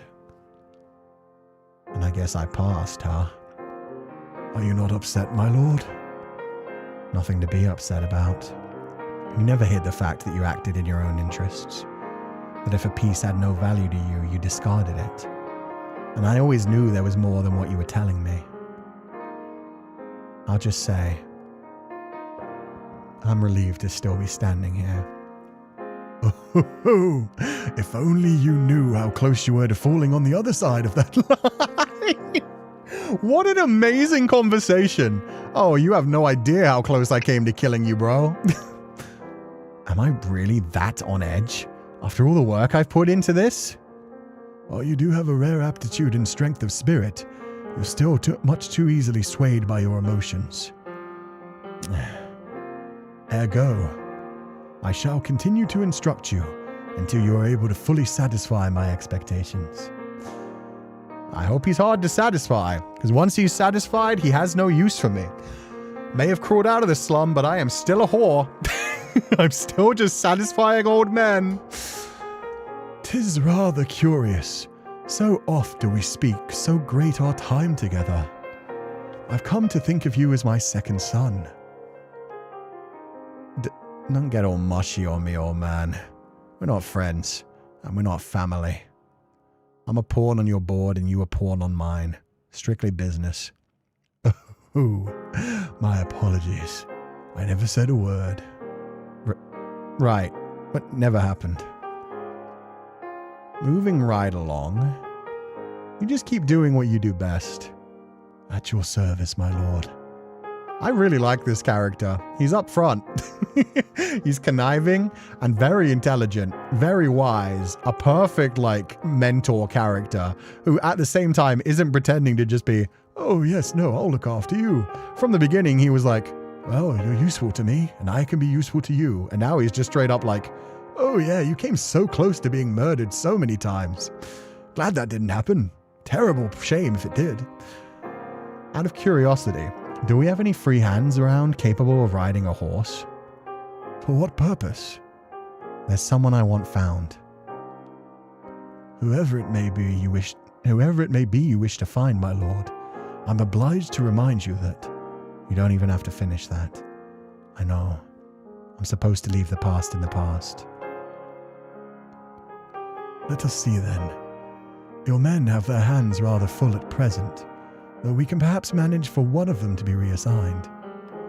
Are you sure? 'Tis a small request, and not once in your entire tenure have you requested to use your men for personal matters. I believe we can spare a hand or two on such rare occasions. Much appreciated.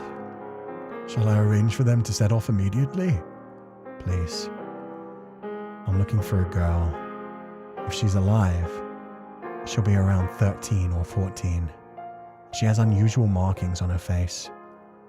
Markings akin to burn scars? Oh yeah, he did see Morgana. He was there for all of the torture. Barnier once imprisoned her in this manner. He used her as a prop for his banquets, cutting her up from head to toe. My guess is that the patches on her face are a result of Barnier's abuse. Indeed. I know the girl. I presumed she had not survived the slave revolt. I take it you care quite deeply about this girl, my lord. Then allow me to offer my sincerest apologies in his stead. No need to apologize. Will you help me find her, Odilon? I will oversee the search operation personally to the best of my ability, my lord. I pray the girl is still alive. As do I, unlikely as it may be. I'm just chasing after a sliver of a dream that shattered long ago. That said, if you do find her alive, bring her here without telling her it's at the Lord's order. She'll likely assume it's the old Barnier who's after her if you say anything. And if she happens to have found a new home where she's happy, just leave her be. Understood. Aw, that was at least a good line. If she happens to have found a home where she's happy, just leave her be. Just like, yeah, no. If she's found a new place, if she's moved on, she always said she was only with me temporarily.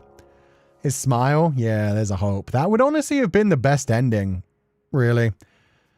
And who knows, maybe that's what Eidolon is going to do. Maybe Eidolon's just going to use that at some point and just straight up say like, Oh yes, we found her, my lord. She's living very happily. She's been taken in by a man. She's with Babe. She's doing well. just to like make Jacopo move on. Something, if you love someone, set them free. Plus, yeah, there's no way that like, she'd be happy where he is. And at some level, he probably realizes that this is just, yeah, a dream. He's finally getting broken down. He thinks she's already dead. Even if she is alive, he knows it probably won't work. So I think Eidolon is 100% going to weaponize that. Just like our auntie in Road to Empress, where it's like, oh, you have somebody you care about? Good. I'm going to find them first. Wouldn't be surprised if it was Eidolon who later on recruits Yukimasa to take Morgana in. I wouldn't be too surprised about that, but I think with Yukimasa, it's more just happenstance. It could be, though. I forget how he finds out about Morgana, about the Lord wanting the Saint. No. Yukimasa specifically comes from the Saint. He frees her, and then he specifically looks for the Saint when he wants the Saint, if I remember correctly. So yeah, I don't think it will be that. Time drifted slowly onward. As I'd anticipated, there was no news regarding her whereabouts. But new shops and stores continued opening in the city, with them coming a steady flow of travelers and passing merchants. And as traffic through the city increased, so too did the number of people seeking an audience with me. I was getting busier by the day. My plans to attract merchants and artisans from the capital had worked, and every one of them seemed to have bigger, more ambitious proposition than the last. My days became a cycle of meetings, reviewing propositions, balancing the budget, and deciding whether to proceed or postpone amidst all the tumult. My thoughts drifted even further from the poorest of my people. In Yukimasa's backstory in main game, it's Jacopo personally. Ah, there we go. He was later commissioned by the Lord to find the Saint. Yeah, but I have to assume that at that point, Jacopo didn't think the Saint was Morgana, right? Because it was the witch rather than the Saint at that point, right? I think it was the witch. Unless I'm incorrect. Bring the witch/saint who is Morgana by the Lord. And yeah, I don't think if Jacopo knew it was Morgana, oh, I guess we'll find out. Maybe he just didn't realize how aggressive Yukimasa was going to be. Remember, Jacopo never knew Morgana's past of being treated as a saint. Oh, that's so true. So yeah, he didn't know it was Morgana. He was just looking for a saint at that point. But yeah, that's what I mean. I don't think he was looking for the little girl that he remembered. He was looking for the witch in the woods, the saint in the woods kind of thing. Oh, that's going to be such a tragic moment when he realizes who it is that's brought in. And spoilers, which I won't say from the main game of how she's brought in. Anyway. Oh, yeah, no, this place is way fancier now. Got all kinds of things hung up and lots of nice art. And that's the last of the day's meetings. There's no end in sight to this. That is a good thing, my lord. It means you have succeeded in drawing traffic to the city. I guess. But still. I need to go back and review all these proposals, so... Lord Barnier, a moment. I don't have a moment to spare. A townsperson requests an audience with the lord. We've been instructed to deny entry to commoners. I tried, but he refuses to leave the gate. Hold on. What's this man's name? Sir, he calls himself Requiem. Oh shit. Is it really him? Let him in by all means. He's so happy. He's so excited. Oh, my boy. I don't think you're friends anymore.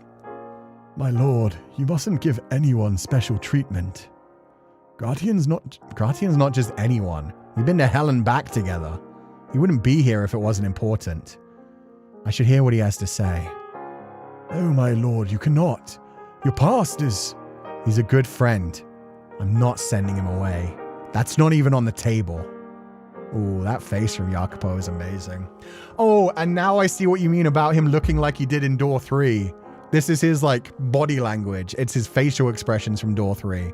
When he was younger, he had, like, a whole different set of, like, sprites and stuff. But yeah, now he has, like, the same faces and the same pose and shit. I get you now. It is also, like, his clothing and his style from Door 8. But yeah, in Door 3, he had this kind of, like, air about him as well. Friend or not, you mustn't give him an audience. You are the lord now, and he a mere peasant. You cannot be certain he will hold himself with proper decorum. I don't appreciate what you're implying about my friends, old man. He's no goddamn brute. Oh, he is kind of a goddamn brute, actually. I imply nothing, my lord. Keep your counsel to topics you actually know something about. I'm not going to stand by and listen to anyone who insults my friends. Not even you. My lord, must I remind you again to keep your temper in check? That's enough out of you. I'm done. Not another word on the subject. My lord. Hey, guard, open the gate. Yes, sir. Oh, Odilon actually looks so sad. Because now he's thinking, oh, man. He was doing so well. Guess I've got to find myself another Barnier. Well, fuck. Sup, Jacopo? It's been ages. Feels like forever. How have you been doing? Never been better. How about you, kid? Okay, yeah, no, this is scary. I don't like Gratian pretending everything's good. We just saw that things are not going well in the slums, and that was months ago. And he was finding secret information, and now he's just like, never better. There's nothing wrong. I'm not pissed at you at all. Look at the smile Jacopo has. Yeah, no, he feels like he's really with a friend now that he can trust and be alone with. Remember what old man Barnier said? I never let people into my bedroom alone. Too much of a chance for an assassin. So he always took the girls in groups as well, because he didn't want to be murdered by himself. Oof. Never been better. How about you, kid? Ahem. Show proper respect to your lord, peasant. You're to refer to him as Lord Barnier, not any false names he may have responded to while in hiding. Seriously? Ain't gonna let him kick back even for a body? Enough, Odilon. You can call me by my old name. But my lord! I said I've heard enough from you. Oh, look at you taking charge and barking orders all important like. You're like a whole new man, my lord.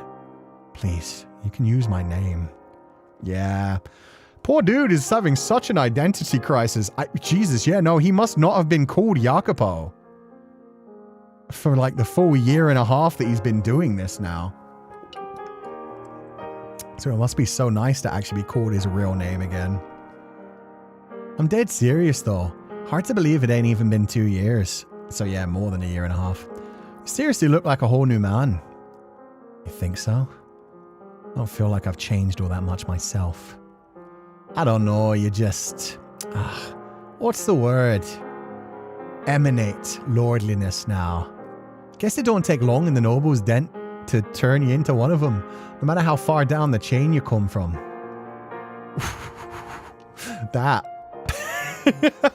That was a little bit backhanded. No matter how far down the chain you come from. Oh shit. And look at this room. Look at all these fancy fucking furnishings. None of this is old Barnier stuff, is it? Oh yeah, here we go. And now he's basically saying, oh, And you've been buying new stuff for yourself. Financing yourself, have ya? Living like fancifully, furnishing your house so well. Nope. With all the meetings I've been having, I needed to make sure I had a room that was nice and presentable. Well, that's one way to put it. Hey, don't think I'm just throwing around money for the fun of it. If I want any pull in a negotiation, I need to look like I have... No need to explain yourself, kid. I totally get it. It ain't easy dealing with a bunch of rich folks with sticks up their arses. I appreciate it. Anyway, what brings you here today? Oh, bud, do I need a reason to visit a friend? Kind of guy I just want to hang out and catch up? Come on. I never said that. I'm just extremely busy at the moment. I don't have much time to spare for anyone. Come on, don't be such a tight ass. That's exactly why I'm here. To make sure you don't got that same stick up there so deep it punctures your brain. You gotta let loose sometimes. I suppose. Thank you for your concern. So let's get sloshed, just like the old days. I even brought the booze. I wish I could, but I don't have the time. You'll drink with merchants and rich snobs, but not me. That stings, kid. Right to the gut. I see you're as pushy as ever. Alright, fine. One drink. In the back room. That's what I'm talking about. Odilon is like, My lord, you're going to be assassinated. Did you not see how happy he was when you said the back room? I know it's your future life and not your past life, but this has happened before with an old acquaintance from the mob days. My lord? It'll be fine, Odilon. We go back years. There's nothing wrong with a couple of friends sharing drinks after hours. If you insist, my lord, but the peasant must leave his blade behind. I will not, under any circumstances, allow you to be alone with an armed slum dweller. Yeesh. Everyone here needs to loosen up, huh? You seriously think I'm gonna pull a sword on an old pal? Especially one I could slap like a fucking twig. Humor me. Whatever. Fine, you win, old-timer. Happy now? Yes. Sorry about that, Gratien. Odilon's always on edge. It's nothing personal. Nah, it's cool. Can't say I blame him. I also just noticed Jacopo's in his lord getup, but he's not carrying his sword with him. I might be misremembering it, but I think we did bring it up when last he didn't have a sword by his side when he was attacked beside Morgana. Didn't he, like, normally, as a lord, carry a blade with him? Maybe this is what teaches him his lesson. Nah, it's cool. Can't say I blame him. Now let's go get trashed.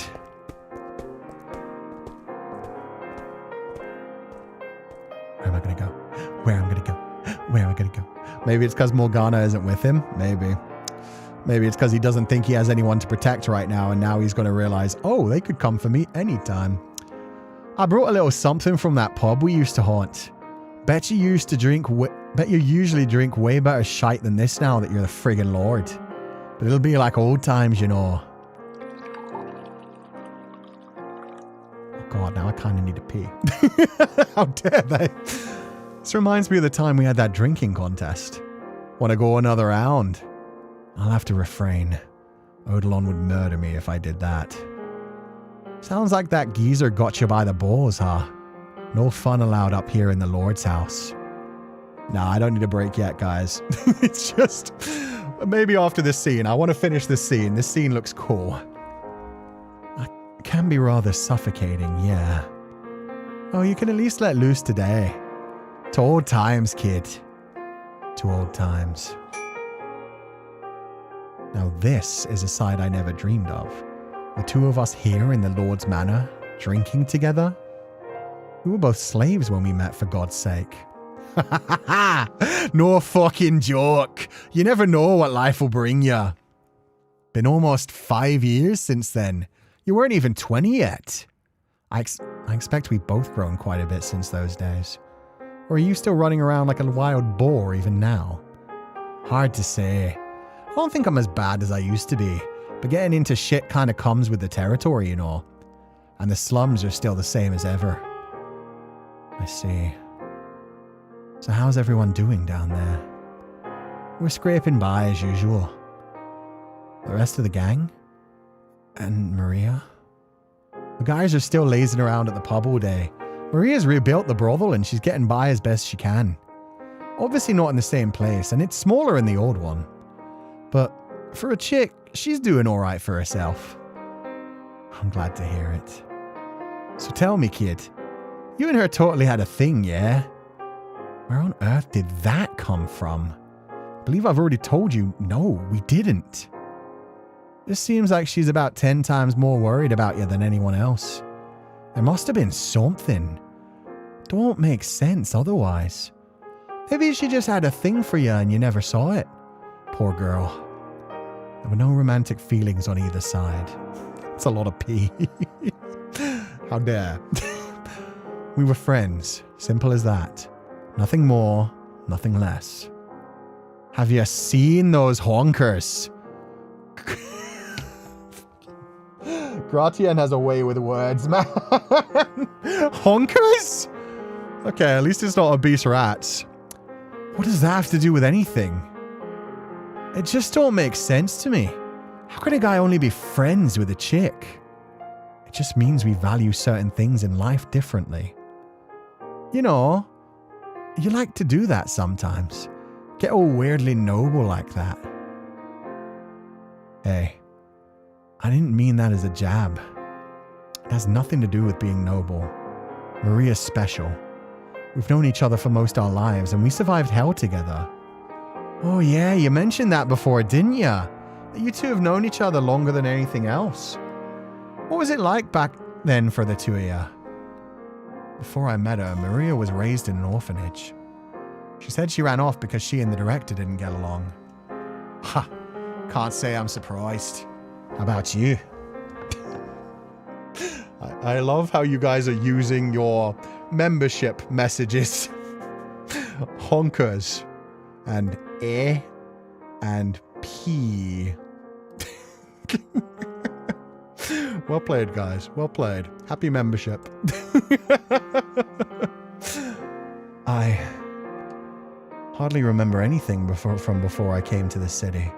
Just bits and pieces of what my mother told me. Being guarded by a bunch of men. Being kidnapped by bandits. Ah, you mean that noble woman?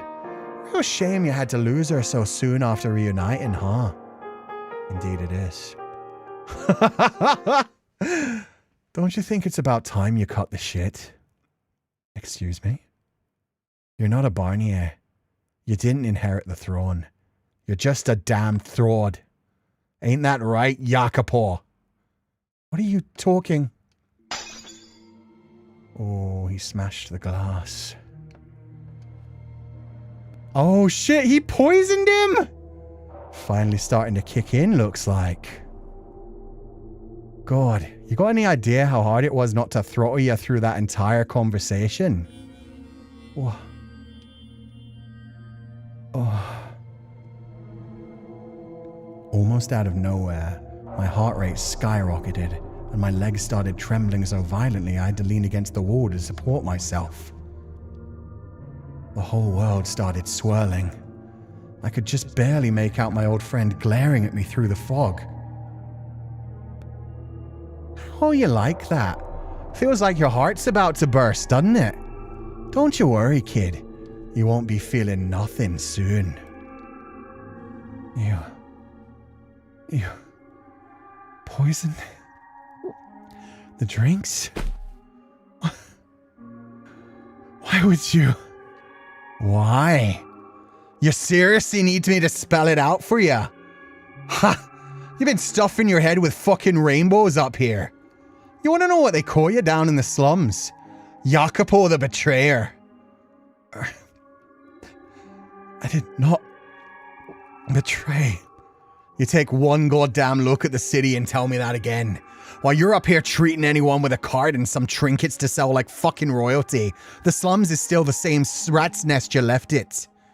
No, we're even worse off now. With your new marketplace, anyone can turn a little bit of money into a big old pile of gold. But if you got nothing to begin with, you're just dead in the streets. All you're doing is making the rich even richer. No, I'm trying. I wanted to explain how I had everything planned out. How I first needed to improve the economy as a whole before I could turn my attention to the less well-off. That nothing changing was proof I was protecting them. That the slums had been in danger of being eradicated entirely and I had stopped it. But I could see in his eyes that nothing I said would convince him. As far as he was concerned, I was pure evil. You're not the man you used to be. Gratien. Why? I thought you believed in me. You're damn right I did. And then you went and fed us a bunch of lies. You called yourself the rightful heir. You called yourself a Barney heir. But I did my digging. You don't got a lick of royal blood in you. All you ever wanted was to line your pockets, you selfish bastard. No. You never had any intention of helping us. Please. Hear me out, Gratien. We were all just pawns to you. The whole damn revolution was part of your game. I'm begging you. How's it feel knowing your throne sits on the backs of all those people you betrayed? Please! You don't have any right to call yourself the goddamn Lord. Gratien! Hell, you barely have any right to call yourself a fucking man. You're just a rat in fancy clothes. It should have been me. I would have made an infinitely better lord than you ever were. That face is scary. If only I'd had that ring, then it could have been me. So that's what this is all about. In a flash, everything I once felt for this man, all the friendship, the camaraderie, the sympathy, went cold. As much as he tried to dress up this whole farce, that was where his heart truly was. He was just sour about not being the one who got to be Lord. He believed himself superior. He got himself caught up in this stupid fit of jealousy, and now he's trying to kill me over it? That's seriously all this is? Are you listening to a word you're saying? What was that? You're the one who's not the man he used to be. And you're the one who's being a self-centered bastard. Talk all you want, dead man. The Gratien I knew would never resort to using poison. He'd have drawn his sword the second he passed through those gates, faced me like a man. But look at you. Even Barnier had more of a spine than you. You dare compare me to that sack of shit? Alright, fine. I'll play it your way. He had a knife hidden on him? An instant later, Gratien was brandishing a short blade. He'd snuck it in under his clothes, I presumed. I was almost amazed at how thoroughly prepared he was. He'd never had any intention of this going any other way. He hadn't come to talk. He was never going to hear me out. He was here to do one thing, and one thing only. And I doubted he had any plans for what would come next. Raw hatred was all that fueled him. He wouldn't take my place after killing me. He wouldn't work himself to the bone to ensure the city kept running. He didn't give a single damn about any of that. You're scum! I won't be taken down by some wealthless, self-absorbed rat!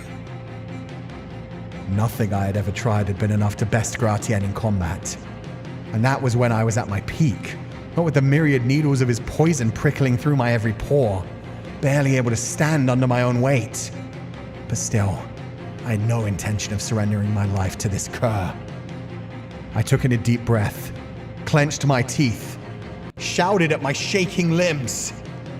Move! Move! Move! Move! Move, damn you! My fingers, I could feel them again. Before the thought finished passing through my mind, my hand reached for a blade.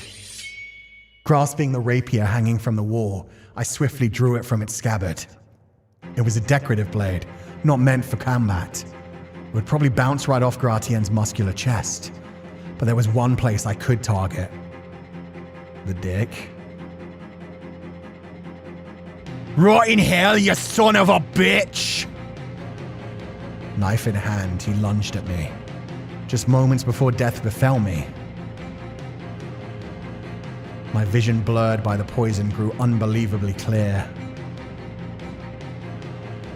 Gratien almost appeared to be moving in slow motion. I wasn't sure my mind had ever been so clear, so sharp in battle before. The dying embers of my fading life burned anew into a blazing inferno. Ah! Unlike my fight with Barnier, this one was over in an instant. Before I had time to breathe or even blink, it was settled. And in that same instant, everything I had built up with this man turned to dust. Straight through the eye. I had never once defeated him. For as long as I had known him, I was always number 2. And now, for the very first time,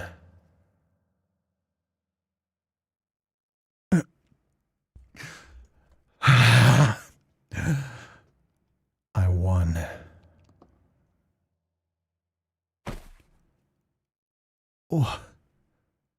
Why did it have to be you there and not me?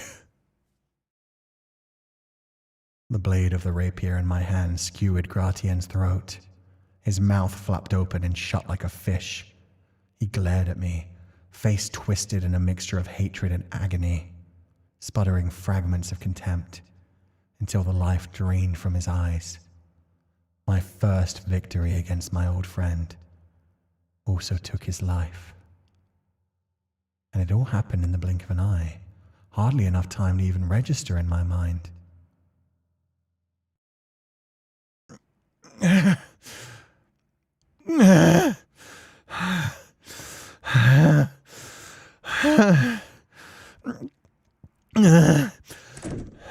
My lord, what was all that commotion?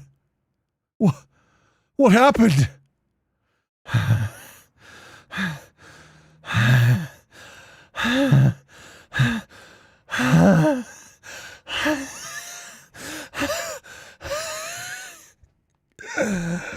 My lord, please stay with me. Were you poisoned?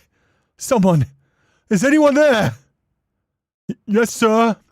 A doctor, as quickly as you can. My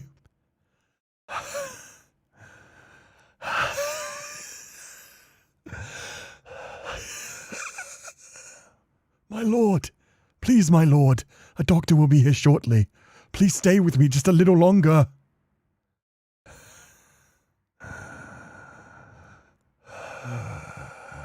My lord!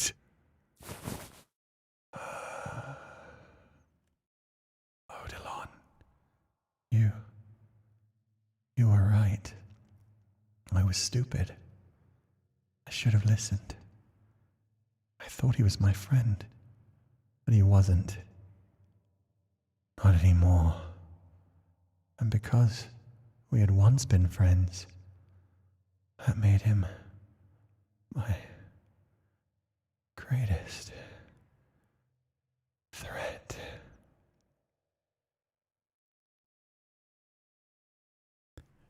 Gratien just proved everything Odilon said correct. Yeah.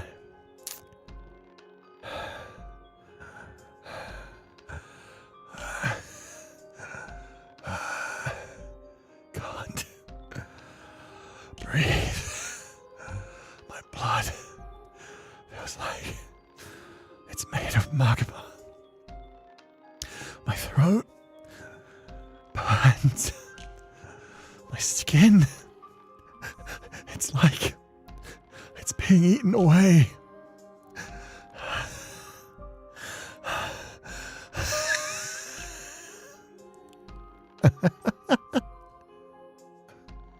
Who's there?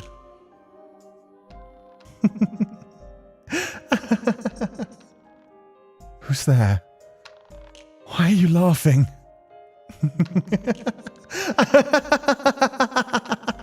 Answer me.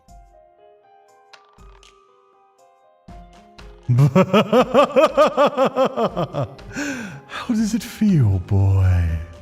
To know it all went exactly as I said it would. How? But you're...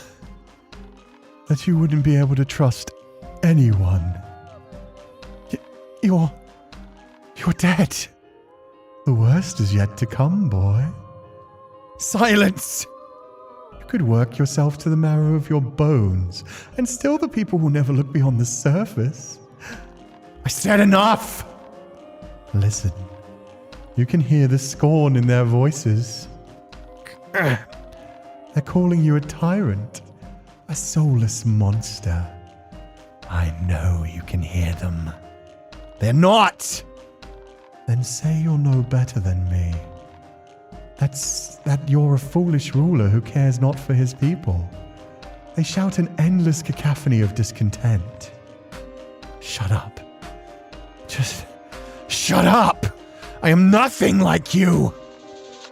Can you then remain a virtuous leader, no matter how bitterly your people despise you? Is your love for them truly so resolute? No. The virtue you brandish was never so selfless. Tell me I'm wrong, slum rat. It is not benevolence that drove you to take the throne, but a thirst for power, for prestige. Not another word! Do you know what truly brought you here? You were tired of people looking down on you. You thought you would be treated with respect if you had real power. You wanted it more than anything in the world. Enough already! You dedicated your life in the service of others. It was never going to last. Allow me to make a prediction. Soon, very soon, you'll find yourself drifting over to my side. You'll stop caring about the people's lives, and for that, they will despise you. You'll lose any last bit of sense left in you. Push everyone away until you're all alone. And then you'll succumb completely to madness's grip. Stop talking! You don't have what it takes to be the lord of the land. I said, stop talking! Oh, that's a great sprite. Poisoned, almost dying, in his last moments, arguing with the Lord. God damn. The people aren't the only ones who aren't on your side. You have enemies everywhere you look.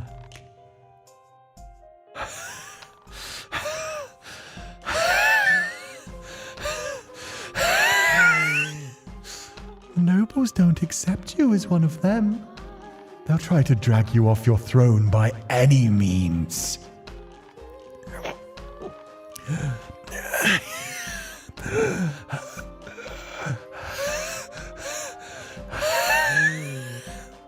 Your aides and servants will turn on you.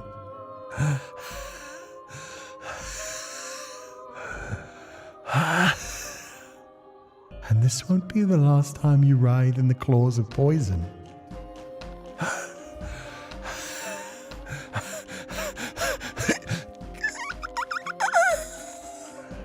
Again, and again, and again, and again. Never will you stop being the target of others' loathing.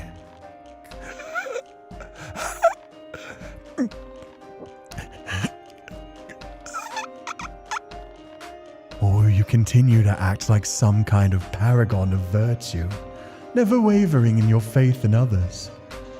How long will your benevolence last in the face of dozens of attempts on your life? Shut your goddamn mouth. It won't be easy, boy. Because you came from the slums, you'll face even greater threats than I.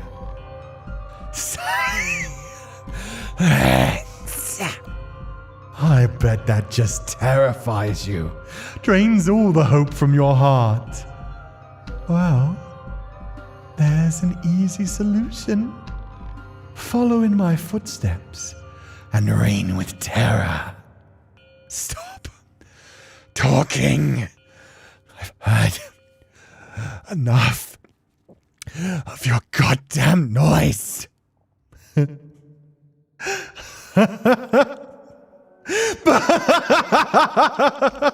You're already afflicted with a great curse, boy. A curse known as the Lord of the Land. It's a curse from which you'll never be free. And hence, you will never be free from me.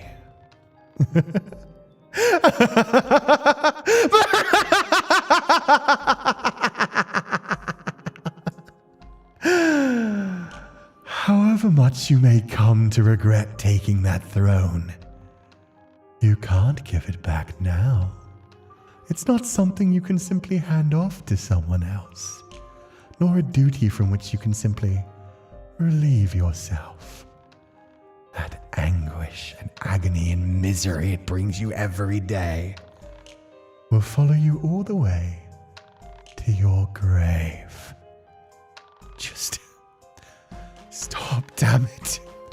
Keep your babbling to yourself, you damned ghost. Go on. Try and make me. Cover my mouth, why don't you?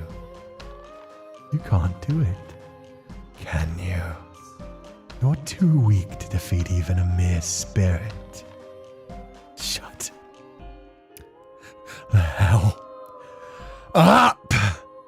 I know precisely what your future holds, boy. You'll sit upon the throne alone, not a single person at your side.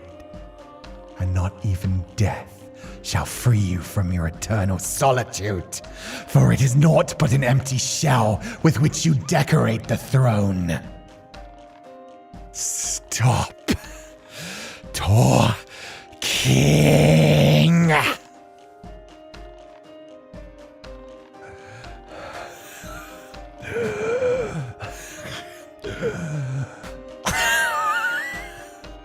Do you hear that, slum rat? Someone's come for you. The question is, do they act out of genuine concern? Can you be sure the water they give you is safe to drink? Perhaps they mean to finish you off.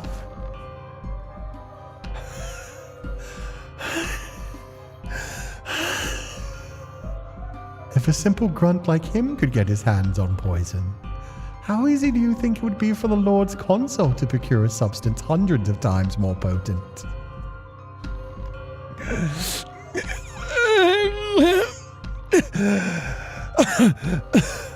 Hell, he wouldn't even have to go through the trouble. You're no more of a threat than an insect with its wings torn off. A feeble woman or a crippled slave could plunge a knife into your trembling spine with little effort.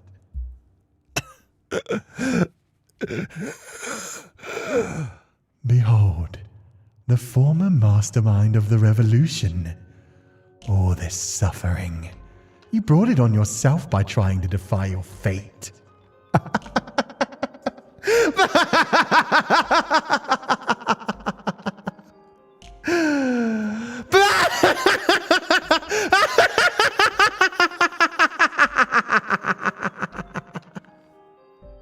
The nightmares continued. Again and again and again they haunted me. Every time I drifted off to sleep, there floated Barnier's severed head, cursing me. mocking me, laughing at me from every direction. And as he said I would, I soon began to hear the people as well, endlessly condemning me, deriding me, berating me. I tried to convince myself it was all in my head, but Gratien's words told me otherwise. All my old companions called me Jacopo the betrayer, he'd said. I wasn't sure how much time had passed. Was it day? Was it night? Was I sane enough to tell the difference? Was I even still alive? I had no idea. It was always the same refrain every time he appeared. You can't trust anyone.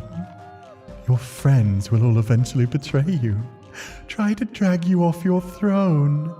Your people have no faith in you. Everyone despises you. I couldn't even tell anymore.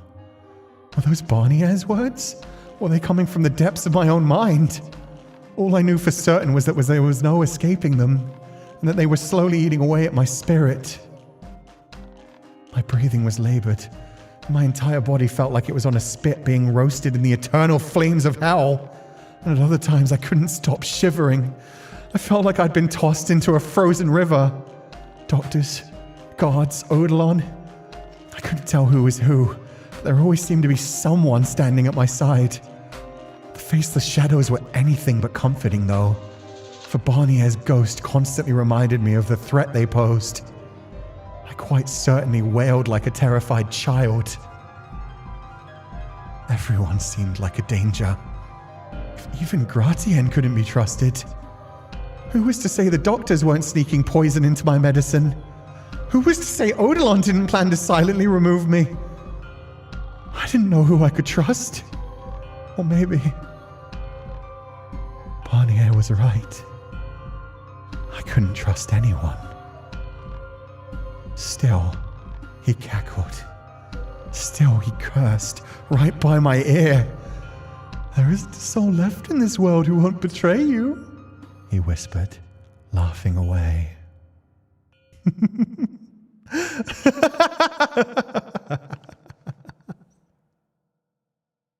Oh. And this is his old bedroom with Jaren. Oh, God. Okay. I think that's where we're going to wrap this one up for the day. He's becoming so paranoid. Yeah, he is. I mean, he was already a deeply untrusting person. He was already someone who was terrified of being betrayed, of having things that he had secured stolen away from him. But at this point, wait, the next scene, I beg. Oh, wait. Is there a better place to end it, like, very shortly? Okay. We'll continue until the next scene. I imagine that means that, like, then we're going to get to a good wrapping up point. We'll see. My fever seems to be receding. I can finally move again. It looks like I survived.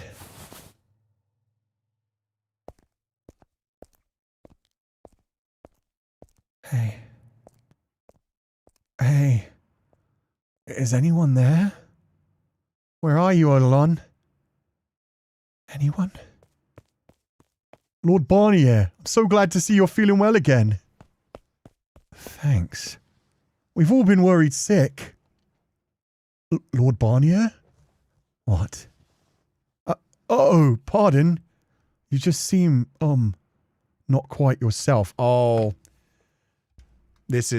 He thinks he's the actual Barnier. He thinks he's past Lord Barnier.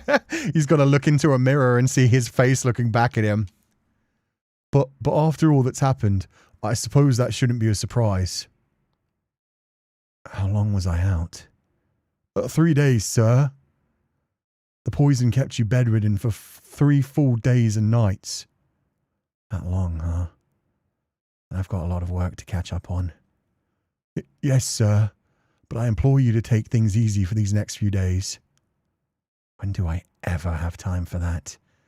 Now, where's Eidolon? I haven't seen him yet. Go fetch him for me. He is presently. Don't tell me he's not around. Where the hell did that old man get off to? No. He is here. Is he on the throne?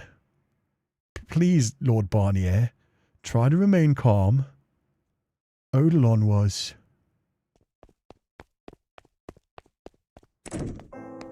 Oh. Eidolon? My lord. Is that you? That wasn't what I expected at all. Thank heavens. You are well. Forget about me. What happened? My deepest apologies. I don't want an apology. We need to tell me why this happened. Please, my lord, distress not over this simple old man.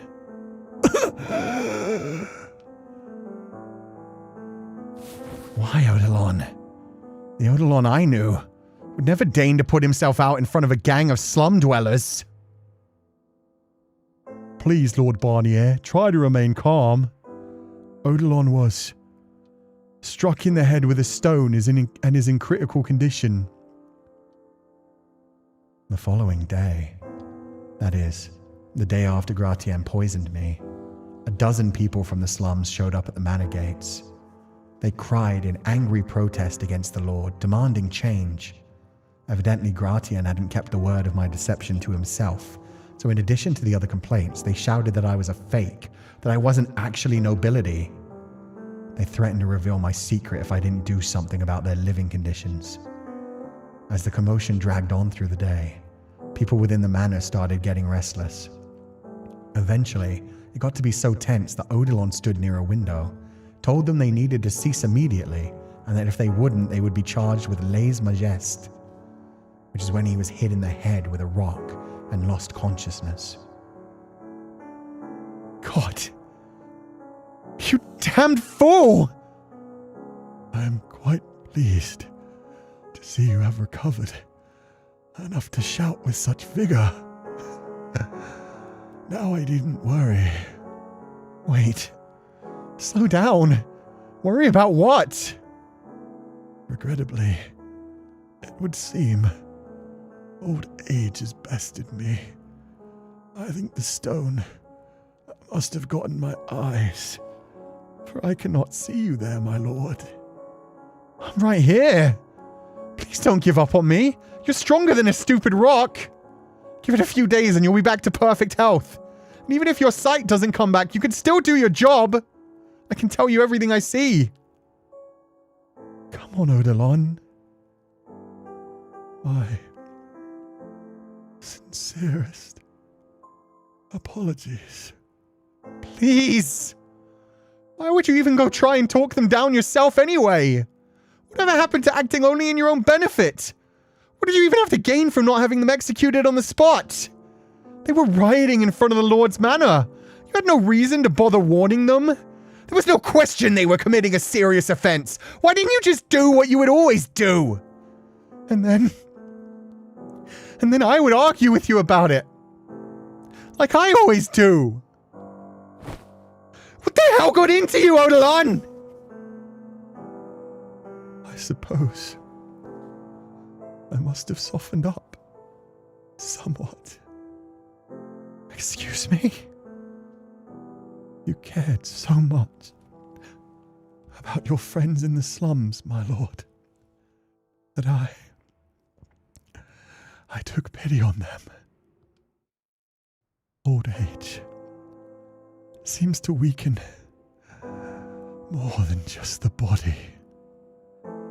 How truly inconvenient. Oh, Eidolon. Nevertheless, I am glad this old body held out until today. What are you? I would not have been able to pass on peacefully had I not seen you recovered from the poison, my lord. Stop it. Don't talk like that. I told you you're stronger than one damn rock. I'm your lord, damn it. My word is the law. 'Tis with great regret that I must defy my lord's command.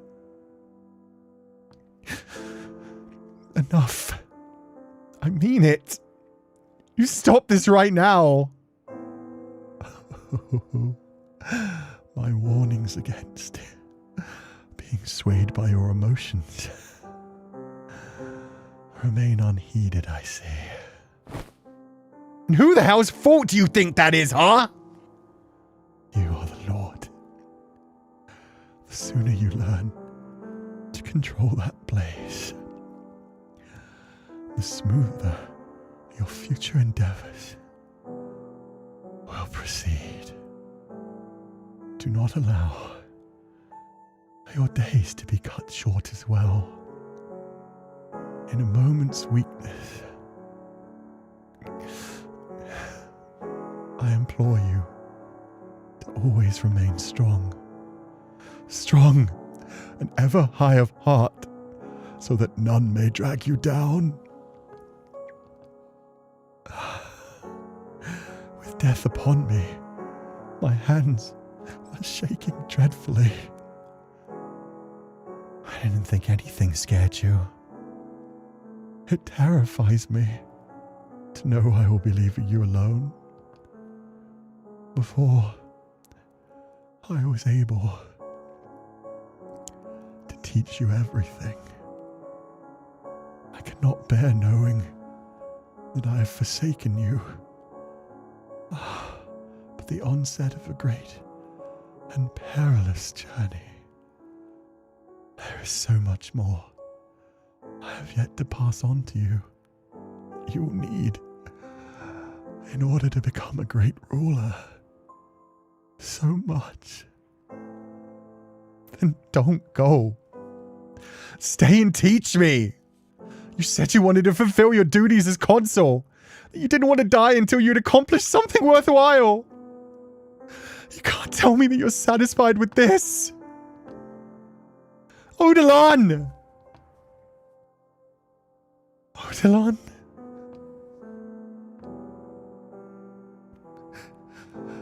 Odilon? Don't do this. You can't. Say something. Please. Say anything. Tell me it's all a cruel prank. Odilon!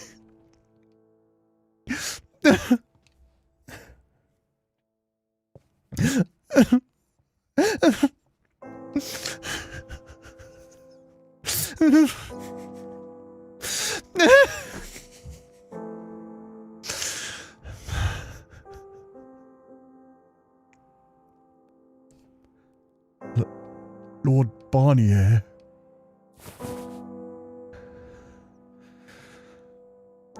Odilon is dead. Make arrangements for a funeral. Yes, Lord. And what happened with the riot? They fled soon after striking Odilon. I would wager they returned to the city. Thank you. Would you like something done about them, Lord? I would. They need to understand their actions have consequences. They slandered their lord and murdered his consul. We can't just let them walk away from that, now can we? Then will we have them all arrested and thrown in the dungeon? I said there would be consequences. If we just slap them on the wrists, they will come back and do it again. They'll mock me, condescend me, ridicule me, keep making a mess of my home. Tell me, do you feel safe serving a lord whose people neither respect nor fear him? Would you have any admiration for a leader like that? Have them executed. Since Odilon isn't here to advise it, I, Lord Barnier, officially order every spark of opposition is to be snuffed out. You find every last one of the rats and relieve them of their heads, and then put them on display in the city square. Make sure they know damn well exactly what awaits. Anyone who opposes Lord Barnier! Yes, Lord! Holy shit. Well, we got his final breaking moment. His best friend, as far as he saw outside of Maria, but somebody he really trusted, betrayed him, tried to poison him to death, and would have had his life if things had gone different. And not even just for the things he blamed himself for, but Gratien showed that he really just wanted to be in the position of power. And then we had the same thing when it came to him being accused by Lord Barnier in his mind, which is really just his own conscience, which, you know, if there is anything that is a curse in this world, PTSD, guilt, those nagging thoughts in the back of our mind, the anxious ones that prey on the worst parts of our human behavior, yeah, that would be a curse. So, yeah, him telling himself that, yeah, no, you'll know better. You need to rule by fear. You stole my position for yourself, and everyone else in the slums wants to do the exact same thing, but they're not fit to rule, not like you.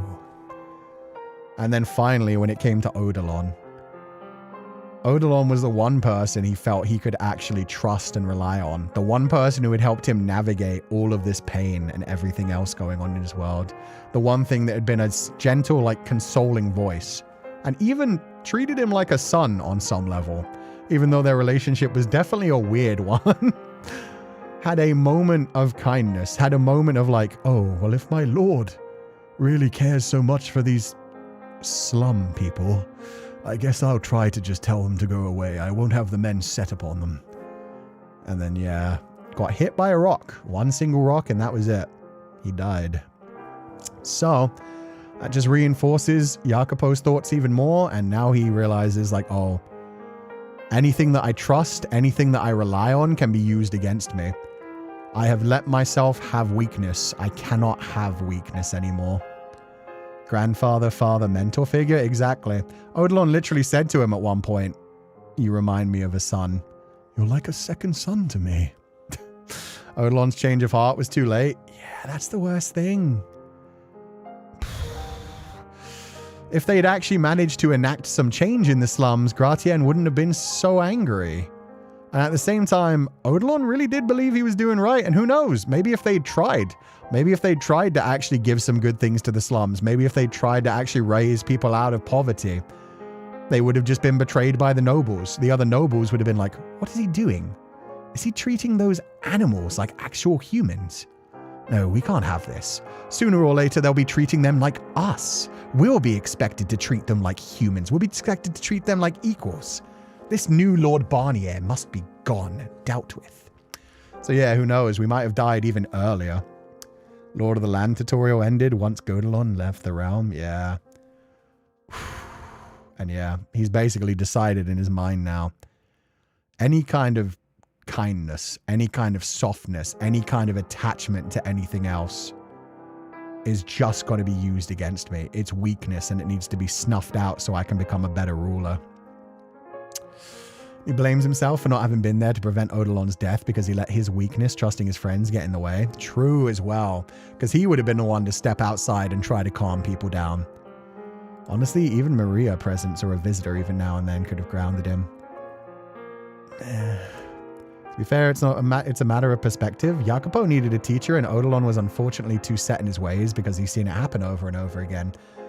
Yeah, and again, like I said, even if they tried to enact change, it could be that they didn't have enough power, they didn't have enough footing, and that the nobles would have killed him. The nobles would have, like, just decided, like, oh, we can't let that happen. Or the people in the slums may have not seen it as enough still. If he had been giving a lot to the slums and trying to raise them out of poverty, and then people had been, like, stealing and mugging each other, and it had become worse and more violent because of that, then yeah, maybe even in that regard, they would have risen out immediately. Felt like Odilon genuinely did love Jacopo. Yeah, no, I didn't expect him to go out and try to calm people down. It was interesting because I was going to have a conversation about, like, I wouldn't be surprised if Odilon let like Gratien get as far as he did, if he planned this all to teach him a lesson. That's what I was thinking when he was first poisoned, because it took... Oh, it just went dark. That scared me. Because it took Eidolon so long to come into the room after like the entire fight had happened. Part of me was thinking, oh, so he was using this as a test. He was teaching Jacopo that, hey, if you let these people in, they might try to kill you. And he'd like let him through the gate on purpose. Because I'd imagined that maybe Maria or some other people had tried to visit him as well, but I guess not. I guess it was all just happenstance. Yeah, I thought that was going to be a big reveal, that Eidolon was like, I did tell you, my lord. And I gave you a test. I told you not to let him in, and you let him in. That's on you. You have failed. And I will find a new Barnier. Anyway, we'll keep going because I feel like... I'm assuming this isn't the best stopping point. I'm assuming that there's got to be like... This has got to wrap something up and then there's got to be like a time skip kind of thing. Correct me if I'm wrong, but yeah, I think I'll keep going for another few minutes and hope that it gets to a better resting point, because this is like continuing exactly from the last point. Eidolon's blood was on my hands. My inexperience and naivety had gotten him killed. He'd warned me again and again that my people had no love for me. But I ignored him, foolishly believing in friendship, letting Gratien into my house, and ultimately getting Eidolon murdered. My trust didn't belong with Gratien or my old slum companions. It belonged with Eidolon. I should have realized so much sooner that he was the one and only person left I could trust. Men with whom I had spent years had likely participated in that riot. Men whose names I knew, whose faces I recognized, with whom I had spoken on countless occasions. But I felt not even a pang of regret in ordering their deaths. I didn't reminisce about the good old days. Those days were gone, irrelevant, meaningless. I felt no sympathy for the people they were leaving behind, nor did I so much as bat an eye. When I saw their bodies lined up before me, compassion bred weakness, made you vulnerable. I had to excise every last bit of it. It was the last thing I needed, for I was the Lord Jean-Francois Barnier.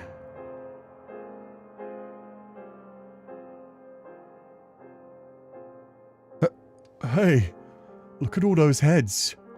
Supposedly they were beheaded for trying to assassinate the Lord. It seems like a lot of folks for an assassination attempt.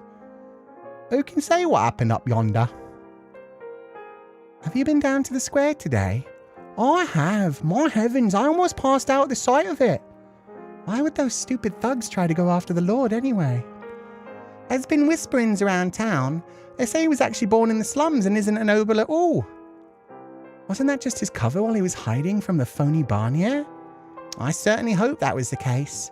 But either way, it's probably best to keep quiet about the topic. I'll say. I doubt he'll do anything as bad as the phony, but it still brings back bad memories. And things were going to be so pleasant too.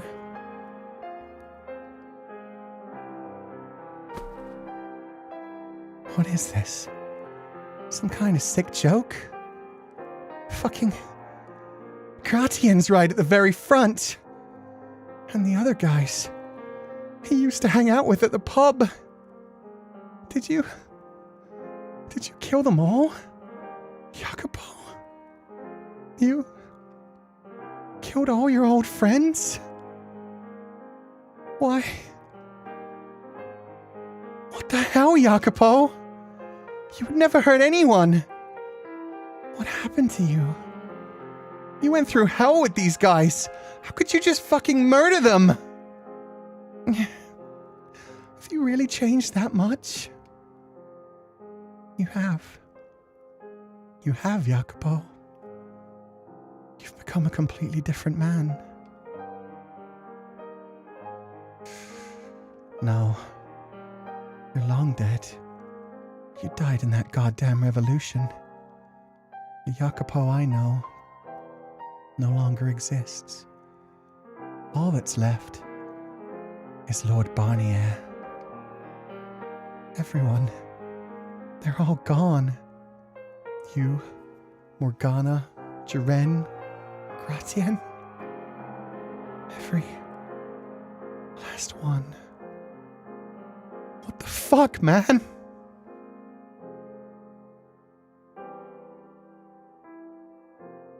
I appointed a new consul shortly after Odilon's death, but he was an ineffectual, short-sighted oaf. And to top it off, he had a tendency to simply nod and agree with anyone and everyone rather than express any opinions of his own. If anything, having him around made my job more difficult. But it wasn't as though there was anyone else competent enough to take the position, and relieving him so soon would come with its own crop of problems. So I ended up using him to shuffle papers and handle other menial work while I took care of the actual decision-making. My first order of business was to establish clearly defined rules and punishments. Speaking ill of the Lord, spreading false rumors about his lineage, creating art of any form which could be interpreted as defamatory.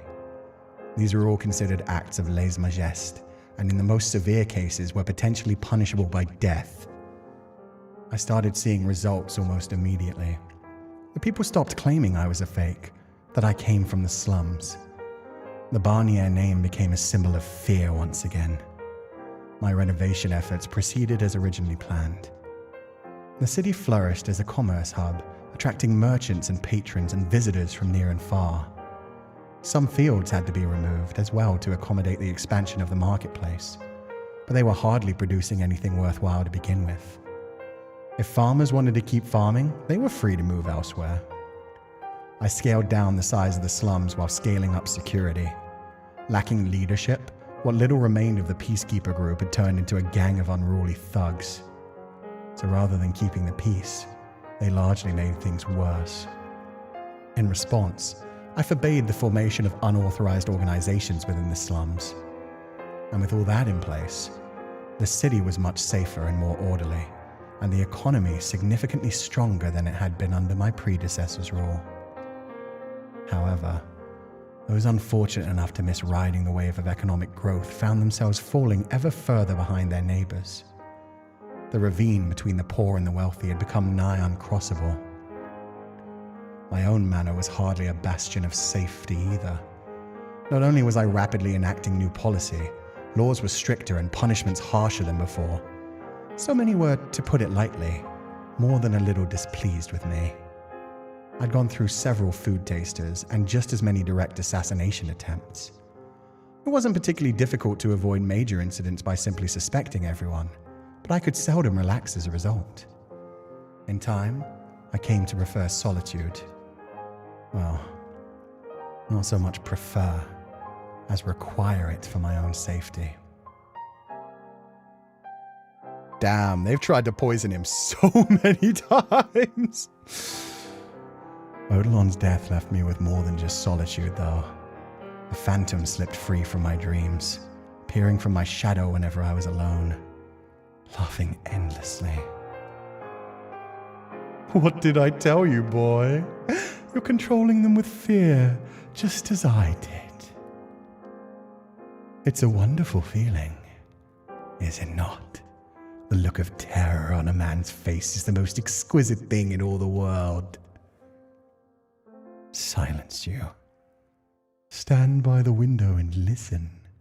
You can hear them all the way from the bottom of the hill, bemoaning the great and terrible Lord Barnier. Be quiet. And you know who their cries are about. It's not me any longer. It's you, boy. Shut up, goddammit! Don't fool yourself. You're no better than me. Enough! I said silence, spirit! I am nothing like you! Is that so? And tell me, boy, how do we differ? I don't hold those disgusting banquets for one, nor do I torture slaves for my own sick pleasure. By your command, hundreds of slaves are being worked so hard it will surely spell their deaths.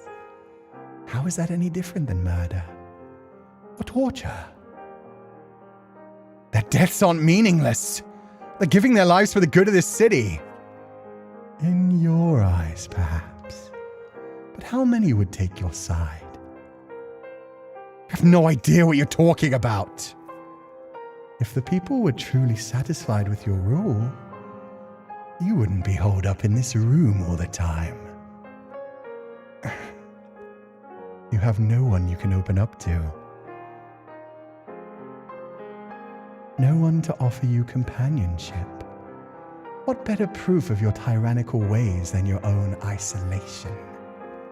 Shut your damn mouth! You wretched man. How many times have you been betrayed? Have you found anyone you can trust after all your old friends proved you couldn't even count on them? Oh, for God's sake, quit babbling already! Solitude will be your constant companion for the rest of your days. And should you let your guard down even for a moment, know that 100 men lie in wait, ready to plunge their blades into your back. Your attendants dream of the day they can sneak poison past your taster. Shut up! You poor, pathetic child.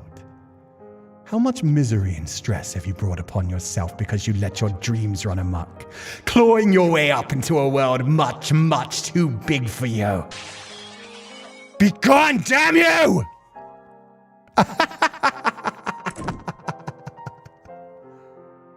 My lord? I heard a huge crash.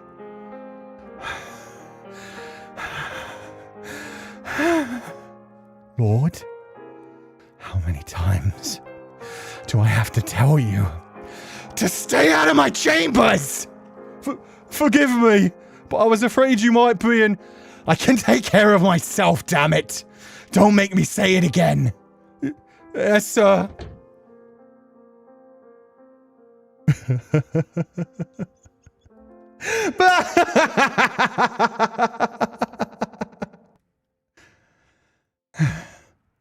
To hell with you. We're nothing alike. I'm making their lives better, not worse. I'm not a tyrant. I started relying on alcohol to rid myself of the phantom. When I was drunk enough, I didn't have to see anything. I didn't dream. I didn't have nightmares. And most importantly, I didn't have to think. There were times I couldn't be sure whether I was in my right mind. There were times I was so panicked I wanted to scream my throat raw. But there was never a time I was safe showing that weakness. I knew from experience it would only put me at risk. I couldn't complain to anyone. I couldn't ask anyone for help. I couldn't believe in anyone. Odilon's dying words came back to me again and again. Stay strong and ever high of heart. What did it even mean to be high of heart, though? Certainly I had nothing to be proud of. Not having spent my early years a filthy, impoverished slum rat. Not having spearheaded a violent revolution and stolen the throne. Not this farce of a tale about me secretly being a noble. I hadn't been raised to be a lord. I hadn't been taught to have a proud, noble spirit. That was likely what Odilon had wanted to impart upon me. The nature of a ruler. People automatically respect a man who is truly dignified and noble. They instinctively admire him, kneeling out of a wholehearted honor. And that's what makes a true king. Not knowing the first thing about how to be that kind of man, I fell back on the only alternative that came to mind. Forcing them to kneel beneath my iron fist. 2 years under Odilon's tutelage was nowhere near long enough to instill in me the natural nobility I needed. Thus was I left to be tormented by this accursed phantom wherever alone, and play the ruthless ruler elsewise.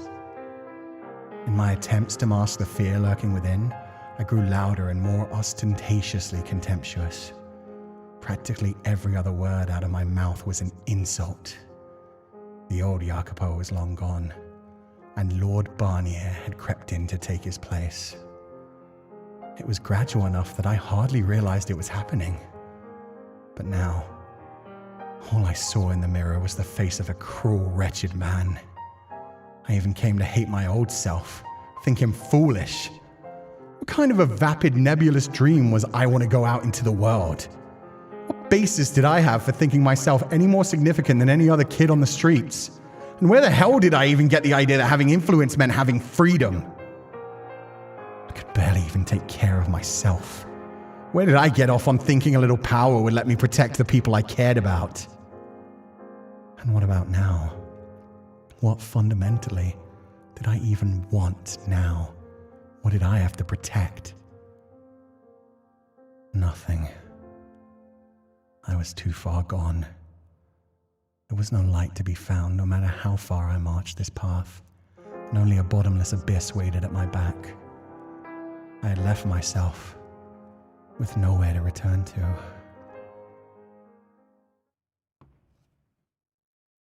Money and power isn't everything? Damn straight. Okay, we hit a time skip. That's the perfect time to end this.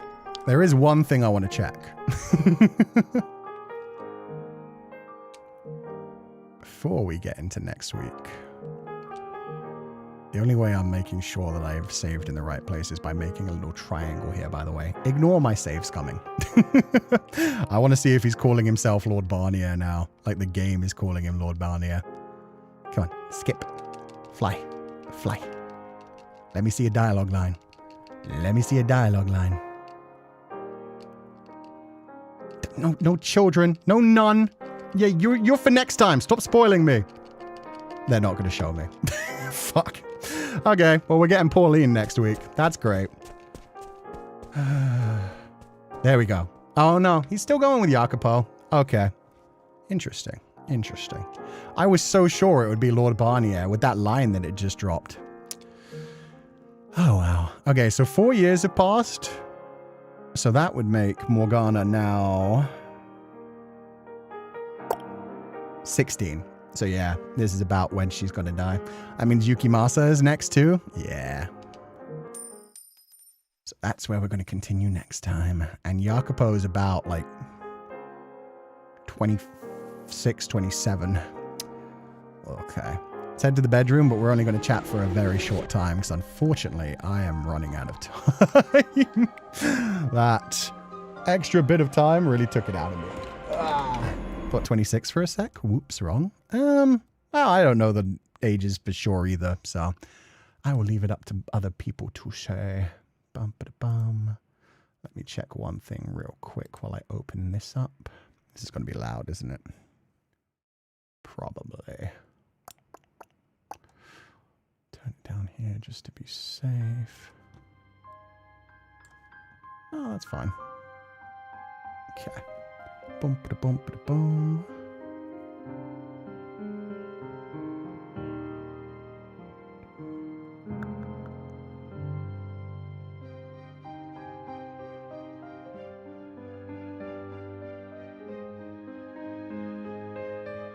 Okay. Yeah, we'll talk for just a little bit and then I'll head off. Otsu-sensei, this was painful and delightful, like the burn of coffee that's just a little too hot. Thank you for the wonderful stream. Yeah. It was sad to see, like, Gratien feel that betrayed. Maria lose everyone that she cared about, which is painful. And yeah, Jacopo's descent. We talked a lot about, like, Jacopo and Odilon. I was surprised that Odilon ended up so human by the end of it. I really thought that entire time it was just straight up like, Odilon's just using him. He doesn't really care. He's doing what he do, making a nice, like, chess piece on the board. But no, that was way deeper than I thought. He knew her. I thought he only learned of her through Yukimasa. This is probably him finding out about the church. This is probably him discovering Pauline. 26 would be yesterday's Empress plus 4. Oh, because she's 22? She ain't the Empress just yet, though. Yet. She will be. We'll get her there. Damn, dude, I didn't expect you to play through the whole stretch. Just wanted to give Odilon a good sounding off. See, I didn't want to stop there either, because it felt like if I stopped there, we'd immediately come back into, like, heavy voice acting for Jacopo and the Lord. So if I had stopped there, it would have been a problem. So I kind of, like, had to keep going until we got to a good stopping point. Mr. Sec, did we see who killed Odilon? Could have been anyone. Whoever it is, they're dead. There were a bunch of men from the slums who showed up and were, like, basically rioting. They were, like, saying the same things that Gratien did with the whole, like, Oh, he's not legitimate. Get on out of here. He's not our ruler. He's a slum rat. We need to kill him. Revolution, revolution. And one of them threw a rock and it hit Odilon in the head. So we'll never know. It might have been one of the 3 named characters from the bar. But either way, Maria had no idea what happened. Maria didn't even know that Jeren, like, betrayed them. So she just knew, like, Morgana and Jeren suddenly died along with most of her other girls. She moved into a smaller brothel and tried to do her best. And then just one day out of nowhere, Gratien probably didn't tell her he was preparing it. Just suddenly all of her friends from the pub suddenly showed up as heads on pikes one day. Gratien at the front, his other closest friends who used to hang out all together right behind them, and every other, like, bunch of people. So Maria just lost everyone in her life and is just like, what the fuck, Jacopo? No, that's not Jacopo. Jacopo died forever ago. Like, yeah. Maria's such a tragic character in her own right. Yeah. And I mean, I guess this does, like, tie in the whole idea of, like, Door 3, where essentially she lost her whole family. This is her losing her whole family.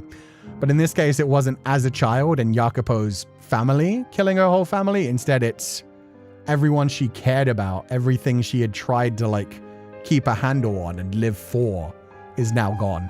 And she knows that Jacopo, what she thought was, like, her closest friend for so long, was the one who executed them, without knowing the full story of how it happened either.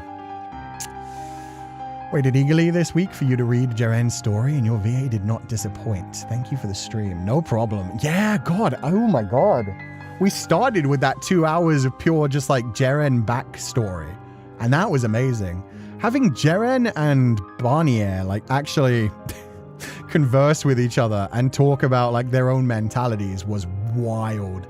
And seeing those little glimpses of like empathy, kindness, understanding of additional emotions inside of them before the end was great. It was honestly, it's such good writing. It's such good moments to just be like, well, this is why she did it.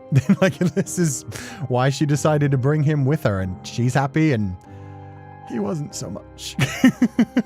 Otsu Sensei, thank you for the stream. I was able to finish some assignments while you played and watched in the back of my headphones. This was such a sad playthrough. It always is with Fata Morgana. And now we're getting into the final part of the timeline as well. We're about to hit the bit where, yeah, I'm assuming they're going to skip over all of the Nell and Melly stuff.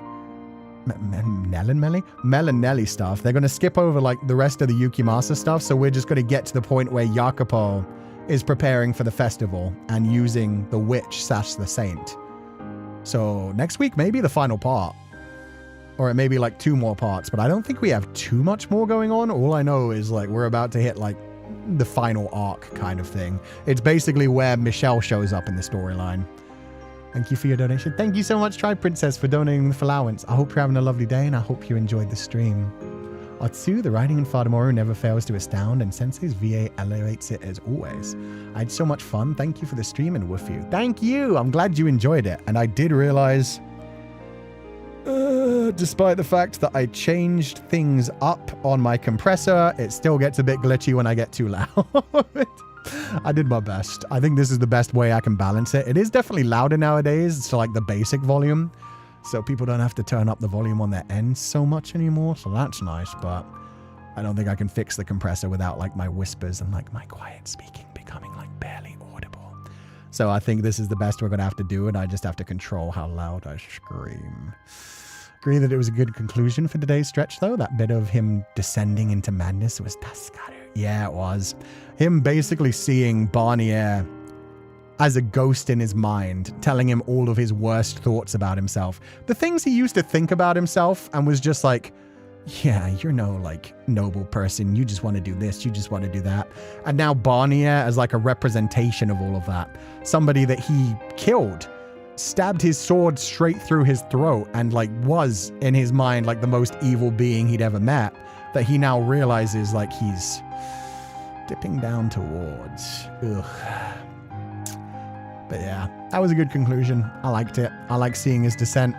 I like seeing him like essentially blame Barnier. I really thought like when he first woke up, when Odilon was dead, I thought that what that was going to be with like him wandering around and wondering where everyone was he was going to see himself in a window reflection or something and just be like, wait. And it ends up being like Barnier's face instead of his own face. And it was just like a nightmare he was having. That's what I was expecting that scene to be. But yeah, seeing Eidolon die was an even bigger surprise. Seeing that moment of humanity from Eidolon. Sensei's voice acting for Eidolon and Jacopo almost made me cry, but the next second his crying turned so sensual. I'm glad you enjoyed it, Kushai. Thank you for donating me the allowance. Didn't need to know that second half. You had me in the first half. Maria has no idea what's going on other than Jacopo is on the throne and clearly went off the deep end. Yeah. She's another very tragic person. No wonder she's furious in Door 8. 100%. Yeah, she's just like, oh, he killed everyone I ever cared about. And in her mind, essentially, she has killed his friend Jacopo. He has killed his friend Jacopo as well. She is just like, Jacopo's gone. He died then. The Lord killed him. Whatever is left is a shell of the man I once knew. Bishi Lover, thank you so much for the 5 gifted scholarship. I hope you're having a lovely day and thank you so much for being here. Anade Sensei's writing is crazy because offing Eidolon so soon after Gratien's betrayal in Jacopo's perspective was truly the last straw. Yeah, he was already starting to think like, oh, I can't trust anyone from my past. And then he realized like, oh, the one person that I truly like could rely on to help me get through this, the one person who was useful, the person I could actually talk to as like a confidant, is now taken away from me by the same men that I once called friends and by the same men that... that's the thing. In Eidolon's mind, he was like, I don't want to... I want to be nicer to the people from the slums because Jacopo clearly cares about them. So let me go out there and tell them to leave rather than just have them executed. Meanwhile, Jacopo's thinking to himself when he's seen that Eidolon is passing away, like, God, if I had let you in and act your plan, you wanted to already like put pressure on them. You wanted to already lock them down and take away the peacekeepers and instill like harsher punishments for speaking out and like plotting revolutions and shit. And yeah, so he blames himself for Eidolon's death on so many levels where he's like, if I had just done what Eidolon had told me to, Eidolon would still be here. I wouldn't be betrayed by my friends. Like, he saw that as like the better direction. What's your sensei? The writing doesn't disappoint, and neither did your beautiful VA. Thank you so much, Talia. I'm so glad you enjoyed it. Barnier is his muse now, a shadow father, so to speak. Yeah, it's like the dark reflection of what he is becoming, essentially, which he's already been thinking about for a long time. Barnier got in his head from the first revolution where he was like, oh, you're not doing this for some lofty value. I know what you really want, boy. And Jacopo was already having those thoughts at that point as well, but especially after killing him. And this bit really did prove to me that I think my theory is right, that like the Lord didn't actually say all those things to him as he was dying. Like he already had his throat sliced and he had a sword through his throat. There's no way he was preying on Jacopo's weakness that much at that moment. And in this bit where he's like dying, suffocating while choking on poison, you have moments of him being like the dialogue is just that, and then followed by words coming out of Jacopo's mouth. So I think that's like a reflection of that as well, showing that Jacopo isn't actually saying anything at that time. He isn't actually arguing with the Lord. He's just breathing. So he's just imagining having a conversation with the Lord again. Except in that side, it's him imagining like snapping back at the Lord, but really what he's doing is just like gasping for air, trying not to die and being like kind of thing while suffering. And yeah, he's imagining like screaming at the Lord and shit. So yeah, I think that really does drive home that everything he imagined the Lord saying to him is just like his own fucked up mind preying on him. And it is definitely something that Barnier would have said as well, because Barnier likes ruining innocence and torturing people and like making them come over to his side, essentially. Embrace their darker parts. And it worked. Sharon, thank you so much for donating for allowance. I hope you're having a lovely day and thank you so much for being here. And the way he mirrors how he killed Barnier and Jaren with Gratien basically foreshadowing his entire descent was delightful and so painful. And we called that, but I mean, it was obvious. As soon as like Gratien showed up, we were like, oh, he gonna die. Like he wants to kill my baby. But after Gratien's betrayal, shouldn't he have been like, Oh, damn, I was so right. maybe, but you also have to remember that Jacopo was in his deathbed. And Odilon really did truly see Jacopo as his son, it seemed. So, yeah, it was kind of like, oh, I'll give them one chance. Like, it's like Odysseus. I know I always bring everything back to fucking Epic the Musical. But it's like Odysseus after Patroclus died. Patroclus died, and so he was like, oh, for the sake of his sacrifice, I want to greet the world with open arms. We can be nice. We can be gentle. It's like one little more moment of like, okay, maybe I'll be nice. And then he got murdered. And then he died. That little moment of softness spelled out his end. Perhaps Jacopo believes that Odilon's death was caused by his own naivety. Yeah, no, he literally says that. He narrates that while it's going on. And specifically because he didn't like listen to Odilon's earlier message about like tightening his grip under the slums, shrinking it, crushing it, and getting rid of the people that are there. Polites, maybe? Did I not say Polites? I meant after Polites died. Did I say someone else? I meant, yeah, after Polites dies. Odysseus has his little arc for a moment where he's like, lead from the heart. And realizing like, yeah, he's just like trying to be nicer. He's like, we have to believe in their memory. Let's carry it on a little bit. Like him having seen Jacopo like dying in his deathbed, poisoned, is like, maybe I can be nice just this once. He lost Morgs, lost his Dadalon, and lost Gratinpan? Gratinpan. How does Gratinpan? I get Morgs and Dadalon. What does Gratinpan come from? Under the sensei went to Homer's riding school. All setups must have a rhyme and payoff and crush you so damn much. What's cooler is that Jacopo's actual mafia father in D3 actually has some lines that are eerily similar to Lord Barnier. Oh, Lord Barnier. I was kind of hoping we'd look more like Odilon. But damn, okay. So he acts more like Barnier. Which makes sense as a mafioso. It does make sense. It does make sense. Anything can be about your hyperfixations if you try it hard enough. Oh yeah. I can squeeze a square peg into a red hole no matter what. I can fit it in there. I can just jam it in. Jacopo got softer because of Morgana. People died. Odilon got softer because of Jacopo. People died. It's an awful precedent that effed up Jacopo and pushed him off the deep end. Yeah. And he was already so defensive and worried about everything while he was young, so he didn't have to go too far. Gratien papapan? Gratien sounds like gratin pan. Okay, I don't know what that is. I'm assuming that's some sort of bread, because pan is bread in a lot of languages, so I don't know. A square peg. Guys, that's a normal phrase. Fitting a square peg into a round hole. That's just the idea of putting something where it doesn't belong. No, it's not. No, it's not 0 days. It's fine. It's no, hound. No, quit it. Put it away. Put it away, chat. Otsu Sensei. It's not been 0 days. It's still been like 3 days. 4 days? I think 4 days. We're doing good. We're doing good. Don't do this, man. Don't do this. Otsu Sensei, thank you for this stream. As usual, I'm lurking here while working, enjoying the story and your voice acting. Have a wonderful rest of the day. Thank you so much, Miri Lively. I hope you have a wonderful rest of the day too, and thank you so much for being here and donating to the Flowance. Fine. It has now been 0 days since we talked about begging. You mentioned Achilles' boy, Patroclus? Oh, my bad. Yes. Polites is what I meant. Patroclus and Achilles are on my mind recently because I'm still thinking about playing Hades 2. I'm probably not gonna. I've heard the story kind of falls flat. I've heard the gameplay is even better than Hades 1. But yeah, that's probably why Patroclus and Achilles are on my mind. The more he loses people, the more he blames himself for being powerless and naive when he really is just human. Yeah. And the less he gets to enjoy his actual time and find real connections. If, while dealing with Odilon and trying to like climb to the top, he had just like snuck Maria in, like she didn't have to leave.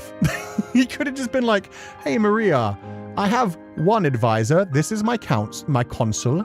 But I also have you. He's my right hand. You're my left hand. You're for at the end of the day so I can just chat to someone. The question is, would Maria be happy about that either, though? Would she just be like, nah, I want to be out there working. I ain't here to be a damn pet. But at least you could have kept him a little more sane. Wouldn't you say trying to deny pegging counts as you saying it? Yeah, no, it was too late. By the time I saw a bunch of people in chat being like, peg? It was like, yeah, no, okay, it's already happened. It's not. All I'm saying is it's not what I meant when I said it. Fit a square peg into a round hole is a normal phrase, goddamn it. Now I'm thinking, how would have Morgana and Eidolon gotten along? I don't know, actually. Because at one point I was like, yo, she could be a pretty good ruler in Eidolon's eyes. She is self-sacrificing to hell and back again.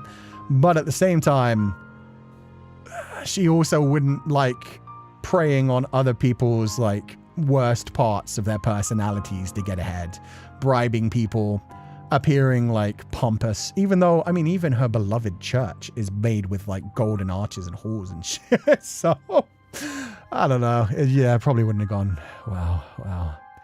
It goes in the square hole. Oh, is it a circular peg into a square hole? Square peg into a circular hole makes more sense to me, because that one, they could kind of, both could kind of fit if they're the right size. Anyway, imagine if Jacopo kept Jaren around. Oh man, you're putting Gradien's head in the square? Cool. Yeah, she's just like, can I hang out with it? Can I stay with it? Can I bring it new flowers every day? No. She'd be lonely without him. She'd end her own life. Let's be honest here. I think Odeon would clock her as Jacopo's weakness day one and possibly try to have her executed, honestly. Yeah. Well done with the VA. Also, I thought Jacopo was like he was in Door 3 because of the face and the outfit. And Jacopo was definitely starting to act like Barnier because he called Gratien a cur. He always talked kind of fancy, to be fair. That is one thing that I wish they had done a bit more. Like, I wish he had started to talk even more fancy after like the 6-month time skip, but now he's skipped by 4 months, so maybe he'll fully be talking like Barnier now. Although I did like doing the voice acting bit when he finally decides just like execute all of them. I tried to give him like a little bit of like a Barnier kind of voice in that bit. I like started emotionless and I was like, no, I'll slip a little bit of this into his voice. He's becoming a little more emotionless, but also kind of becoming Barnier. I sensei, I have to catch the VOD and don't want spoilers, so I just wanted to give you a drive-by head pat because I already know you did an amazing job. Hope you enjoy it, Barney the Sweet, and thank you so much for being here. I think it can go either way, but she definitely hates politics and the capital aspect of rulership. Oh yeah. You don't know the meme? Never mind. No, I'm sorry. I'm too old for this shit. You're lucky I know 6-7, and that's only because everybody that isn't a Gen Alpha is making fun of 6-7. So I'd say this was my first time in my life I hear this sentence, and I learned English since 4 years old. Okay, now I'm Googling it. Now you guys have me self-conscious. Am I just imagining? Circle, peg, in a square hole! The phrase, it's round peg. The phrase round peg in a square hole is an idiom for someone who is a misfit or not suited for a particular position or situation. Thank you. How dare. For a moment, I was like, oh no, am I wrong? No, chat is wrong. The Pupals are wrong.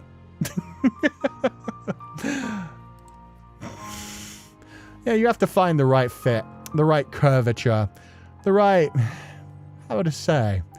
It just has to feel right. Noticed how in your VA you had Jacopo slip into an American accent in the middle of his lines? Was that intentional? When at the end when he was going emotionless, yeah, because I've always done Jacopo just as myself, so he has like my weird, slightly British, slightly American accent. But then yeah, when we were doing like him deciding to execute everyone, I was like, oh no, maybe we'll talk a bit more like this. He's lost his emotion, but now he's really considering how to hurt everyone. So yeah, it was the idea of like Barnier's voice coming out through his body, Barnier's words coming out of his mouth, that kind of thing. Anything is a proper target if you wear a blindfold and all that? True. Said square peg, though it's a round peg. Okay, we're done. We're done. You're right. You were right. My brain frogs have taken over. Close enough. Close enough. Close enough. We're getting pedantic at this point. We're splitting hairs over nothing. There's another idiom for you guys. I'm going to head out for the day. It was longer than I expected, but again, as usual, this was freaking amazing. Fata Morgana continues to be peak, as it always shall be. Don't worry about it. Nah, I know people don't actually mean it as anything serious anyway. It's just like, you still fucked up, Q10. And it's like, yeah, I did. We can raid Ash. Let's go. This is the first time I get to raid Ash. Okay, you guys are going to go see Ash, the not angel anymore. Ash, damn it, and all that. The Marimonies. I hope you have fun with the Marimonies. So yeah, I'm gonna head off for the day. He's playing Project Zomboid. I hope you all have a lovely day. As always, burn bright, my Pupals. And I will catch you guys next time. Bye-bye.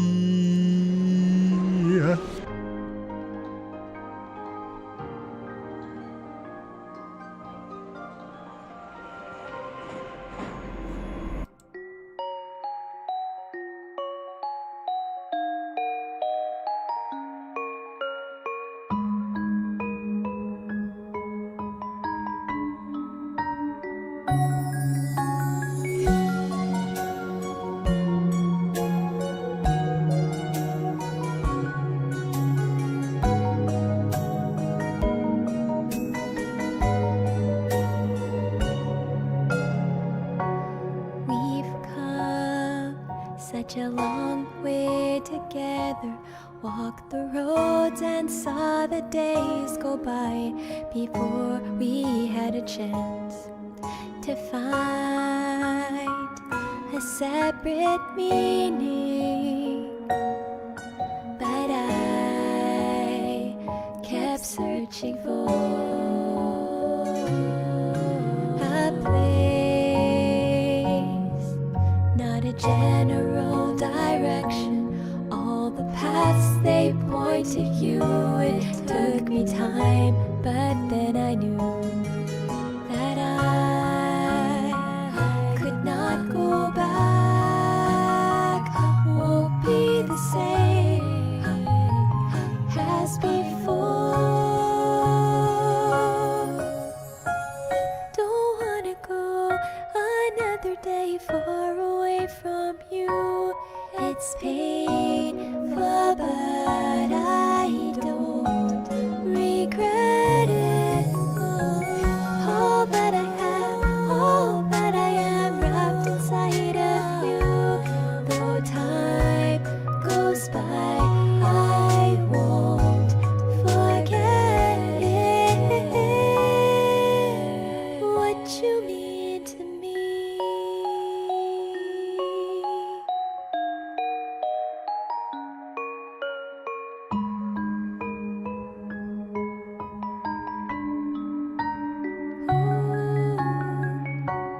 If I rest my head upon your shoulder, let the tears fall down and hide away inside your open arms, to stay like this forever, to grasp at one more day.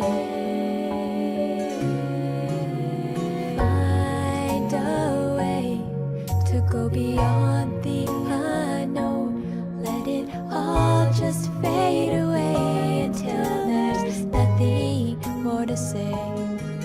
That I'm not holding back, just falling down to be where you are.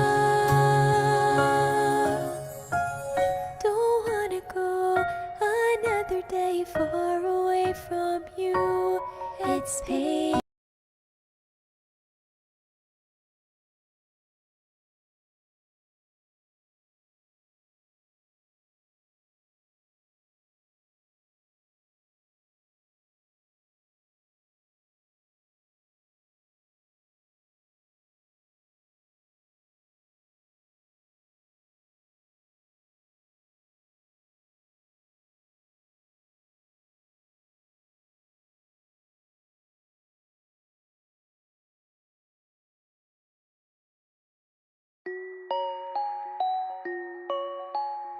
Oh, the music did cut off. Sorry, I don't know that happened, so let me do this instead. Sweet dreams, everyone! Is it really true? Then again, you always knew.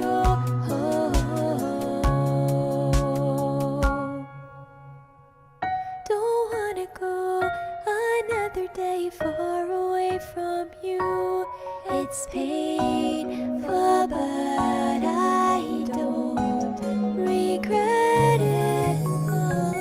All that I have, all that I am, wrapped inside of you. Though time goes by, I won't forget it. Would you Professional streamer, by the way. to me?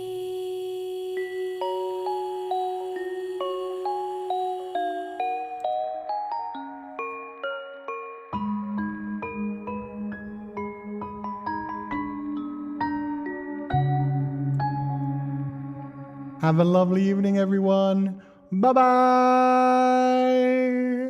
I'm gonna go to Ash's Money Money jar. Let's hope he doesn't put anything weird on me. Bye.